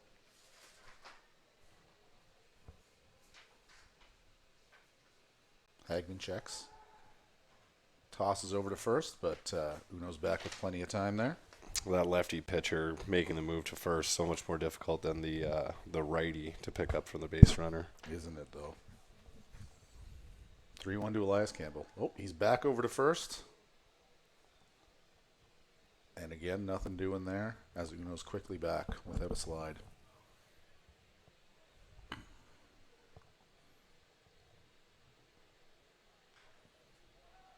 Hagman deals to Campbell, who fouls it off his leg. He's going to take a little walk around the batting area to regroup. No doubt that stings a fair bit. Sting a lot less if he can get on base here, that's for sure. Oh, it'll take the sting out of anything.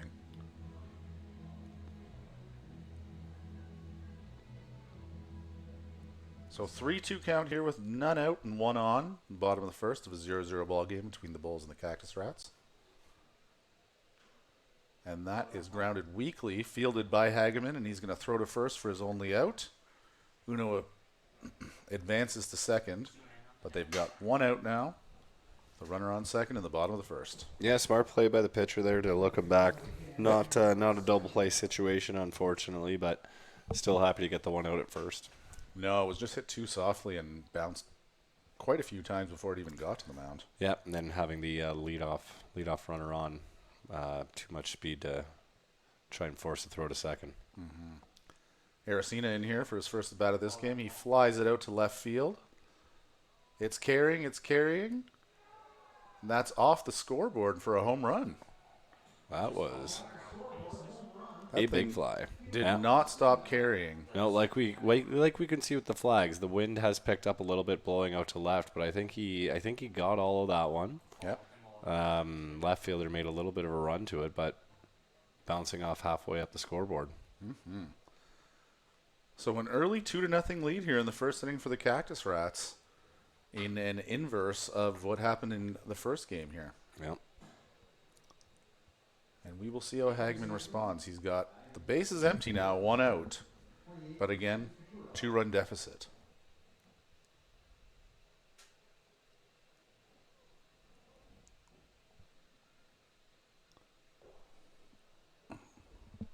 Couture looks to lay down a bunt in his first one, waves it off as that ball is low and inside.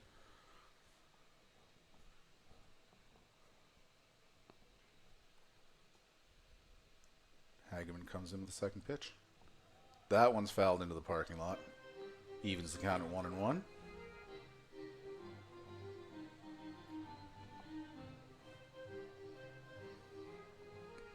And the sun is setting quickly here at Spitz Stadium. The shadows cover a good portion of the infield at this point. Yeah, lights are already on. For my money, this is a beautiful park to watch a game at night, though. Oh, I agree. No light pollution behind the stadium. Just really frames the ballpark well. Yeah, toughest part is bringing the right clothing. Because you never know how that wind's going to whip in. Actually, funny you mentioned that. I noticed in the top of the first there that Jack Kaliski had put some long sleeves on for game number 2. Got to imagine it's a little cooler here at night than it is in Texas. Yes, yes.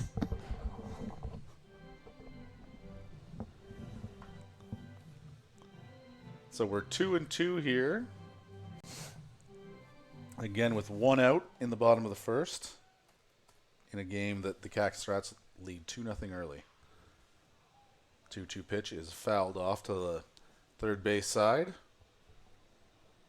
And Couture stays alive for another pitch.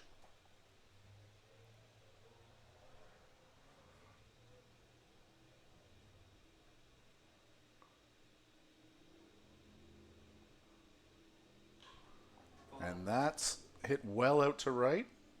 But a nice little basket catch by Matsuzaki to put him away. Yeah, it looked like he was unsure if that was going to carry or drop in, and made the right play to stay with it and make a nice little basket catch. 2 away now. Parker Husu steps in. Excited to see the Bulls get back up and see them play down, since we didn't get to see them without a lead earlier today. It'll be good. Husu also looks to lay down a bunt on the first pitch. But again, the pitch is a ball and he takes it away. Count is 1-0. Now with 2 outs in the bottom of the first.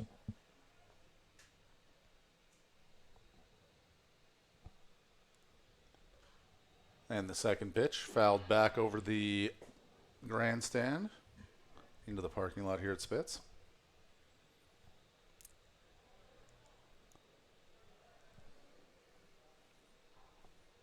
Hageman looks in, and here's the pitch to Husu. That one's missed high for ball 2.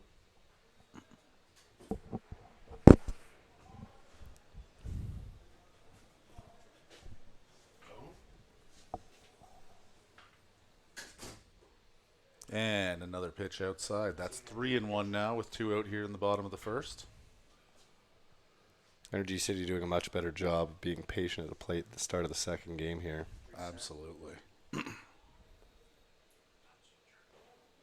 That's a great comeback pitch by Hageman there. Take the count to 3-2 here with 2 out. Yeah, I was going to say Hageman's not given them much of a reason to be too eager to swing, but it was similar in the first inning of the first game. And Energy City did not show a lot of restraint. Yeah. However, Husu shows her straight there and draws a walk to put a runner on here with 2 outs. That's going to bring up Hunter Ferguson, his first appearance of the day after sitting in the first game of the series, or the doubleheader, I should say. Gotta think he's eager to get up there and swing the bat then. Definitely. And he is first pitch swinging indeed. That's a hot shot onto the Charlton Hill patio. Good amount of kids running for that ball. Glad to see they got out of the way. That one was hit on a line. Yeah. Oh, I think that one actually, it left the Oh, property. yeah.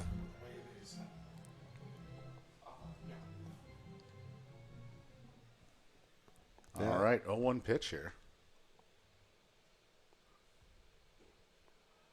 That one's in for a strike, so he's quickly ahead 0-2 here with 2 outs.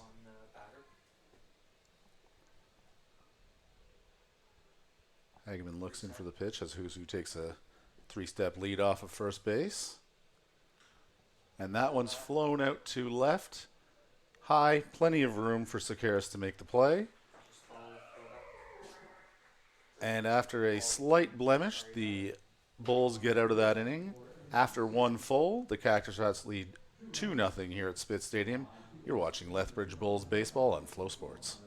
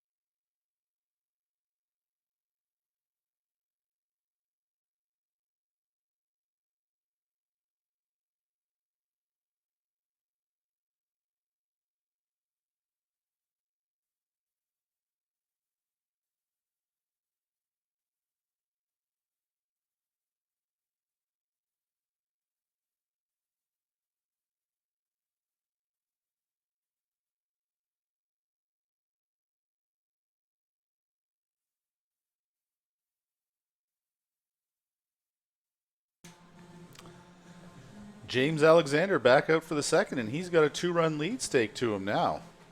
Yeah, nice first inning for him, only throwing 14 pitches. But, yeah, getting those 2 runs makes him feel a lot more comfortable up there, I'm sure. Always better to pitch ahead. But don't get too comfortable. Kaliski's up to the plate. He had a big game in game 1 of the series with two bombs, and I'm sure he's eager to do more damage here. First pitch swinging, chopped out to third. Fielded with ease and on to first for a quick first out here to start off the top of the second. Very nice play by the third baseman there on Energy City. Steven Andrchik stepping in. Had himself a nice game, as did the entire meat of the Bulls order in game 1 of this doubleheader. And he's hoping to get the offense started here for the Bulls.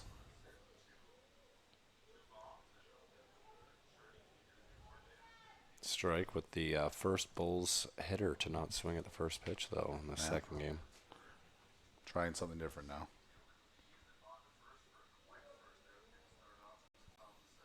And second pitch is low and outside for a ball. 1-1 now with 1 out in the top of the second.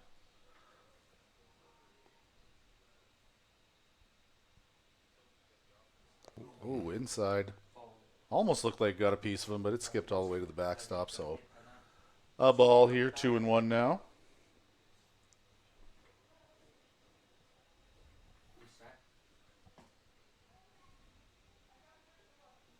Comes inside again. Taken for ball 3. Yeah, that looked to be a little bit more of the location he was looking for on the last pitch. I would agree. There's times you want to back a guy off the plate, and there's times where you want to throw a strike. Ooh. He misses just outside for ball 4, and Bulls have a little action on the base pass as Andrchik trots down to first, and Bernie Sakaris steps up to the plate. Well, like we said in the last game, this is the guy you want on or up to plate when you have somebody on the base pass. Absolutely. He's a spark plug for this lineup.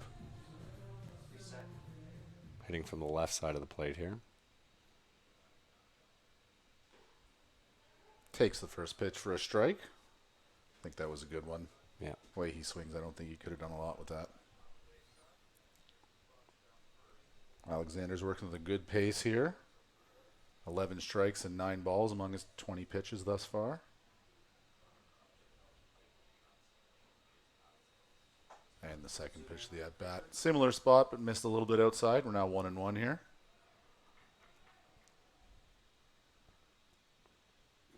Andrchik taking a medium lead off first. Not being watched by Alexander. Oh, he's over with a throw. For whatever Seems like reason- every time I say that, I was going to they say. try a pickoff. Yeah. Humbling game for us as well. I suppose. All right. Here comes the 1-1 pitch. That one must have caught a little bit of the inside corner. We're 1-2 now.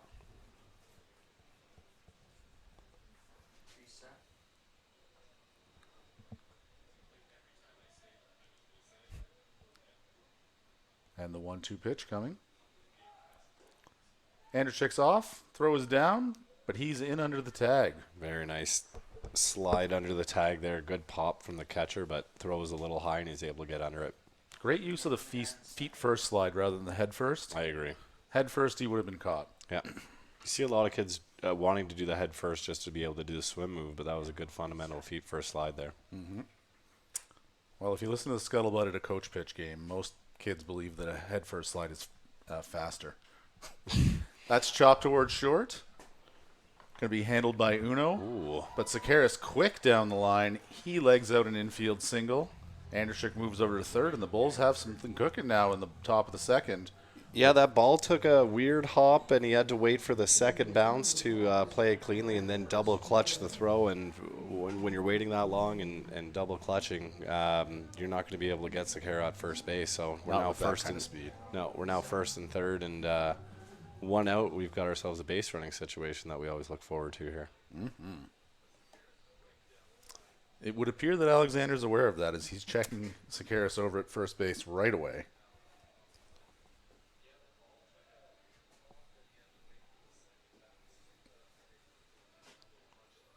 And he's off.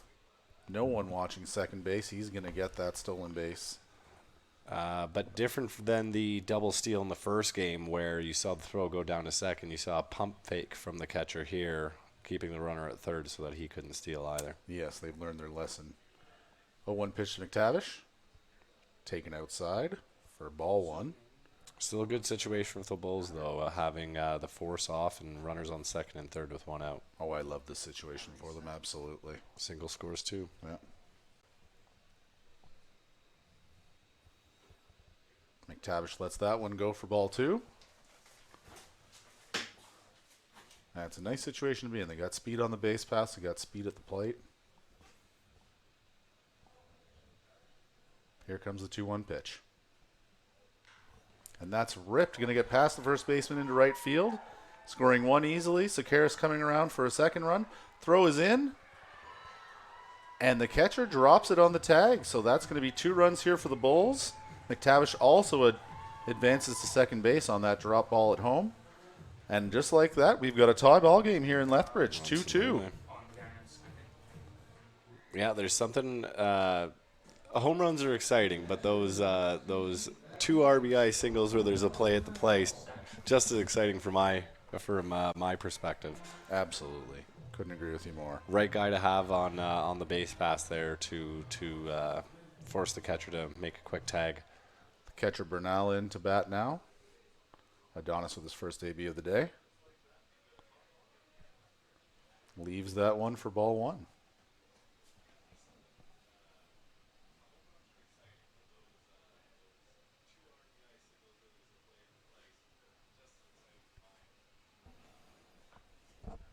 All right. Here comes the second pitch of the AB.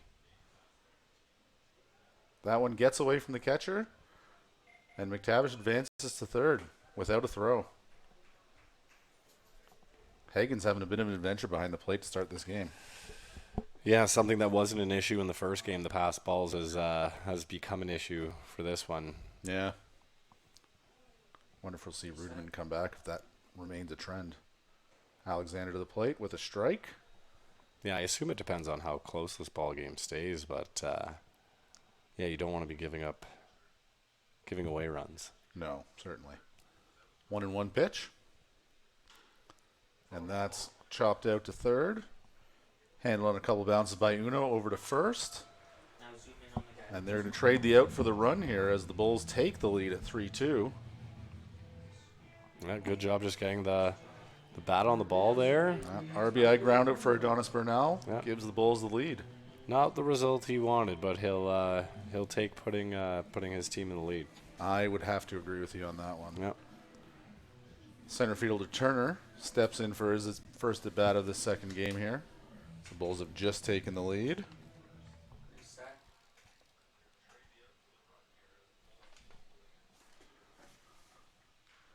First pitch swinging, and he's going to bounce that to short.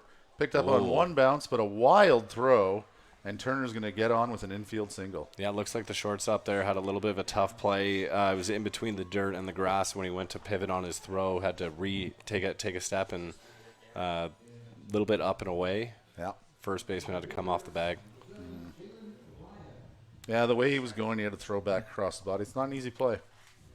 No, and this is a big diamond they're playing on as well. All right, we're back to the top of the order here with Jalen Ryan. He bats with 1 on, 2 out in the top of the second. First pitch from Alexander is outside for ball 1.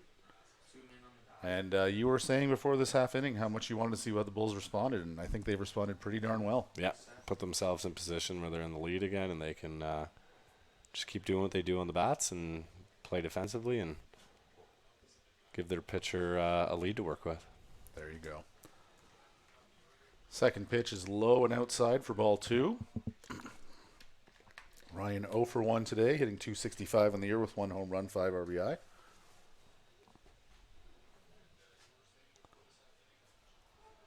That's in for strike 1. 2-1 here with 2 outs.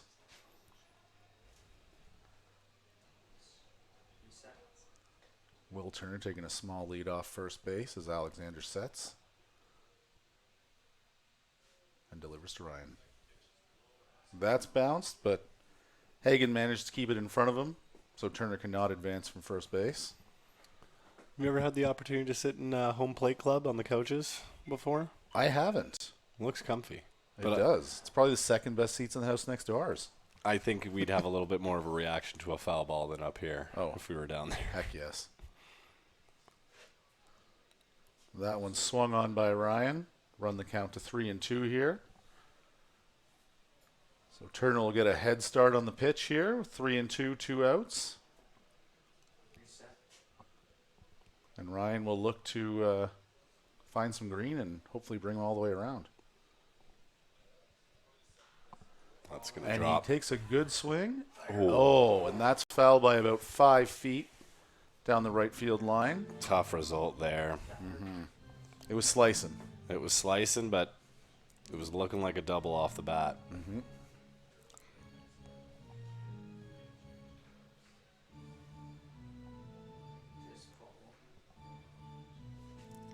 So again, we're 3-2, 2 outs with a runner on first.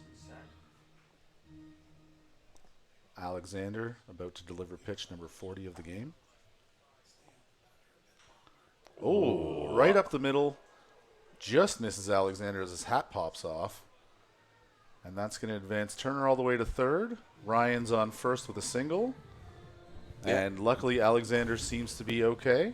Yeah, good job by Ryan by staying with that ball, driving it up the middle after fouling off that last pitch. And good job, Alexander, getting out of the way of it. Yes, he seems rattled but not shaken, and that's what you want in a situation like that. He lost his hat, not his head, Dave. There you go. Lee Matsuzaki in 0 for 1 today. Runners on the corner for him. And throw over to first by Alexander. Ryan's back with plenty of time. Wasn't taking a huge lead out there. And a base hit here by Matsuzaki would really break this game open, and I feel like break the Cactus Rats back today. That's a good rip out to center field. It's slicing past the center fielder, and it's going to go all the way to the wall. Ryan is rounding third and coming in at home. Matsuzaki's digging hard for third base. He's going to get in there with a late throw that goes all the way into the Bulls' dugout to bring him in for a technically inside the park home run on an error. Yeah, great piece of hitting there. Drove the ball. Center fielder tried to make a play on it. Maybe a late jump on it or a late jump at the ball. Ball got past him, and he was able to go all the way to third before the ball goes into the dugout. What an inning. Celebrate together. Pardon me. What an inning for the Lethbridge Bulls as they put up 6 now in the second inning to take the lead 6-2. Yeah, you got to think when Alexander took the mound with the lead up 2-0, he wasn't expecting that this was going to happen, but that's how strong this Bulls lineup is. And Clairhout, first pitch swinging, rips the ball into the shallow right field gap. He's just going to take a single on that, but first pitch swing, you can tell they're eager to keep this thing rolling now. Yeah. And is there a batter you'd rather have up than Jack Kaliski in this situation? No, with Alexander already reeling, you got to think that he's trying to take advantage of this situation. Yep. Got to be looking for a meatball here. Well, yeah, there's been 2 outs for quite some time now. He wants to get out of this inning as well, Alexander does. Strike taken by Kaliski for the first pitch of the AB, down 0-1 here. Seeing more people use that thumb stabilizer these days as well. I think it really absorbs a lot of the shock. Yeah, some people like it for the shock, some people like it for the hand placement, but yeah, whatever Kaliski uses it for, it's working. Definitely. So we're 1-1 now as he took that last pitch low and outside. That one's chopped down the third base line, called fair. Ball is bounced, but gets there with just a second to spare, beats by half a step. Great play by the third baseman. Had to stretch for it, stayed on his feet, and made a strong bouncing throw over to first. Bang, bang to get Kaleski. So as we go to the bottom of the second, the Lethbridge Bulls lead the Energy City Cactus Rats 6-2. You're watching Lethbridge Bulls baseball on Flow Sports.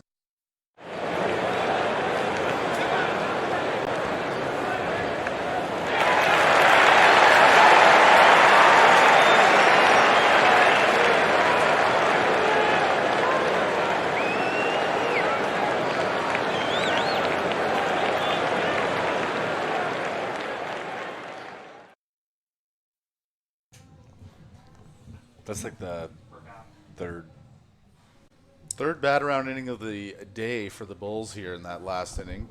Kaliski both leading off and finishing the top of the second for the Lethbridge Bulls. And as they enter the bottom of the second, they now hold a 6-2 lead. And that's got to be music to Hageman's ears.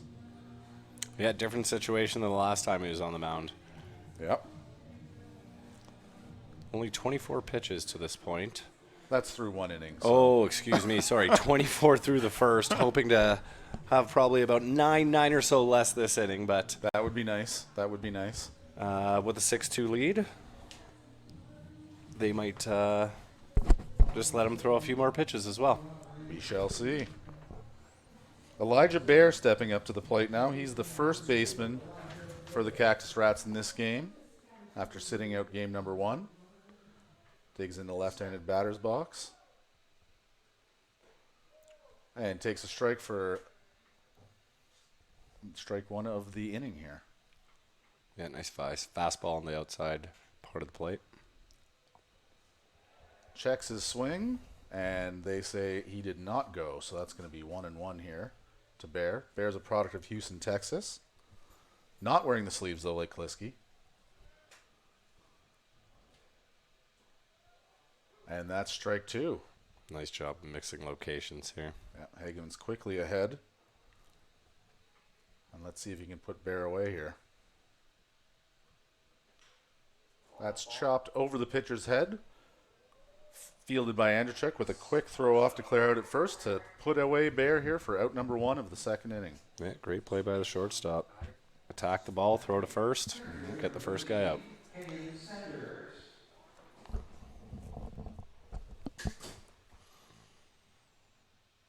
Sanders, the center fielder from last game, Yes, back into action here again tonight. had 2 balls thrown behind him.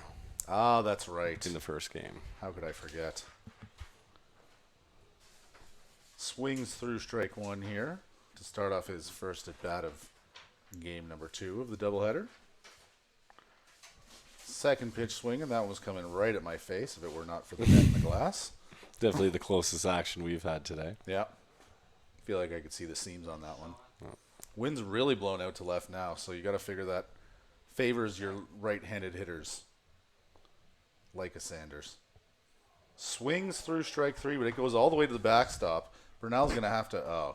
He gets the ball, but he does not try the throw. Like we've mentioned so many times, that backstop's so far away that if you've got a runner on strike 3 that's ready, it's going to be a tough play for the catcher. Well, the chain link doesn't have a huge bounce back factor. No, and that grass is thick. Yeah. It's gonna slow down the ball as well. So a lot of times you're just walking back and picking up the ball. So the catcher Hagen up to bat here with one on, no out in the bottom of the second. Takes the first pitch for strike 1. Nick Hagen, another local product for the Energy City Cactus Rats, a native of Spruce Grove. Takes the pitch just a bit outside to go 1-1 here.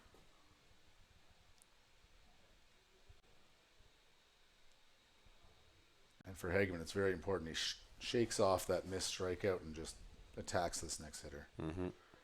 Inside, backs Hagen off the plate considerably. Yeah, maybe not attacks him literally, but there's nothing wrong with going at a guy, letting him know you're there and you throw hard. Yes, I think you're right on that one. Yeah, it could very easily set up low and away here, or maybe just pound him in with another fastball. Throws over to first, but nothing doing there.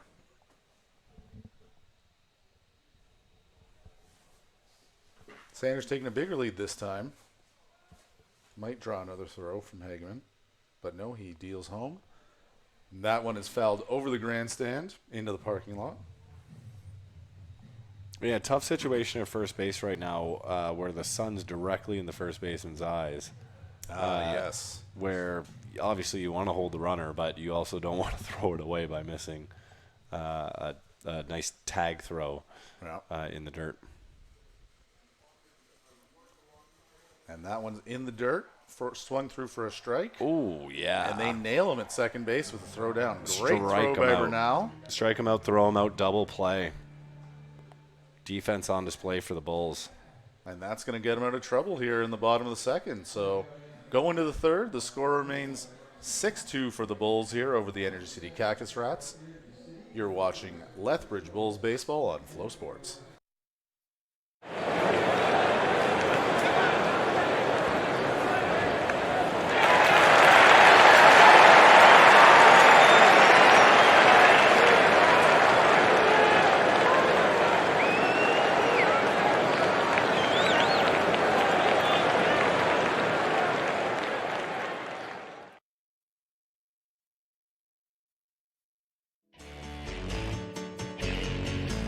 Lethbridge Bullhorn is all things regarding the Lethbridge Bulls of the Western Canadian Baseball League. The Bullhorn has the latest news regarding the Bulls with interviews with current and past players, signings, game recaps, and updates on all the events happening at Spit Stadium. The Bullhorn is your place for all things regarding baseball in Lethbridge. Get your horns up with the Bullhorn, the Lethbridge Bulls Baseball Report. Even if we're back, Dave.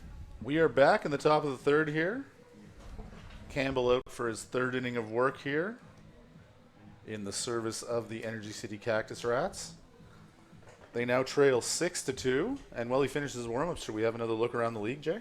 Yeah, let's do it. I feel like we're probably close to the end of some games, or at least the exciting part. We're getting there. So in Saskatoon, or in Regina rather, Saskatoon has taken a 6-2 lead, putting up 3 spots in the 4th and the 6th. Wow. Brooks has now taken lead over the Dogs in a game that has, it's a tie ball game at 6-6. Okotoks just scoring Okotoks two. just scored to tie it up in a game that has implications for the West Division lead here. We will come back to that out-of-town scoreboard in just a moment here as Andrzejczyk digs in for your Lethbridge Bulls to lead off the third. Swings through the first one. Count goes to 0-1. Alexander up to 46 pitches now on the game into his third inning. Not great, not terrible. Nope. Andrechik swings through another one. Yeah, sitting in a much better place with it being a 7-inning game, obviously, but Yeah. I think he's way less than the starter from the game one. Yes, I would agree. That one's chopped foul down the third baseline. Foul ball here. Count remains 0-2. Andrechuk took a walk last time out. Does not appear likely that he will take a walk this time out. No, pretty free swinging right now. Yeah. That one's chopped. Going to be cut off by the third baseman, Aracena. Quick throw over to Barrett first, and they got him for the first out of the inning. Aracena having a nice little defensive game over at third base. I mean, I said it during the pregame show. I think he's the guy to watch on this team. Yep. Yeah, hasn't done a lot with the bat today, but can't always be that way. Didn't he have the home run? Oh, excuse me, he did. Excuse me, he did. Hey, it's getting late here at Spitz Stadium, folks. I think the jersey change threw me. Yes, it is. Interestingly, is harder to follow the players on the opposite team that we don't call regularly when they change their jerseys. Sakaris fouls his first pitch off for strike one. Second pitch is outside and goes all the way to the backstop, so we have a 1-1 count now.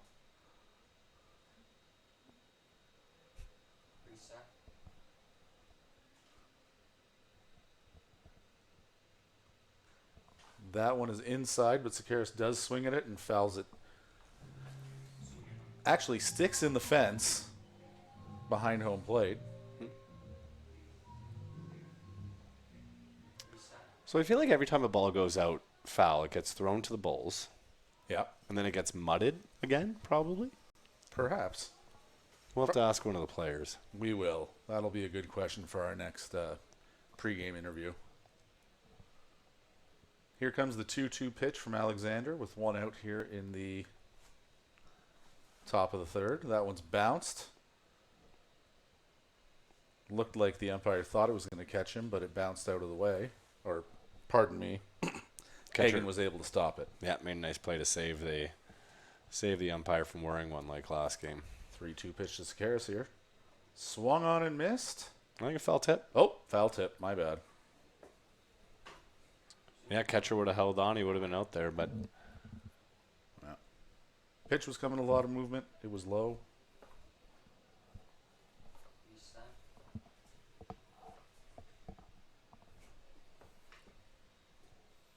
3-2 pitch again.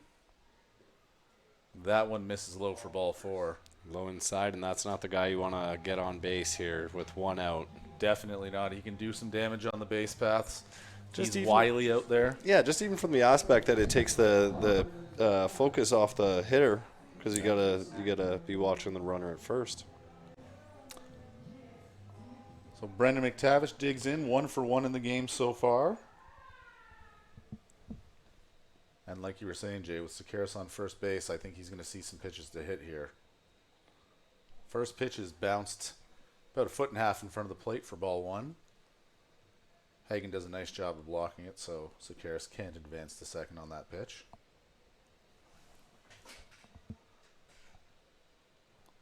Campbell sets and deals.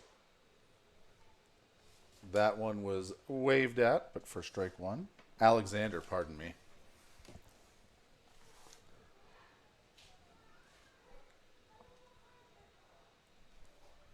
One and one pitch to McTavish here. Nope. Thrown over to first. Checks the Karras, and he's back in plenty of time standing up. Zoom in on pitcher. Would have thought we would have had a better turnout for game 2 here, Dave. I would have thought so too. I mean, the last day of school for elementary school kids is tomorrow. That's true. Yeah, probably a lot of focus on that. Yeah. Summer starting and all that. What they're gonna do with the kids. But the Bulls have done their summer kickoff game yesterday, and high school has been out, or mostly out, for about a week. Mm-hmm.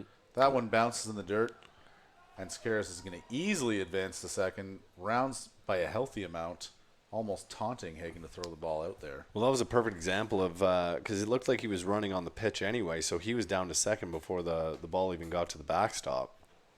And with the speed that we know about, the catcher had to do not just the usual walk back to go pick up the ball. Had to run and make sure that he didn't take that second base. Mm-hmm. That pitch misses high and outside. Count runs to 3-1 here on McTavish. And clearly the Sakaris on the base pass factor is real. Yeah. For Alexander. Alexander not seeming like there's a lot of movement, but more so just different zones that he's trying to work. Yeah. Has been his success thus far. That one's hit well, but right at the shortstop, Uno. And after a good battle, McTavish is out for the second out here of the top of the third. That's a tough one for McTavish. He hit that one on the screws, but it was just right at him. Now Adonis Bernal stepping in for his second AB of the game. Ground ball RBI in the second inning. And a base hit here will no doubt cash Sakaris. Mm-hmm. He'll be looking to do some damage.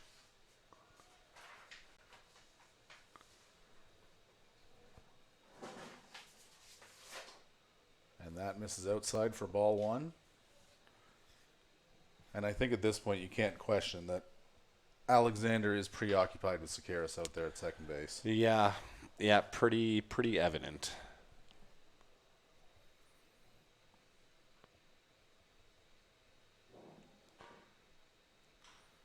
That's a well-hit ball that's going to get past the third baseman and into left field. Sakaris being waved around. He's going to score the Bulls' 7th run of the game. And Adonis Bernal has himself his second RBI with a single here. And the Bulls now lead 7-2 in the top of the third. Well, that's got to feel good after taking the first game off, coming in and getting a couple RBIs, couple hits. Yeah.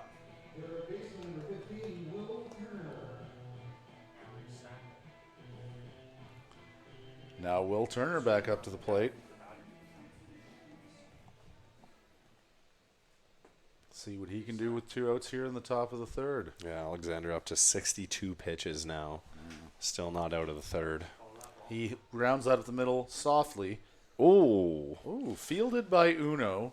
Fakes to first and then just does the little flip to Couture at second. Who was already ducking. Yes. Fun little play, but they are able to get the out. Maybe a little more communication. Something to talk about for your double play combo in the dugout, no question. Yeah.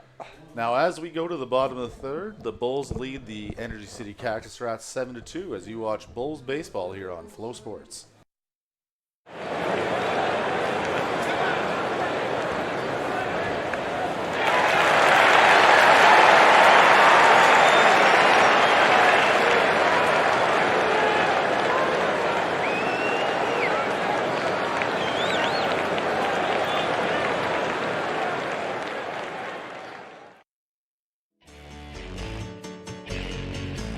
Lethbridge Bullhorn is all things regarding the Lethbridge Bulls of the Western Canadian Baseball League. The Bullhorn has the latest news regarding the Bulls with interviews with current and past players, signings, game recaps, and updates on all the events happening at Spit Stadium. The Bullhorn is your place for all things regarding baseball in Lethbridge. Get your horns up with the Bullhorn, the Lethbridge Bulls Baseball Report.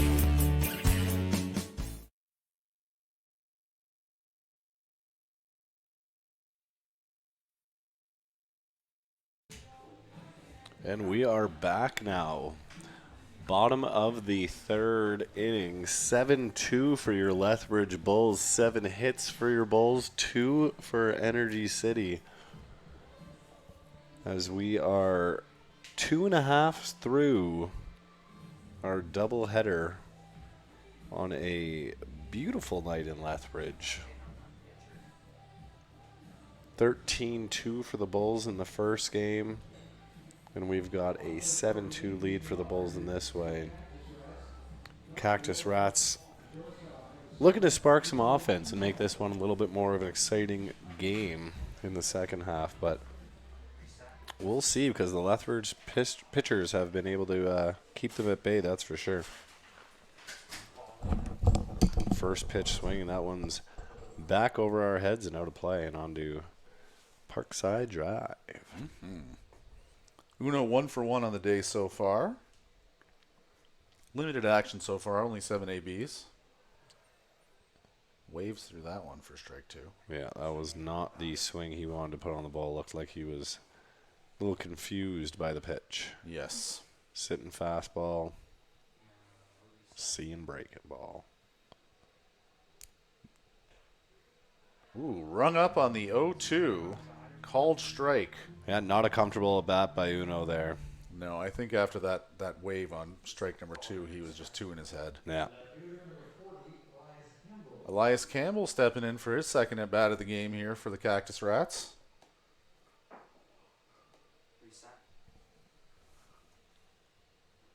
Hageman deals. That's outside for ball 1. Zoom in on the pitcher.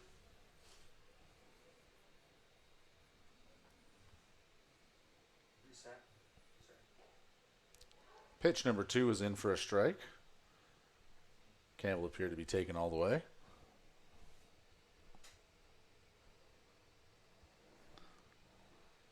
Tries to lay down a bunt there, but he misses, and that's strike 2. Ooh. Looked like a good pitch to do that. I think he would have fooled the Bulls defense if he was able to get that one down. They're playing pretty far back. Pitch was kind of high. Wonder if he would have popped it up and he made contact. That's grounded out towards short. Handled with ease by Andrzejczyk, and he's over to Clairhout to get out number 2 here of the inning very quickly. Hageman making quick work of these Cactus Rats here in the bottom of the third. Big bat coming up, though. Timur Arcina. Had a home run in the first inning to give the Rats the lead for a brief period of time. Yes, sadly for them, the only lead they've held all day, and they had it for less than a half inning. Bernal attempts the frame-up job, but umpire is not fooled, and that's ball 1 here to Arcina.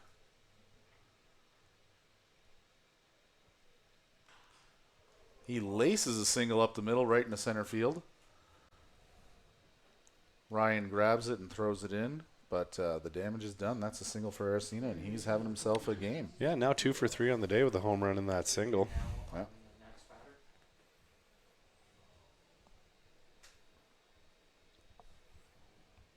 Easton Couture stepping in. His second at bat of the game. He's 0 for 1 so far today.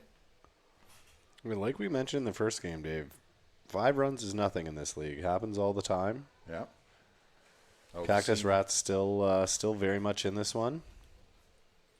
We've seen multiple crooked numbers in this game. Yeah. Well, in both of these games, I should say. Hageman looks in for the sign. Checks first. Here's the 0-1. Misses outside for ball 1. Now 1-1 with 2 outs here in the bottom of the third.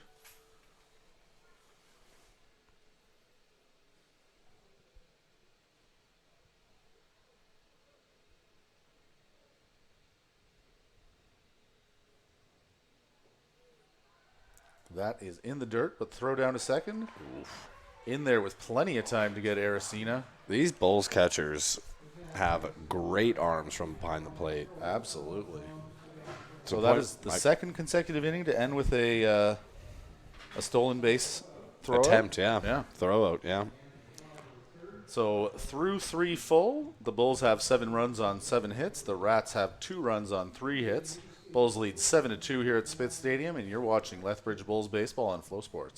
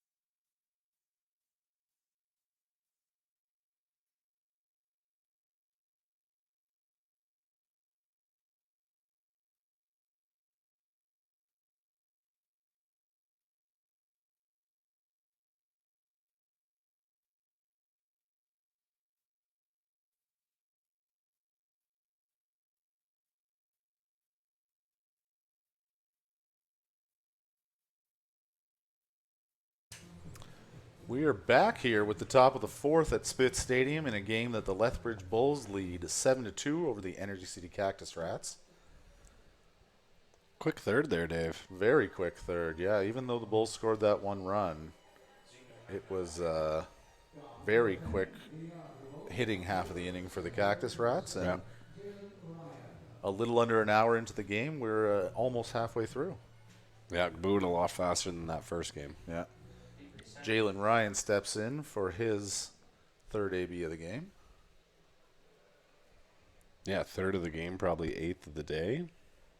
Oh, at least. Yeah, no, I think it is the eighth. Yeah. Yeah.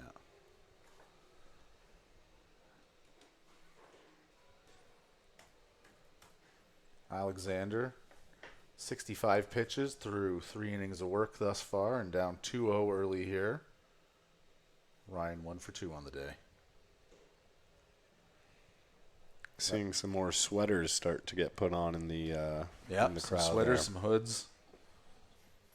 Again, another reason why the broadcast booth is a great seat. And that's a 4-pitch walk to start off the inning here to Ryan. Well, none of those looked like they missed by that much, Nope. No, he's around the zone. but enough to give all 4 of them. Yeah. Now Lee Matsuzaki up to bat. He's 1 for 2 on the day as well. As the inside in the park, or I guess triple. Triple that With he throwing scored error. on from a throwing error. Yeah. Definitely the most exciting play of the game thus far. He's been giving the ball some good rides today. Let's see what Making he can good do here. contact. First pitch swinging, but he fouls that one off into the parking lot. Yeah, I believe he started off the day in the first game with a 10-pitch at bat. I believe you're right. Multiple foul ball, or sorry, second at bat. Here comes the 0-1. That one's in the dirt. Good eye. Stopped well by Hagen.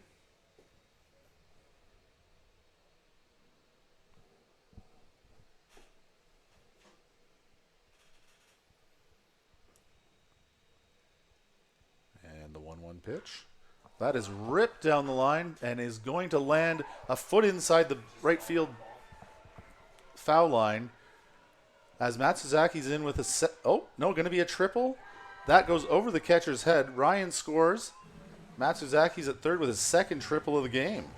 Yeah, great piece of hitting. Pulled that one right down the line.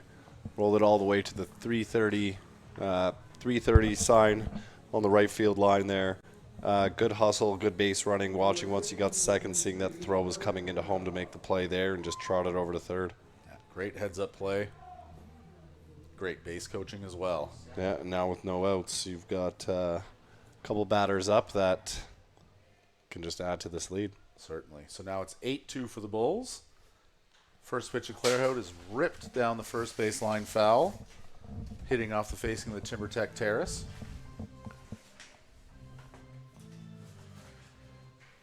Yeah, it looks like all the fans from both patio sections have fleed and gone behind home plate. Yes. The wind is clearly picking up now.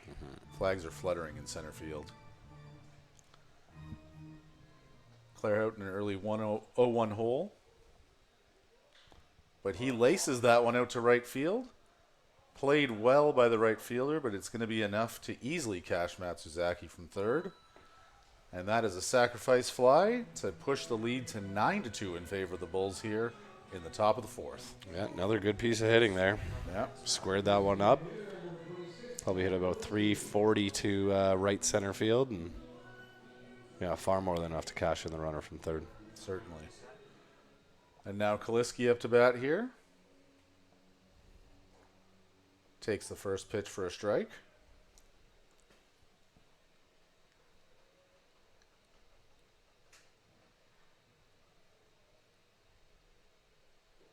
And the second pitch is outside for a ball. So 1-1 here with 1 out.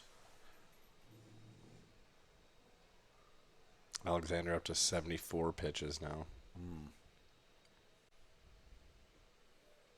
Have to imagine with a pitch count like that, he's not going much more than 5 at the most. Yeah, I was thinking 5 as well, and then hopefully bring in another pitcher to get through the last 2. Yeah, live to play another day. On to the next one, yeah. That misses outside for ball 3. So after a promising start to the at-bat for Alexander, he's fallen behind Kaliski 3-1 here with 1 out in the top of the 4th. Not the guy you want to get behind. No.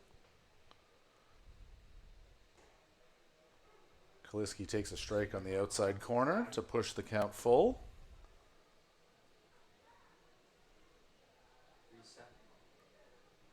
I think we'll see a nice hack here if the pitch is anywhere close. I think so. And he gives it a good ride out to left field. That ball's carrying well and hits off the wall. Bounces about 30 feet back in towards left field, and Kaliski's in with an easy double to second base. That thing was hit on a rope, Dave. That hit off the Gas King sign in left center field, probably about 5 feet of height from getting out of here, and just ricocheted probably about 20 feet back into the field. There is no question Kaliski is starting to see the ball well. Yeah. And that bodes very well for the Bulls in the last 2/3 of this season. Yeah, the Bulls and their fans get on Kaliski's back. Now Steven Andrschik checking back in. Shortstop's had himself another nice day here.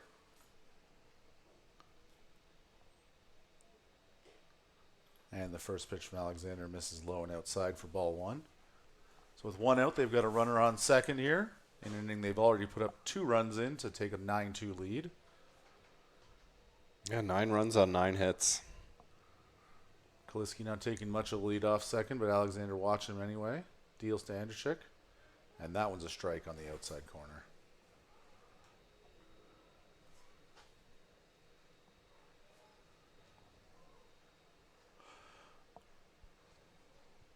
The 1-1 pitch about to be delivered here.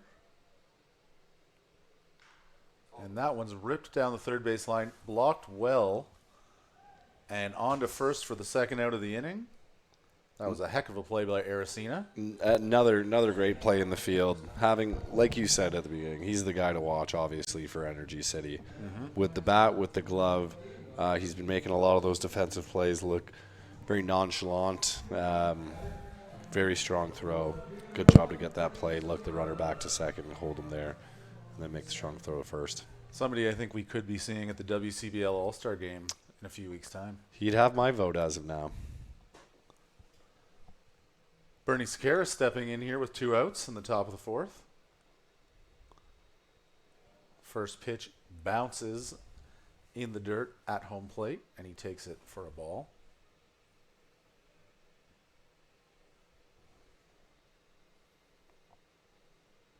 Bernie 1 for 1 on the day, also took a walk.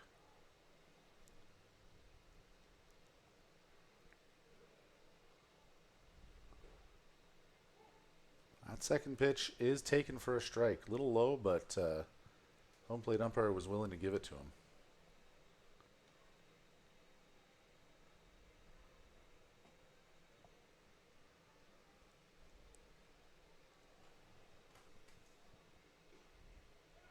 Oh, wow. Third pitch in the almost exact same spot. Again, seemed a little low, but they're calling it a strike. 1-2 here. Yeah, always interesting to see the different tendencies, the different zones of different umpires. Indeed it is. It's part of the charm of baseball, the individualized zones. And that one's chopped out towards second. Handled by Katura. Thrown on to Bear for the third out of the inning here. But again, 2 more runs for the Lethbridge Bulls here in the top half of the 4th, and they now lead 9-2 as we head to the bottom. You're watching Lethbridge Bulls baseball on Flow Sports.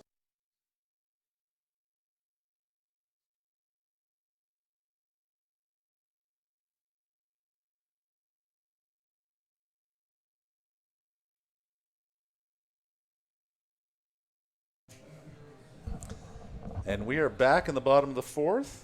Jacob Hageman comes out for his 4th inning of work. He is cruising now through 3, 2 runs on 3 hits. Just 47 pitches as well, Dave. Yeah, probably the best place we've seen a pitcher in this today, as far as being at a good pitch count and in control. He's putting himself in a great spot to go deep in this game and earn a win. Yeah, and like you said at the beginning of the game, it's what he was looking for after his last time out. Just get a good performance against a team that's maybe struggling a little bit. And Easton Couture is going to lead off the inning here for the Energy City Cactus Rats. Made the defensive play to end the last inning there. And now he's going to come and see what he can do about this 7-run deficit his team finds themselves in. So we're halfway through the game here in a little over an hour. Looking pretty good. Yeah, much faster than game one, that's for sure. Yeah, and still lots of runs. Yeah. Yeah. It's all those 2-strike battles in that last game. I agree. There were a lot of foul balls, a lot of 8, 9, 10 pitch at bats. Couture shows bunt on the first pitch, takes it away, and it's a strike. He's shown bunt on a couple at bats in a row now.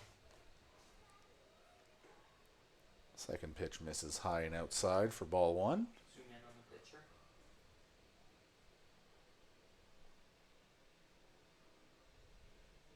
Hageman deals.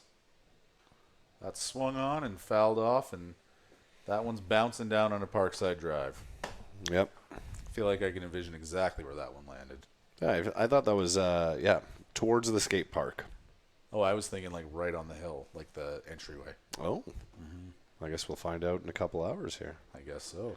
1-2 pitch is fouled down the first base line.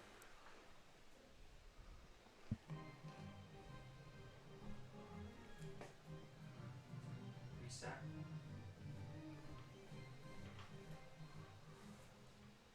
Here comes the 1-2 to Couture.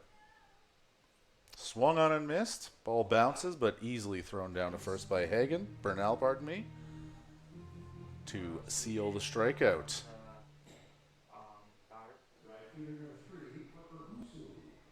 Parker Husu stepping in, second batter of the inning here for the Cactus Rats, as they find themselves trailing 9-2 here in the bottom of the fourth.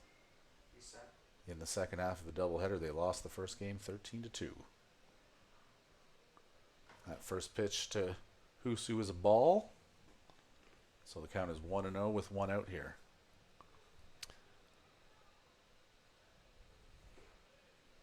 Misses high for ball 2.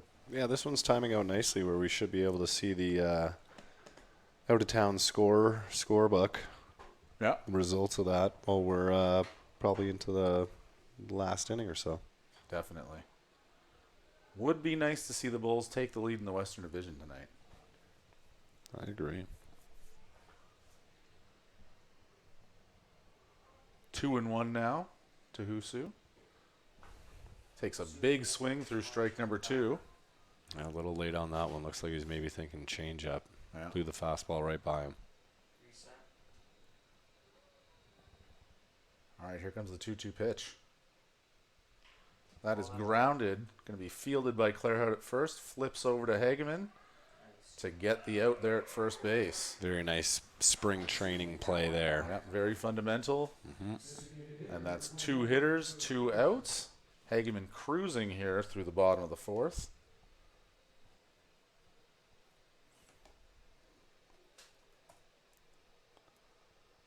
Reset. That'll bring up Ferguson here for the Cactus Rats. Takes a strike for the first pitch of the AB. Yeah, he's looking very comfortable on the mound right now. Yeah. Working with a good pace, too. Strike 2 there. So far, nothing offered at by Ferguson. But with 2 strikes and no balls, he's going to have to stop being so choosy here. And with that, he swings through the third pitch for strike 3 in a 1-2-3 inning here for your Lethbridge Bulls, led by Jacob Hageman, as he strides off the mound. Headed to the top of the 5th, the score is 9-2 in favor of your Lethbridge Bulls. You're watching Lethbridge Bulls baseball here on Flow Sports.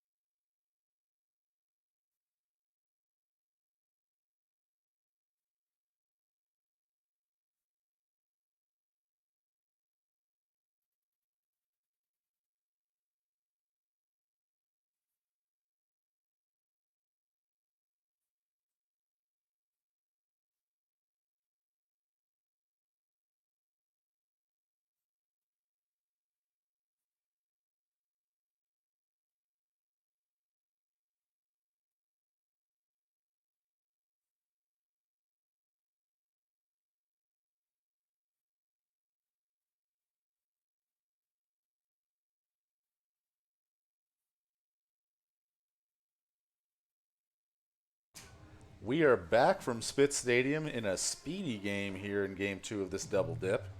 Lethbridge leads the Energy City Cactus Rats 9-2 here going into the top of the fifth. And we have an update from Brooks. How's it looking?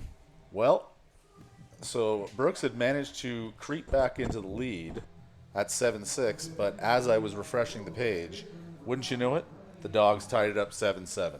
They just won't stop. Nope. So the battle for first place in the West Division might come down to the very end of the game here tonight. I mean, it's still early in the season, but fun to watch nonetheless. Yeah, as we stated earlier, if the Dogs lose and the Bulls win, Bulls take over first place. And that first pitch is a swung through for a strike there to start off the inning. As the second one's taken for strike 2. Alexander ahead early. And that, of course, Brendan McTavish at the plate. Fouls that one back. Got just enough to stay alive. Zoom in, or not, just leave it for this one. So The 0-2 pitch. Swung on and grounded, just foul down the first base line. McTavish keeps himself alive here. zoom in on the batter. 0-2 pitch after 2 straight foul balls.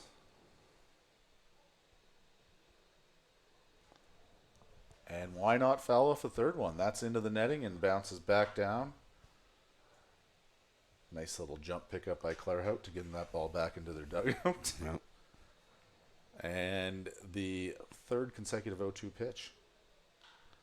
That one is lined right at the second baseman. Well hit, but an atom ball, unfortunately. Yeah, that might be the third or fourth time Lethbridge now has had good wood on a ball, but just played perfectly by the by Energy City. Adonis Bernal strides to the plate. 1 for 2 so far today. 2 RBIs. I dare say my favorite walk-up song. Oh, Mr. Carter's really good. Yeah. Breaking ball in for strike 1 there. Taken. 0-1 pitch with 1 out to Bernal. That's swung on and grounded weakly towards third. Oh, but it gets under the glove of Aracena there. He slips in the grass, and Bernal's in with his second hit of the day. That is the first time I've seen It that. is indeed called a hit. Sorry to interrupt, Jay. No problem. That's the first time I've seen him not look spectacular out there, as he had trouble with the ground ball and then Slipped in the grass. trouble picking it up as well. But It's a humbling game. it really is. And when you're playing one of the toughest defensive positions at third base, Yeah, it's mean, gonna. a lot of opportunities to look good and to look bad. Yeah, and it's gonna come at you quick. Yeah. First pitch to Turner is a strike taken. More patient approach in this later half of the game for the Bulls.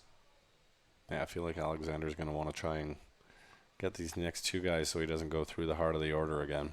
That would likely be a good plan for him. He's at 93 pitches now. So we have reason to believe this will be his last inning. I do see some action down in the Cactus Rats bullpen. I think it's a football again, Dave. Again. Yeah. Huh. Yeah. Well, dang. Counts now 1-2. Maybe there's something about throwing a football to warm you up that we don't know. Perhaps. Gordon Bombay knew it. That's true.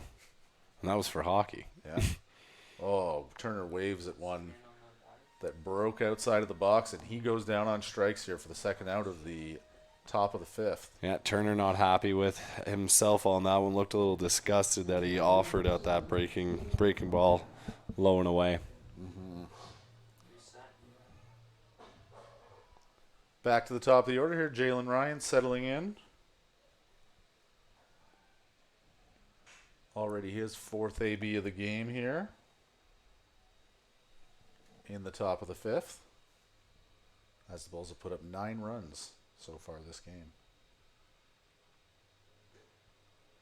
And that one misses outside.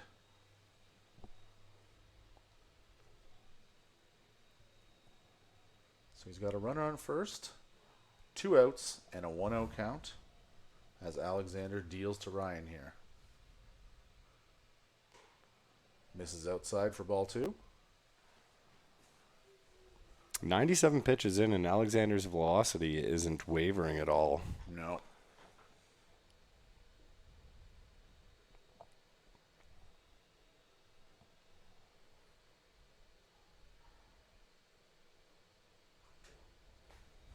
Third consecutive pitch missed outside, and now it's 3-0 here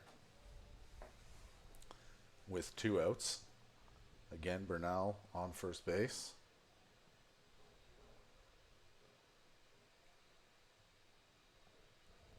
And Ryan takes all the way for a 4-pitch walk, pardon me.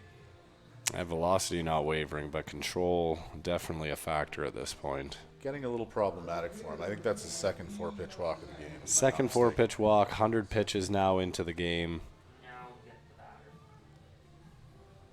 We will see what Energy City decides to do in terms of managing this situation. We've got Lee Matsuzaki up to bat 2 triples so far today. And a third triple would cash 2 more and take their runs into the double digits this evening. He swings well again and lofts one out to right field. That one is caught for the 3rd out. Yeah, first pitch swinging again, but Just got under it a little bit. yeah, he's doing a great job of getting the bat on the ball, just a little under that one. Now, as we go to the bottom of the 5th, Lethbridge Bulls lead the Energy City Cactus Rats 9-2 here at Spitz Stadium. You're watching Lethbridge Bulls baseball on Flow Sports. This summer, there's only one place to be, and that's Spitz Stadium. You can sit here. Or here. You can sit here. Or here. Or even here. But not here. Get your tickets now at bullsbaseball.com and come experience Bulls baseball all summer long. It's going to be unbelievable. Unbelievable is right, Dave. Lethbridge now up 9-2 going into the bottom of the 5th. Hageman back out for his 5th inning of work. Only 60 pitches so far, so why the heck not? No, I think he's done. Oh, you're all right. Pardon me.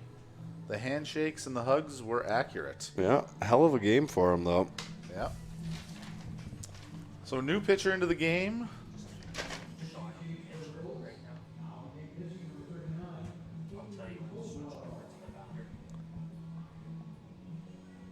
Caden Coldwell. Local boy, product of Vauxhall Academy. Actually, he's not local. He's from Winnipeg, Manitoba. Just goes to school around here, I guess. That's an interesting one. Yeah, so 4 appearances so far this year, 4.2 innings pitched.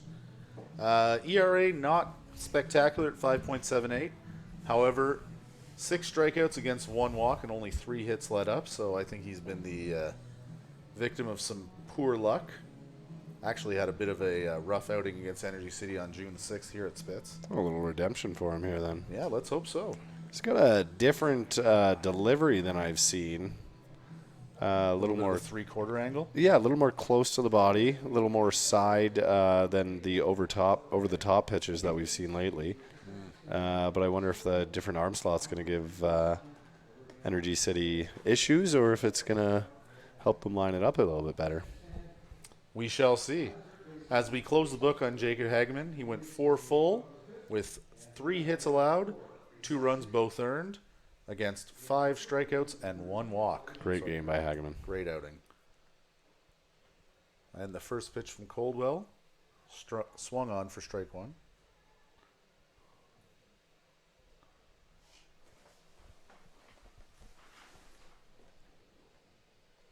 Misses low for ball 2 there. That one just off the outside. Elijah Bear, 0 for 1 so far in this game.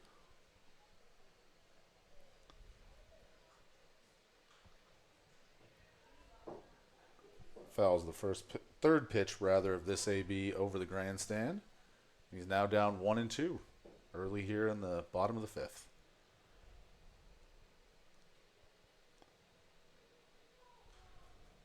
Another one fouled over the grandstand. 1-2.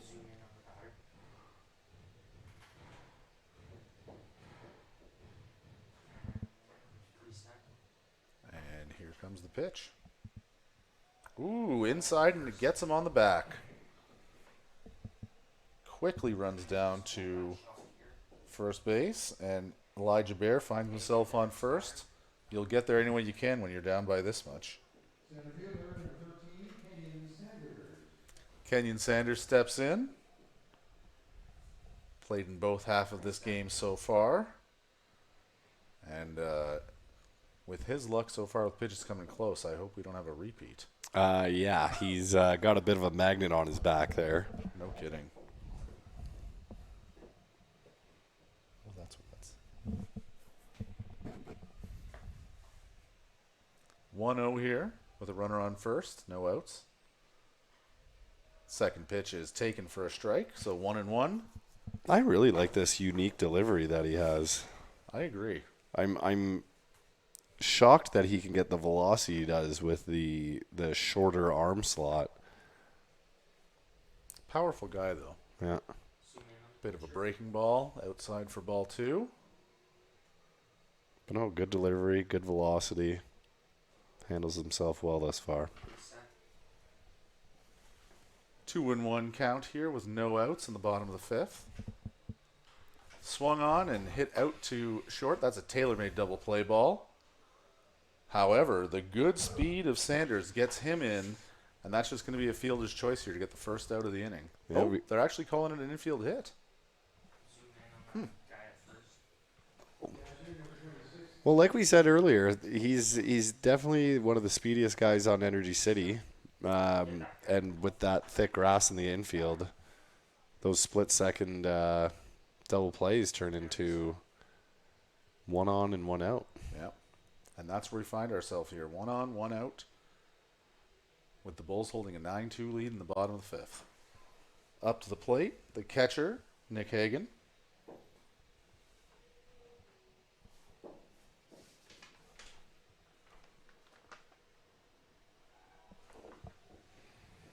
Checking it first. He's back with plenty of time.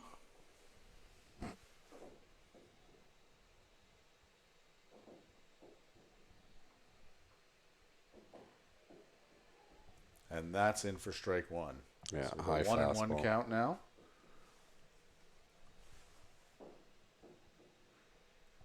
Great pitch there by Coldwell to pull even at this at bat.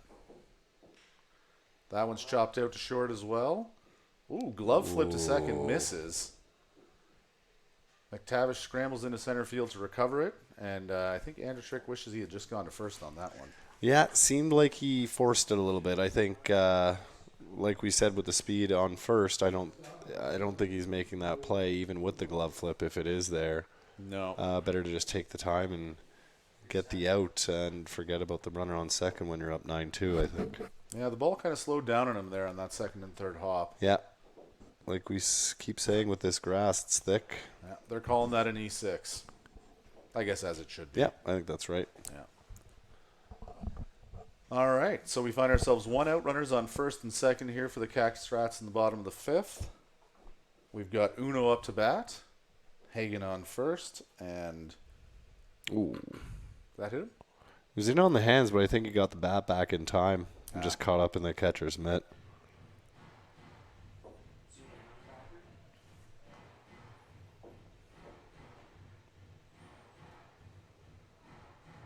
It's a good thing about getting hit by a baseball. It's usually pretty easy to tell. Yes, because it hurts so much. Yeah. Yeah, true. Especially when it's in on the hands. Mm-hmm. Misses outside there for ball number 2. Ball number 3, pardon me. Yeah, 3-0 count. It's down 3-0. Does not want to lose Uno here with Campbell on deck. And only 1 out in this inning. Oh, comes back with a nice strike. Uno swings right through it here for strike 2. Yeah, took a nice healthy cut at that. Pardon me, First 3-0 hack we've seen today. That's true. But with, what would it be now? Burnell tries to frame it up, but misses, and now the bases are loaded for the Cactus Rats.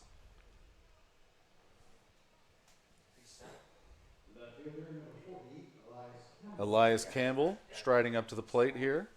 the great opportunity to make this game a little bit more interesting here in the bottom of the fifth. As I was about to say, the Cactus Rats only have 8 outs remaining. I don't think they can afford to be choosy now. No, I think you're right, Dave. But easily their best situation of the day right now. Oh, no question. That first pitch misses high. Coldwell is now on the wrong side of that ball strike split. 8 strikes, 10 balls. And that one's flown out to shallow right. McTavish had a beat on it. He called off the right fielder and came up with it.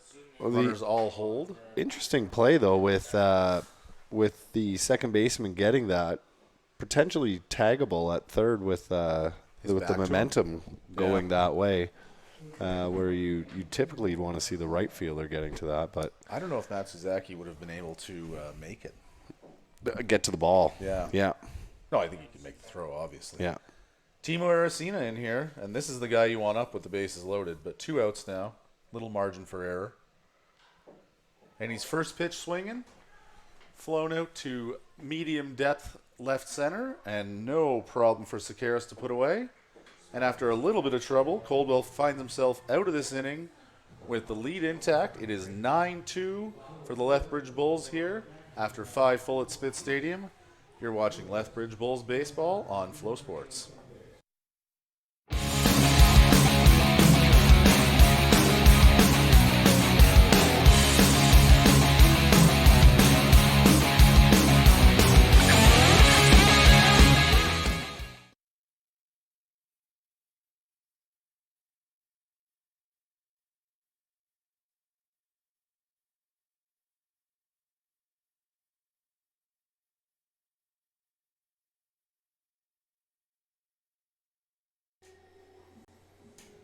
And there's a beautiful shot overhead of Spitz Stadium during the daytime.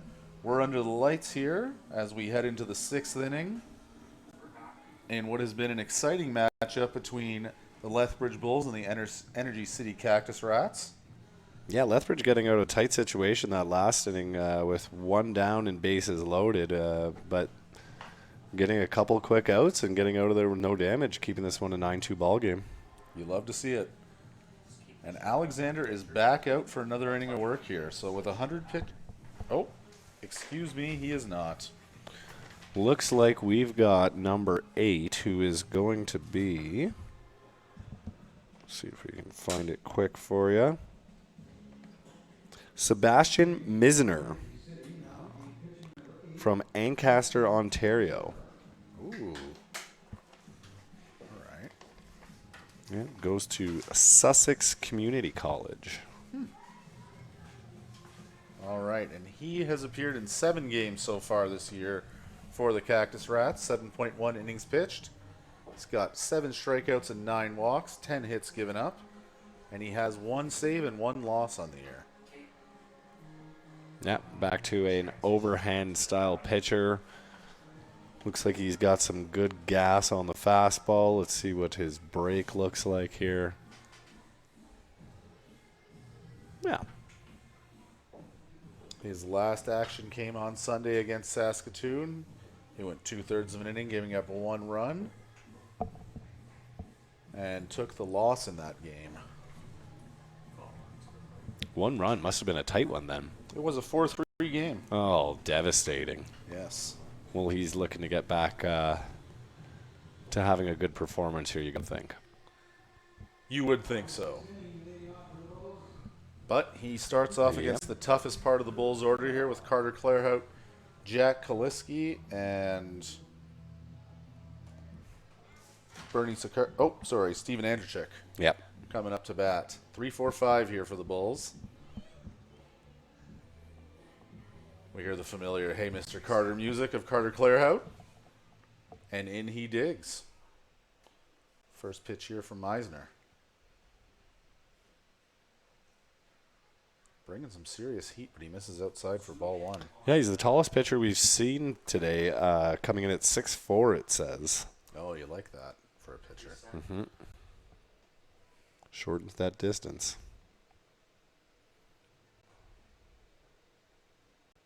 Zoom in now on the picture.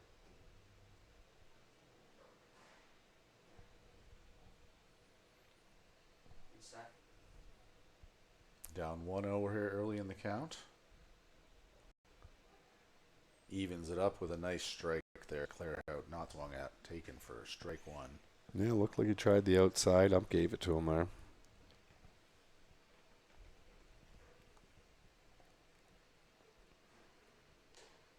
That one misses high and outside. Now the count is 2-1. 3-1, pardon me. He's got himself in a hitter's count, as always. And we know Clairhout can do damage when he's in control of the AB, so let's see what he does here.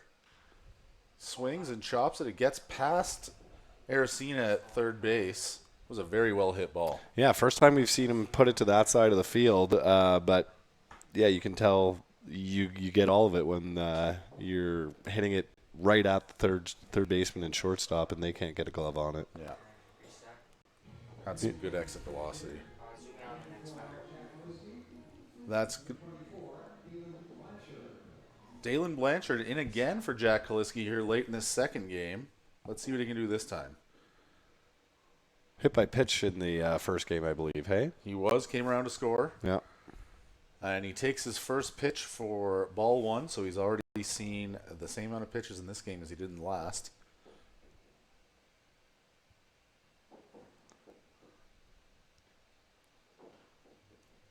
Swings and chops that one back foul on the third base side there.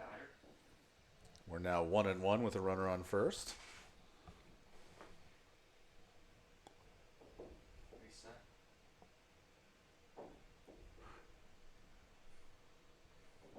Meisner deals. That one misses high and inside. And the count goes to 2-1.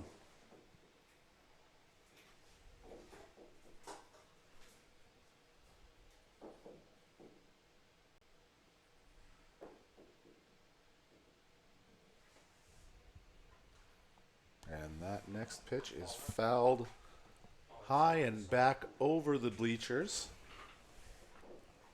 No. I see some children running, so it may have stayed in the ballpark. Yeah.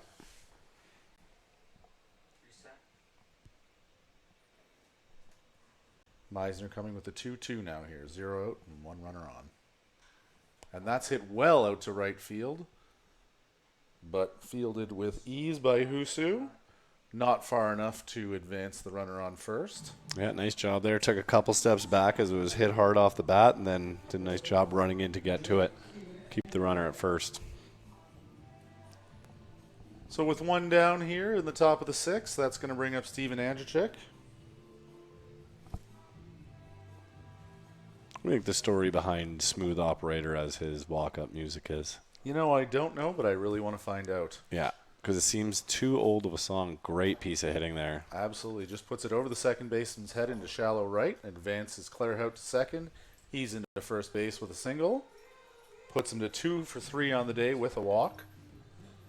Bulls having some good results being first pitch swinging today. They are. They are. Yeah. A lot of times it can get you into a hole, but if you're making contact with it and getting ahead of it, it can really really take a number on the pitcher. Oh, for sure. Particularly in this game, they've been successful with that strategy. Now Bernie Sakaris up again.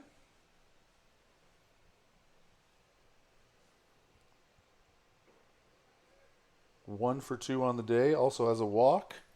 2 runs scored so far. As we've discussed several times throughout this broadcast, he seems to be the spark plug for the Bulls offense, at least on the base paths, and let's hope he can get back out there again. That's the fun thing about watching this Bulls team, Dave, is it... that was a hot shot into the dugout. Thankful it didn't hit any of the players because that one was coming right at them. Got them to disperse a little bit. Couple big smiles, couple laughs coming from the Bulls dugout now. But yeah, like I was saying, it's kind of been all over the lineup today. Yeah, and whatever brand of baseball you like, they've got it. Yeah, they've been hitting home runs. They've been playing defense, little small ball, little base running, good pitching. That one is fouled well into the parking lot. So the count's now 1-2 against Sakaris with 1 out here. He's got runners on first and second. Clairhout at first, Clairhout at second, Andrzejczyk at first. Looking to cash one here. Take the lead from 9-2 to 10-2.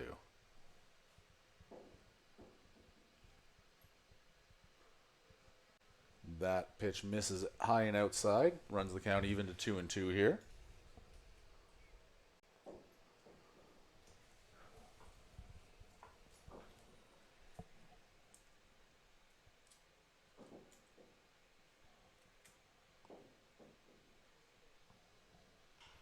That one is going to be looped and going to fall into left center.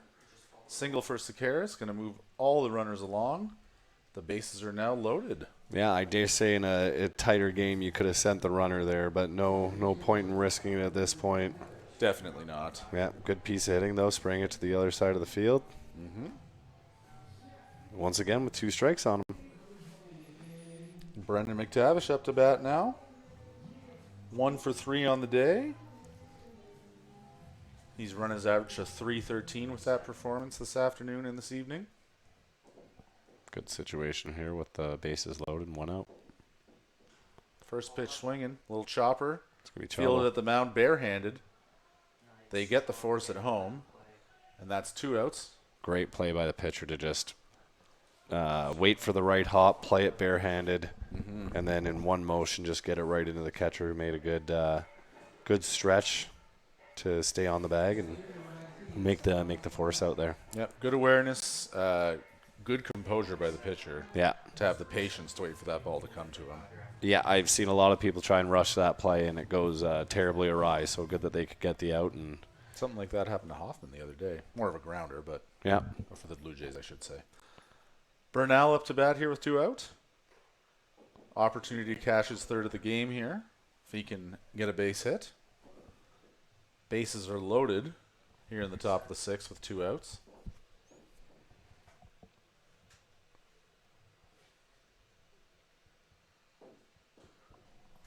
And he fouls that one back off the netting to the first base side.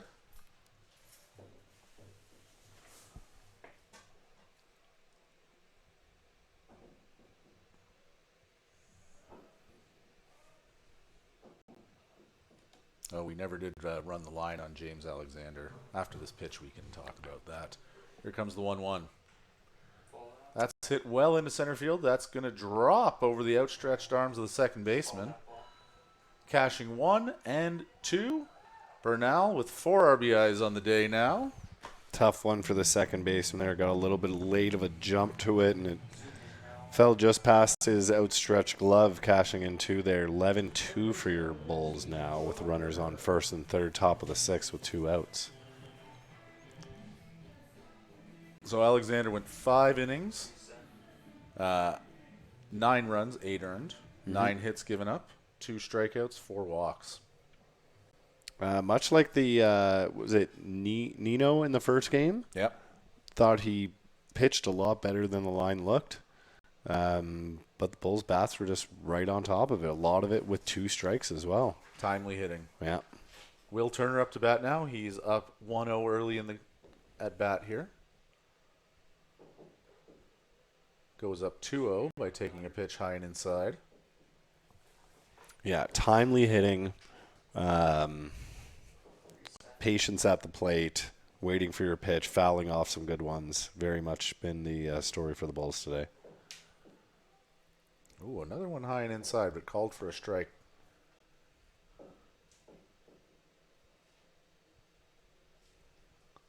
So with 2 outs here and a runner on first and third, that's grounded through the hole into right field and is going to cash another.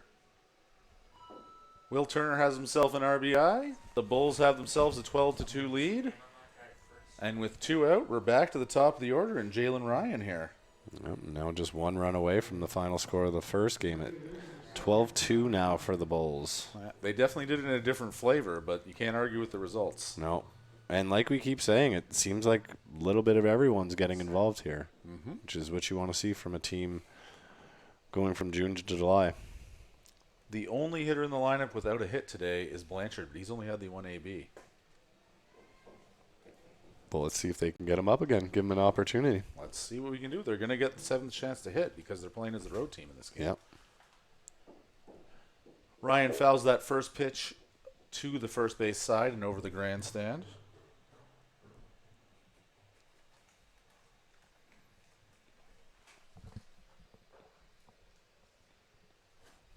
That second pitch is taken low for a ball. Runs the count even at 1-1 here with 2 outs in the top of the 6th.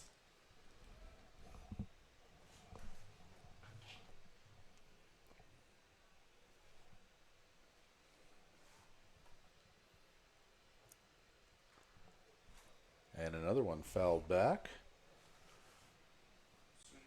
Meisner's giving him plenty to swing at. Absolutely. He's leaving it over the plate for him. Yeah. Saying, I'm not going around you. I'm coming right after you. I don't care if it is 12-2. Well, we as baseball fans appreciate it. Ooh. Checks his swing, but he's rung up looking for the 3rd out here. And as we go to the bottom of the 6th, with the Rats having 6 outs remaining, they trail 12-2 against the Lethbridge Bulls. You're watching Lethbridge Bulls baseball here on Flow Sports.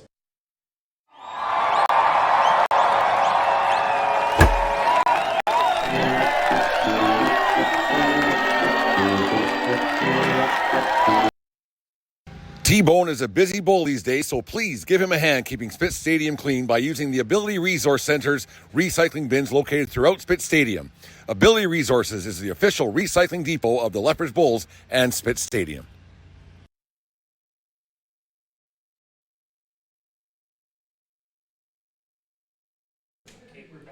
We are back here in the bottom of the 6th as the Bulls hold a 12-2 lead. And we've got another new pitcher into the game for the Lethbridge Bulls. What's his name, Jay? Well, it looks like we've got number 32, Samuel Herrera, up. Dominican University in New York. He's a junior, and his hometown is Panama City. Panama. Ah, yes. I do recall when I was studying the roster before the season, coming across Samuel Herrera. He's appeared in 6 games for the Bulls so far this year. Carries an 0-1 record and a 7.87 ERA. In 8 innings pitched, he has had 5 strikeouts, allowed 2 base on balls and 12 hits. And his last action came on June the 19th against Fort McMurray, where he pitched 1 inning, allowing 1 run on 1 hit in a 6-5 victory for your Lethbridge Bulls. This is the pitcher I was most looking forward to seeing out here. Really like his delivery. Seems to have some gas, good location mix. I think he pitches a fast game as well. Yeah. Excited to see his command out there.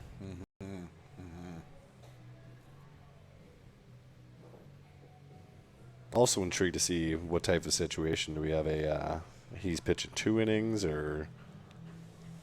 Well, he's gone 2.2 once this year. Every other inning has been... Well, he's gone multiple innings another time, June 15th. So okay. Not out of the question. Everything goes smoothly. That's probably the plan. Yeah. All right. Easton Couture in. Let's see if he's going to show bunt for the first pitch for the 3rd time this game. He does not. He swings and chops it foul to the backstop.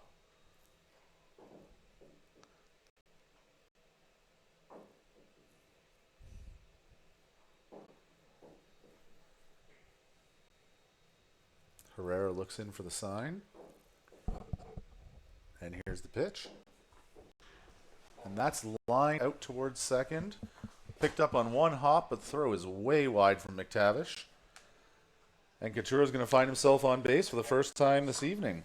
Yeah, nice job to get to that, but I don't think the throw was necessary. I think he could have held on to that and avoided throwing it away, but good cover by the first baseman. Very effortless delivery on the pitcher here. Yeah. Parker Husu in. 0 for 1 on the day. Has a walk as well. Oh, pardon me. Hit by pitch, not a walk.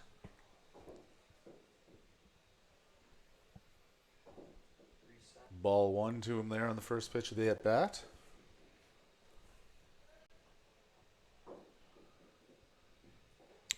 Yeah. Ooh, he did not give him that one, but it was a nice looking pitch. Yeah, I really like From that Herrera. that little breaking ball there. So he's down 2-0 early in this AB. Oh, they got him. Ooh. Quick look over to first, and they got the runner sleeping off first base. One of the better turn and throws into a perfect tag throw. First baseman barely had to move his glove there. Well, that's a good play by both Herrera and Clairhout to catch Couture sleeping there at first base and get the first out of this 6th inning. Hey, he's got to be feeling better after making a good pitch on the first batter and just getting a bad result with him getting on to get that runner out with a nice clean throw to first. I agree. There's another breaking ball flipped in. That one is called a strike, and now it's 1-2 here with one out. Yeah, very drastic speed change between his breaking stuff and his hard stuff. Yeah, it's got to keep those hitters guessing up there all the time. Yeah. And he does come back with a fastball, just misses outside. Husu was taken. That runs the count full here, 3-2 with one out in the bottom of the 6th.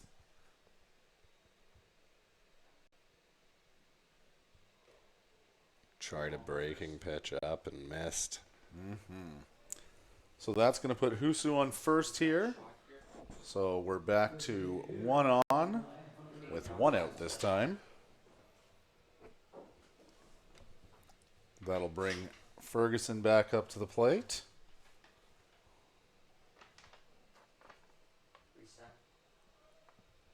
Hunter Ferguson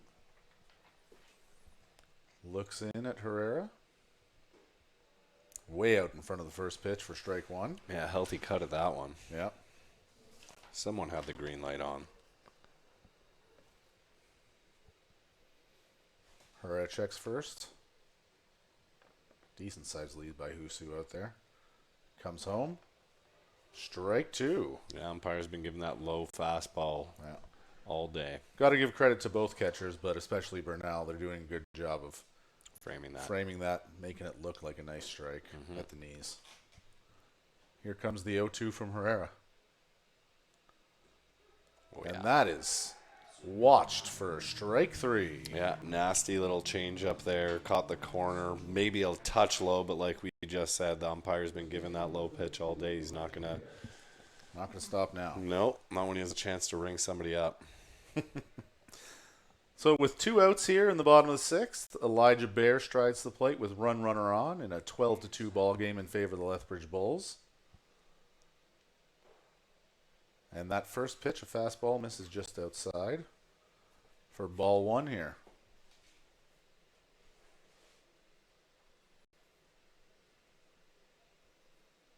Herrera checks Husu at first.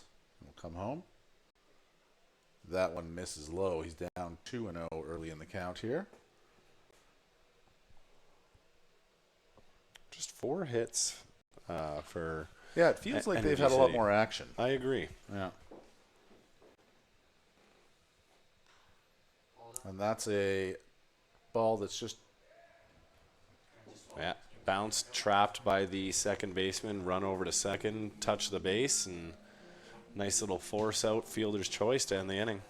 Well, there you go. Thank you for that synopsis, because clearly I was tongue-tied. That's what I'm here for. As we go to the 7th, it's 12-2 for the Bulls. You're watching Lethbridge Bulls baseball on Flow Sports.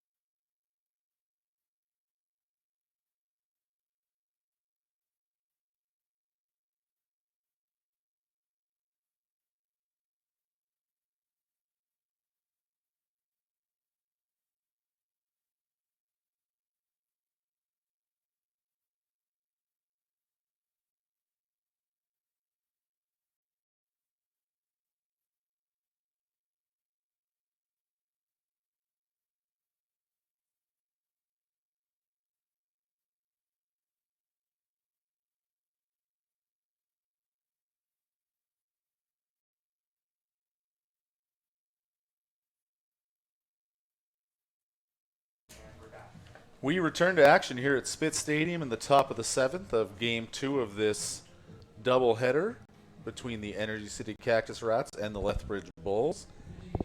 New pitcher in for Energy City to close out the game, Archer Blumenshine. Yeah, a product of Sherwood Park, Alberta. U of Mary College is where he goes to. He's appeared in 7 games for Energy City so far this year, throwing 8.1 innings in that time. Again, ERA not kind to him, 11.88, but some good peripheral numbers. 10 strikeouts, 4 walks, 16 hits, I think is what's hurting him there. He's also had a start for him. Yeah, looks to have a lively fastball here. Just we'll see what the control can do for him. I suppose we will. Yep. I don't know which game he started. Oh. Oof. June 7th against Okotoks, he got lit up. 7 runs in 1.1 in a game they went on to lose 20-1. 20-1. Those aren't fun. No.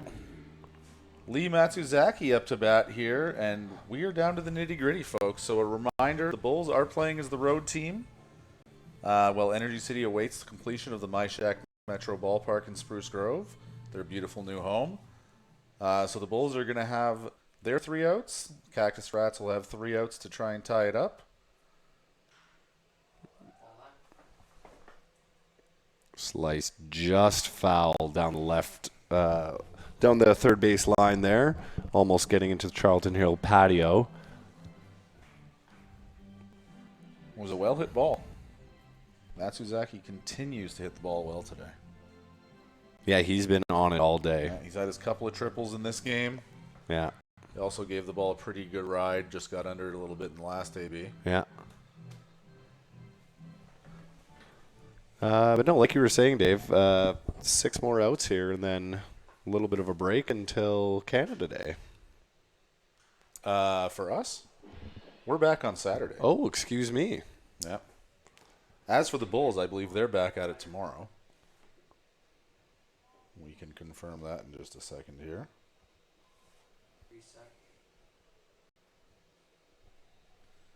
And here's the 0-2 pitch to Matsuzaki. That one's grounded foul as well. Yeah, like you were saying in the first game, Dave, these Bulls really do play every day this summer. It's yeah. More often you'll find a day that they're not playing. Yeah.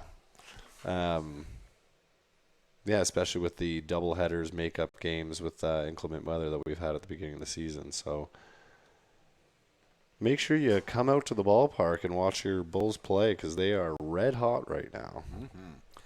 So, in fact, they do have an off day tomorrow, but they're back at it on Thursday night here at home against Okotoks.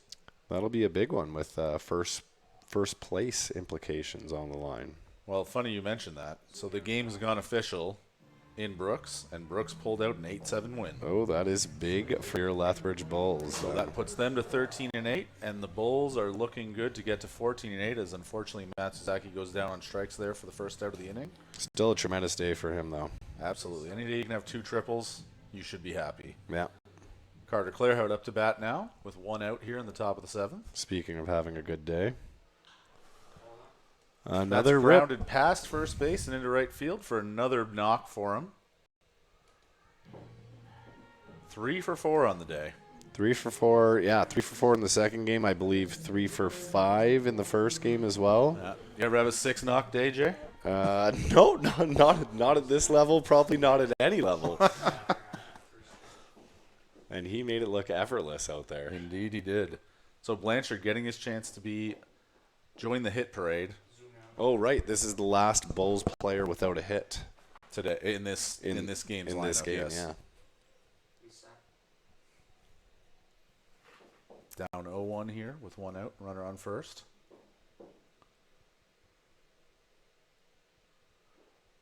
That one misses outside for ball 1.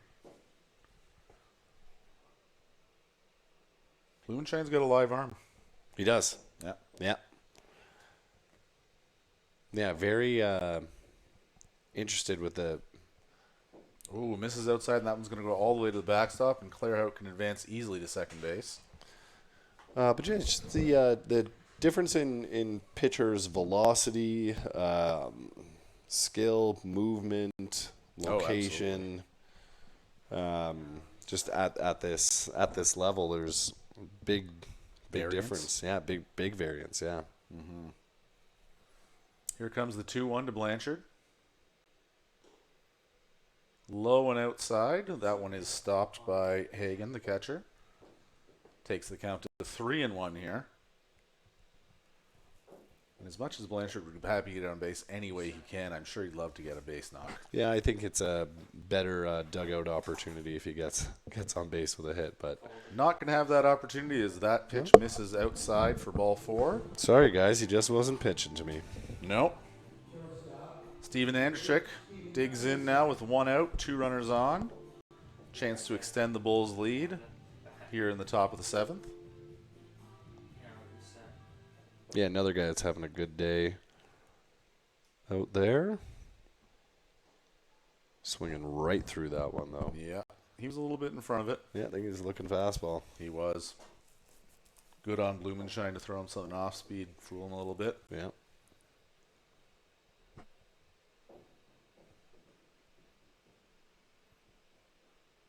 Out in front of the second one as well. So now 0-2. 1 out here, runners on first and second for Andrchik. He's going to have to choke up and be a little more defensive on this one. If you're Blumenschein, do you throw him the fastball now? They're I setting up would. outside. I don't think they are. Oh, they did, but outside the zone. Smart. I mean, they've been bit so many times with 2 strikes on them. They're pitchers all day. I would be scared to give them something, but I don't think you can waste it and get to a 3-2 count either. I think you got to just attack them when you're ahead. He does, and he grounds it out to short. Uno up with it, makes the play over to second. It's a very close play, but he is called out there. Yeah, I think in a 12-2 game, that's the right play, even if it is. I suppose that's reasonable, yeah. Yeah. So Blanchard forced out at second, Clairhout over to third, Andrchik over to first on the fielder's choice. And the Bulls down to their last out. Bernie Sakaris up to the plate.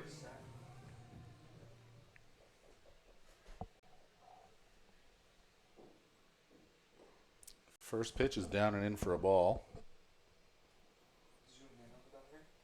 Sakaris 2 for 3, 3 runs so far, also has a walk. And he has been the spark plug yet again in this game. Yeah, just catalyst. That pitch is fouled, and it's going to land somewhere in the vicinity of the box office. Is that what you call it in baseball? The ticket concession? office. Oh. Yeah, box office, I would say. I guess that's what it is. It's an office that's the shape of a box. Yeah. Here comes the 0-1 pitch to Sakaris. That one is down and in, ball 1. One of the first low pitches that we haven't seen call a strike. I think that one missed by a fair bit. It was inside too, at least from my perspective.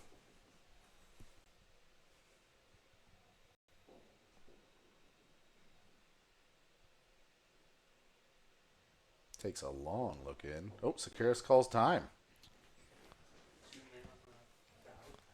A little bit of gamesmanship here in a 12-2 matchup. Yeah, looks like he was maybe holding, looking for a sign, and Segura just said, that's enough for me. I'm going to call time before, get out of the way. It's the right move to make if you're not mentally prepared to swing. Yeah.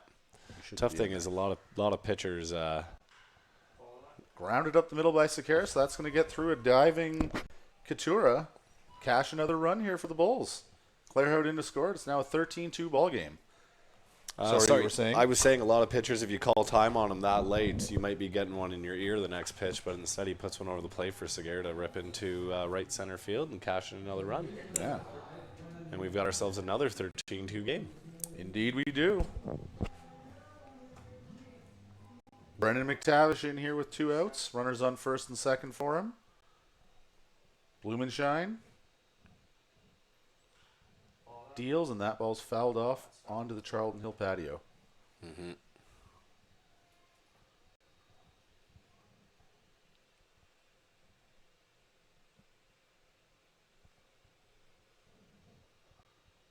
All right, with the count 0-1 and 2 out. Blumenshine is ready to deal again here to McTavish. That one's grounded, and it might get through the hole. Just ricochets off the glove of Uno, does stay in the infield, so all the runners will advance. Yeah, that'll be an infield McTavish will single. have an infield single. And once again, we are bases loaded. 2 outs now for the Lethbridge Bulls.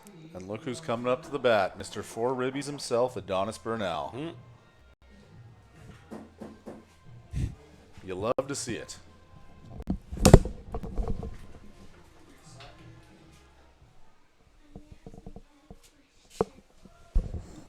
All right, here comes the pitch here from Blumenshine. That one is called a strike.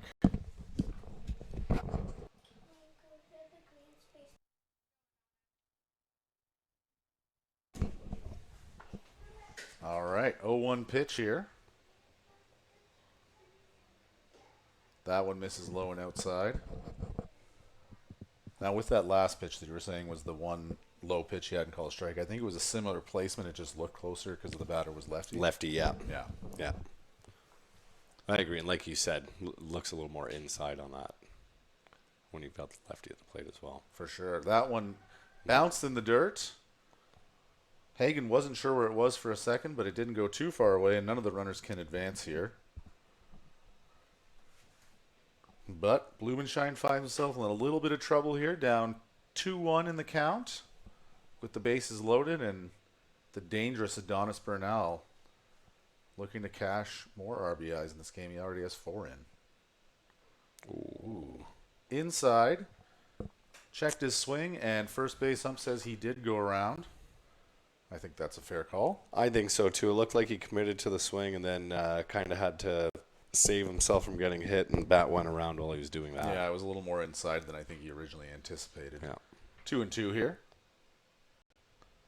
Swung on and missed by Bernal, and that'll be the third and final out of the inning. Final out of the game for the Lethbridge Bulls, assuming we don't go to extras here. And as we head to the bottom of the 7th, Bulls look to close out a 13-2 win here. You're watching Lethbridge Bulls baseball on Flow Sports.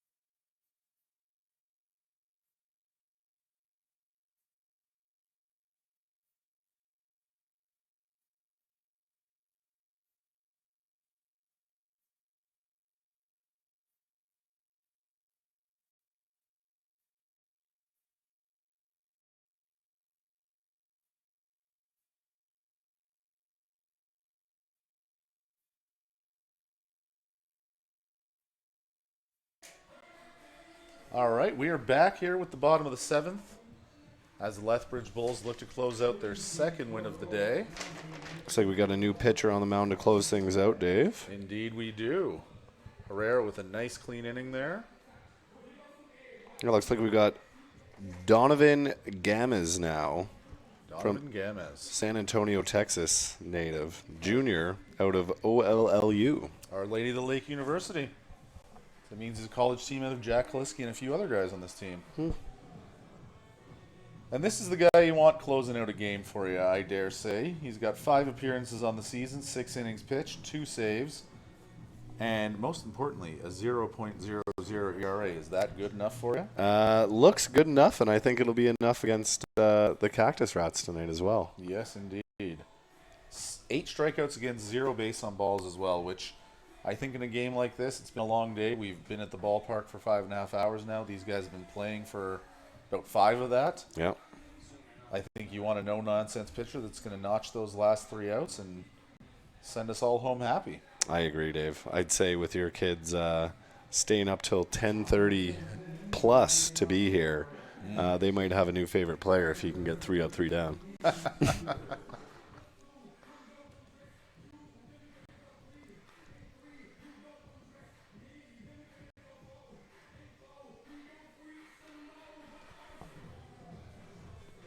Sanders digging in here for the Cactus Rats. They're down to their last 3 outs here in a 13-2 ball game at Spitz Stadium. First pitch poured in for a strike. That's what we like to see. Yeah, this looks like it's going to be a fun inning to watch.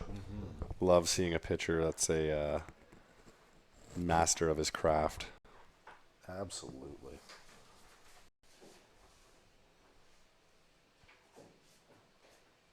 Second pitch, that low outside corner that this ump's been loving all night. Think he tries to mess with him here, or do you think he just continues going right at him and says, "You've obviously seen my ERA. Yeah, just hit it. Yeah. Or not. Hit it if you can. Hit it if you can. Hit it if you can." Swung through for strike 3. 3 quick pitches, 3 quick strikes to get the first out here in the bottom of the 7th. Fun start to the 7th here. Cactus Rats find themselves down to their final 2 outs. Nick Hagan striding up to the plate. 0 for 2 so far on the day. And let's see what Gamis has for him. That one misses outside. Attempted frame up by Bernal, but not...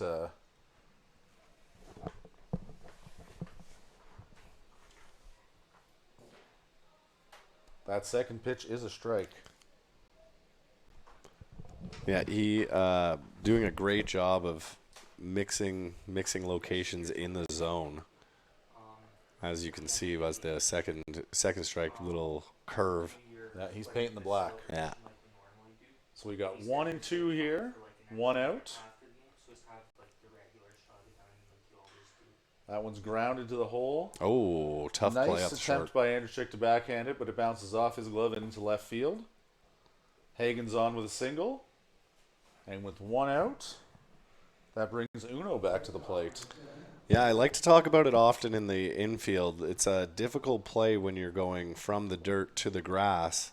Yeah, you'd almost want to see the shortstop play him a little bit more in, get to it on the dirt before getting to that weird hop with the transition of the turf and the. Yeah, that was deep in the hole though and well hit. So I agree. It was a hard hit ball from a lefty. Yeah. I don't think if he did get a glove on it, he's making a play at first regardless. runner is off with the pitch, and they are not even going to try and catch him there. So that's taken second on defensive indifference for. Excuse me. And that one's past Bernal at home, and runner will advance yet again. When was the last time you saw a catcher get 2 stolen bases? Yeah, not often. Technically not both stolen bases. Without sprinting on either one of them. Yeah. So now with the runner on third, 1 out here, and Uno finds himself up 3-0 in the count. There you go. Good job Gamis bearing goes down. back to the well with a nice low strike on the outside corner. 3-1 pitch. Swung through for strike 2. And I like how he came back with a lot of confidence there. I agree. He's getting a lot of swinging strikes against him, which just shows how good your stuff is. Mm-hmm. That one is swung at, and you got just a piece of it, fouls it back. Yeah, just enough. He looked late on that, but was able to keep the bat back far enough. And Most importantly, keep himself alive here in this 3-2 count with 1 out.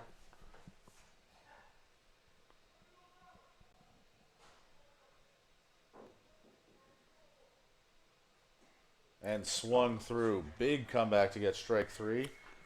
And now there are 2 outs, and the final out for the Lethbridge Bulls, or pardon me, Energy City Cactus Rats strides the plate in the person of Elias Campbell. yeah, and he's going to have to be aggressive up here with the way he's dealing on the plate. Or, sorry, on the mound. He is in control. Just misses outside. We're in the count to 1-1 here.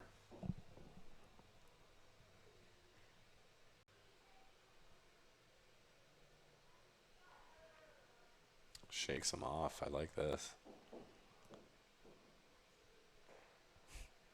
Pours a strike in for strike 2.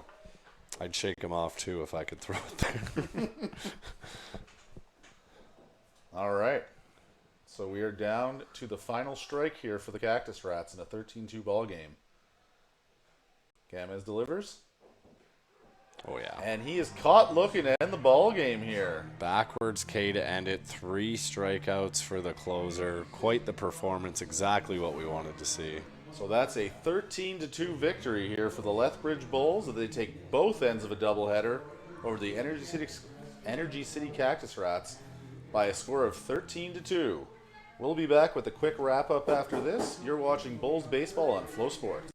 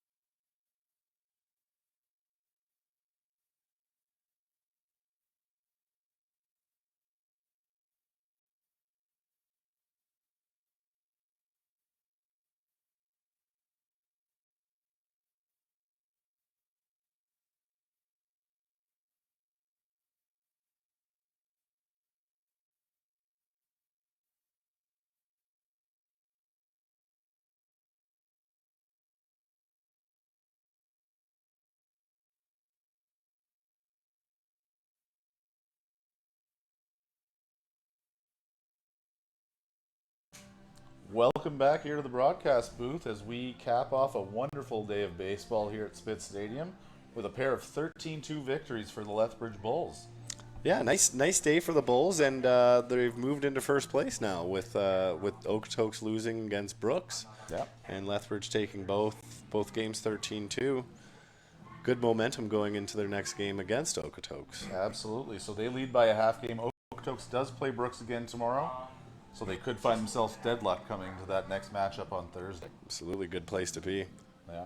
But from the Bulls' perspective, the bats were alive. The arms were where they need to be. Defense made some good plays.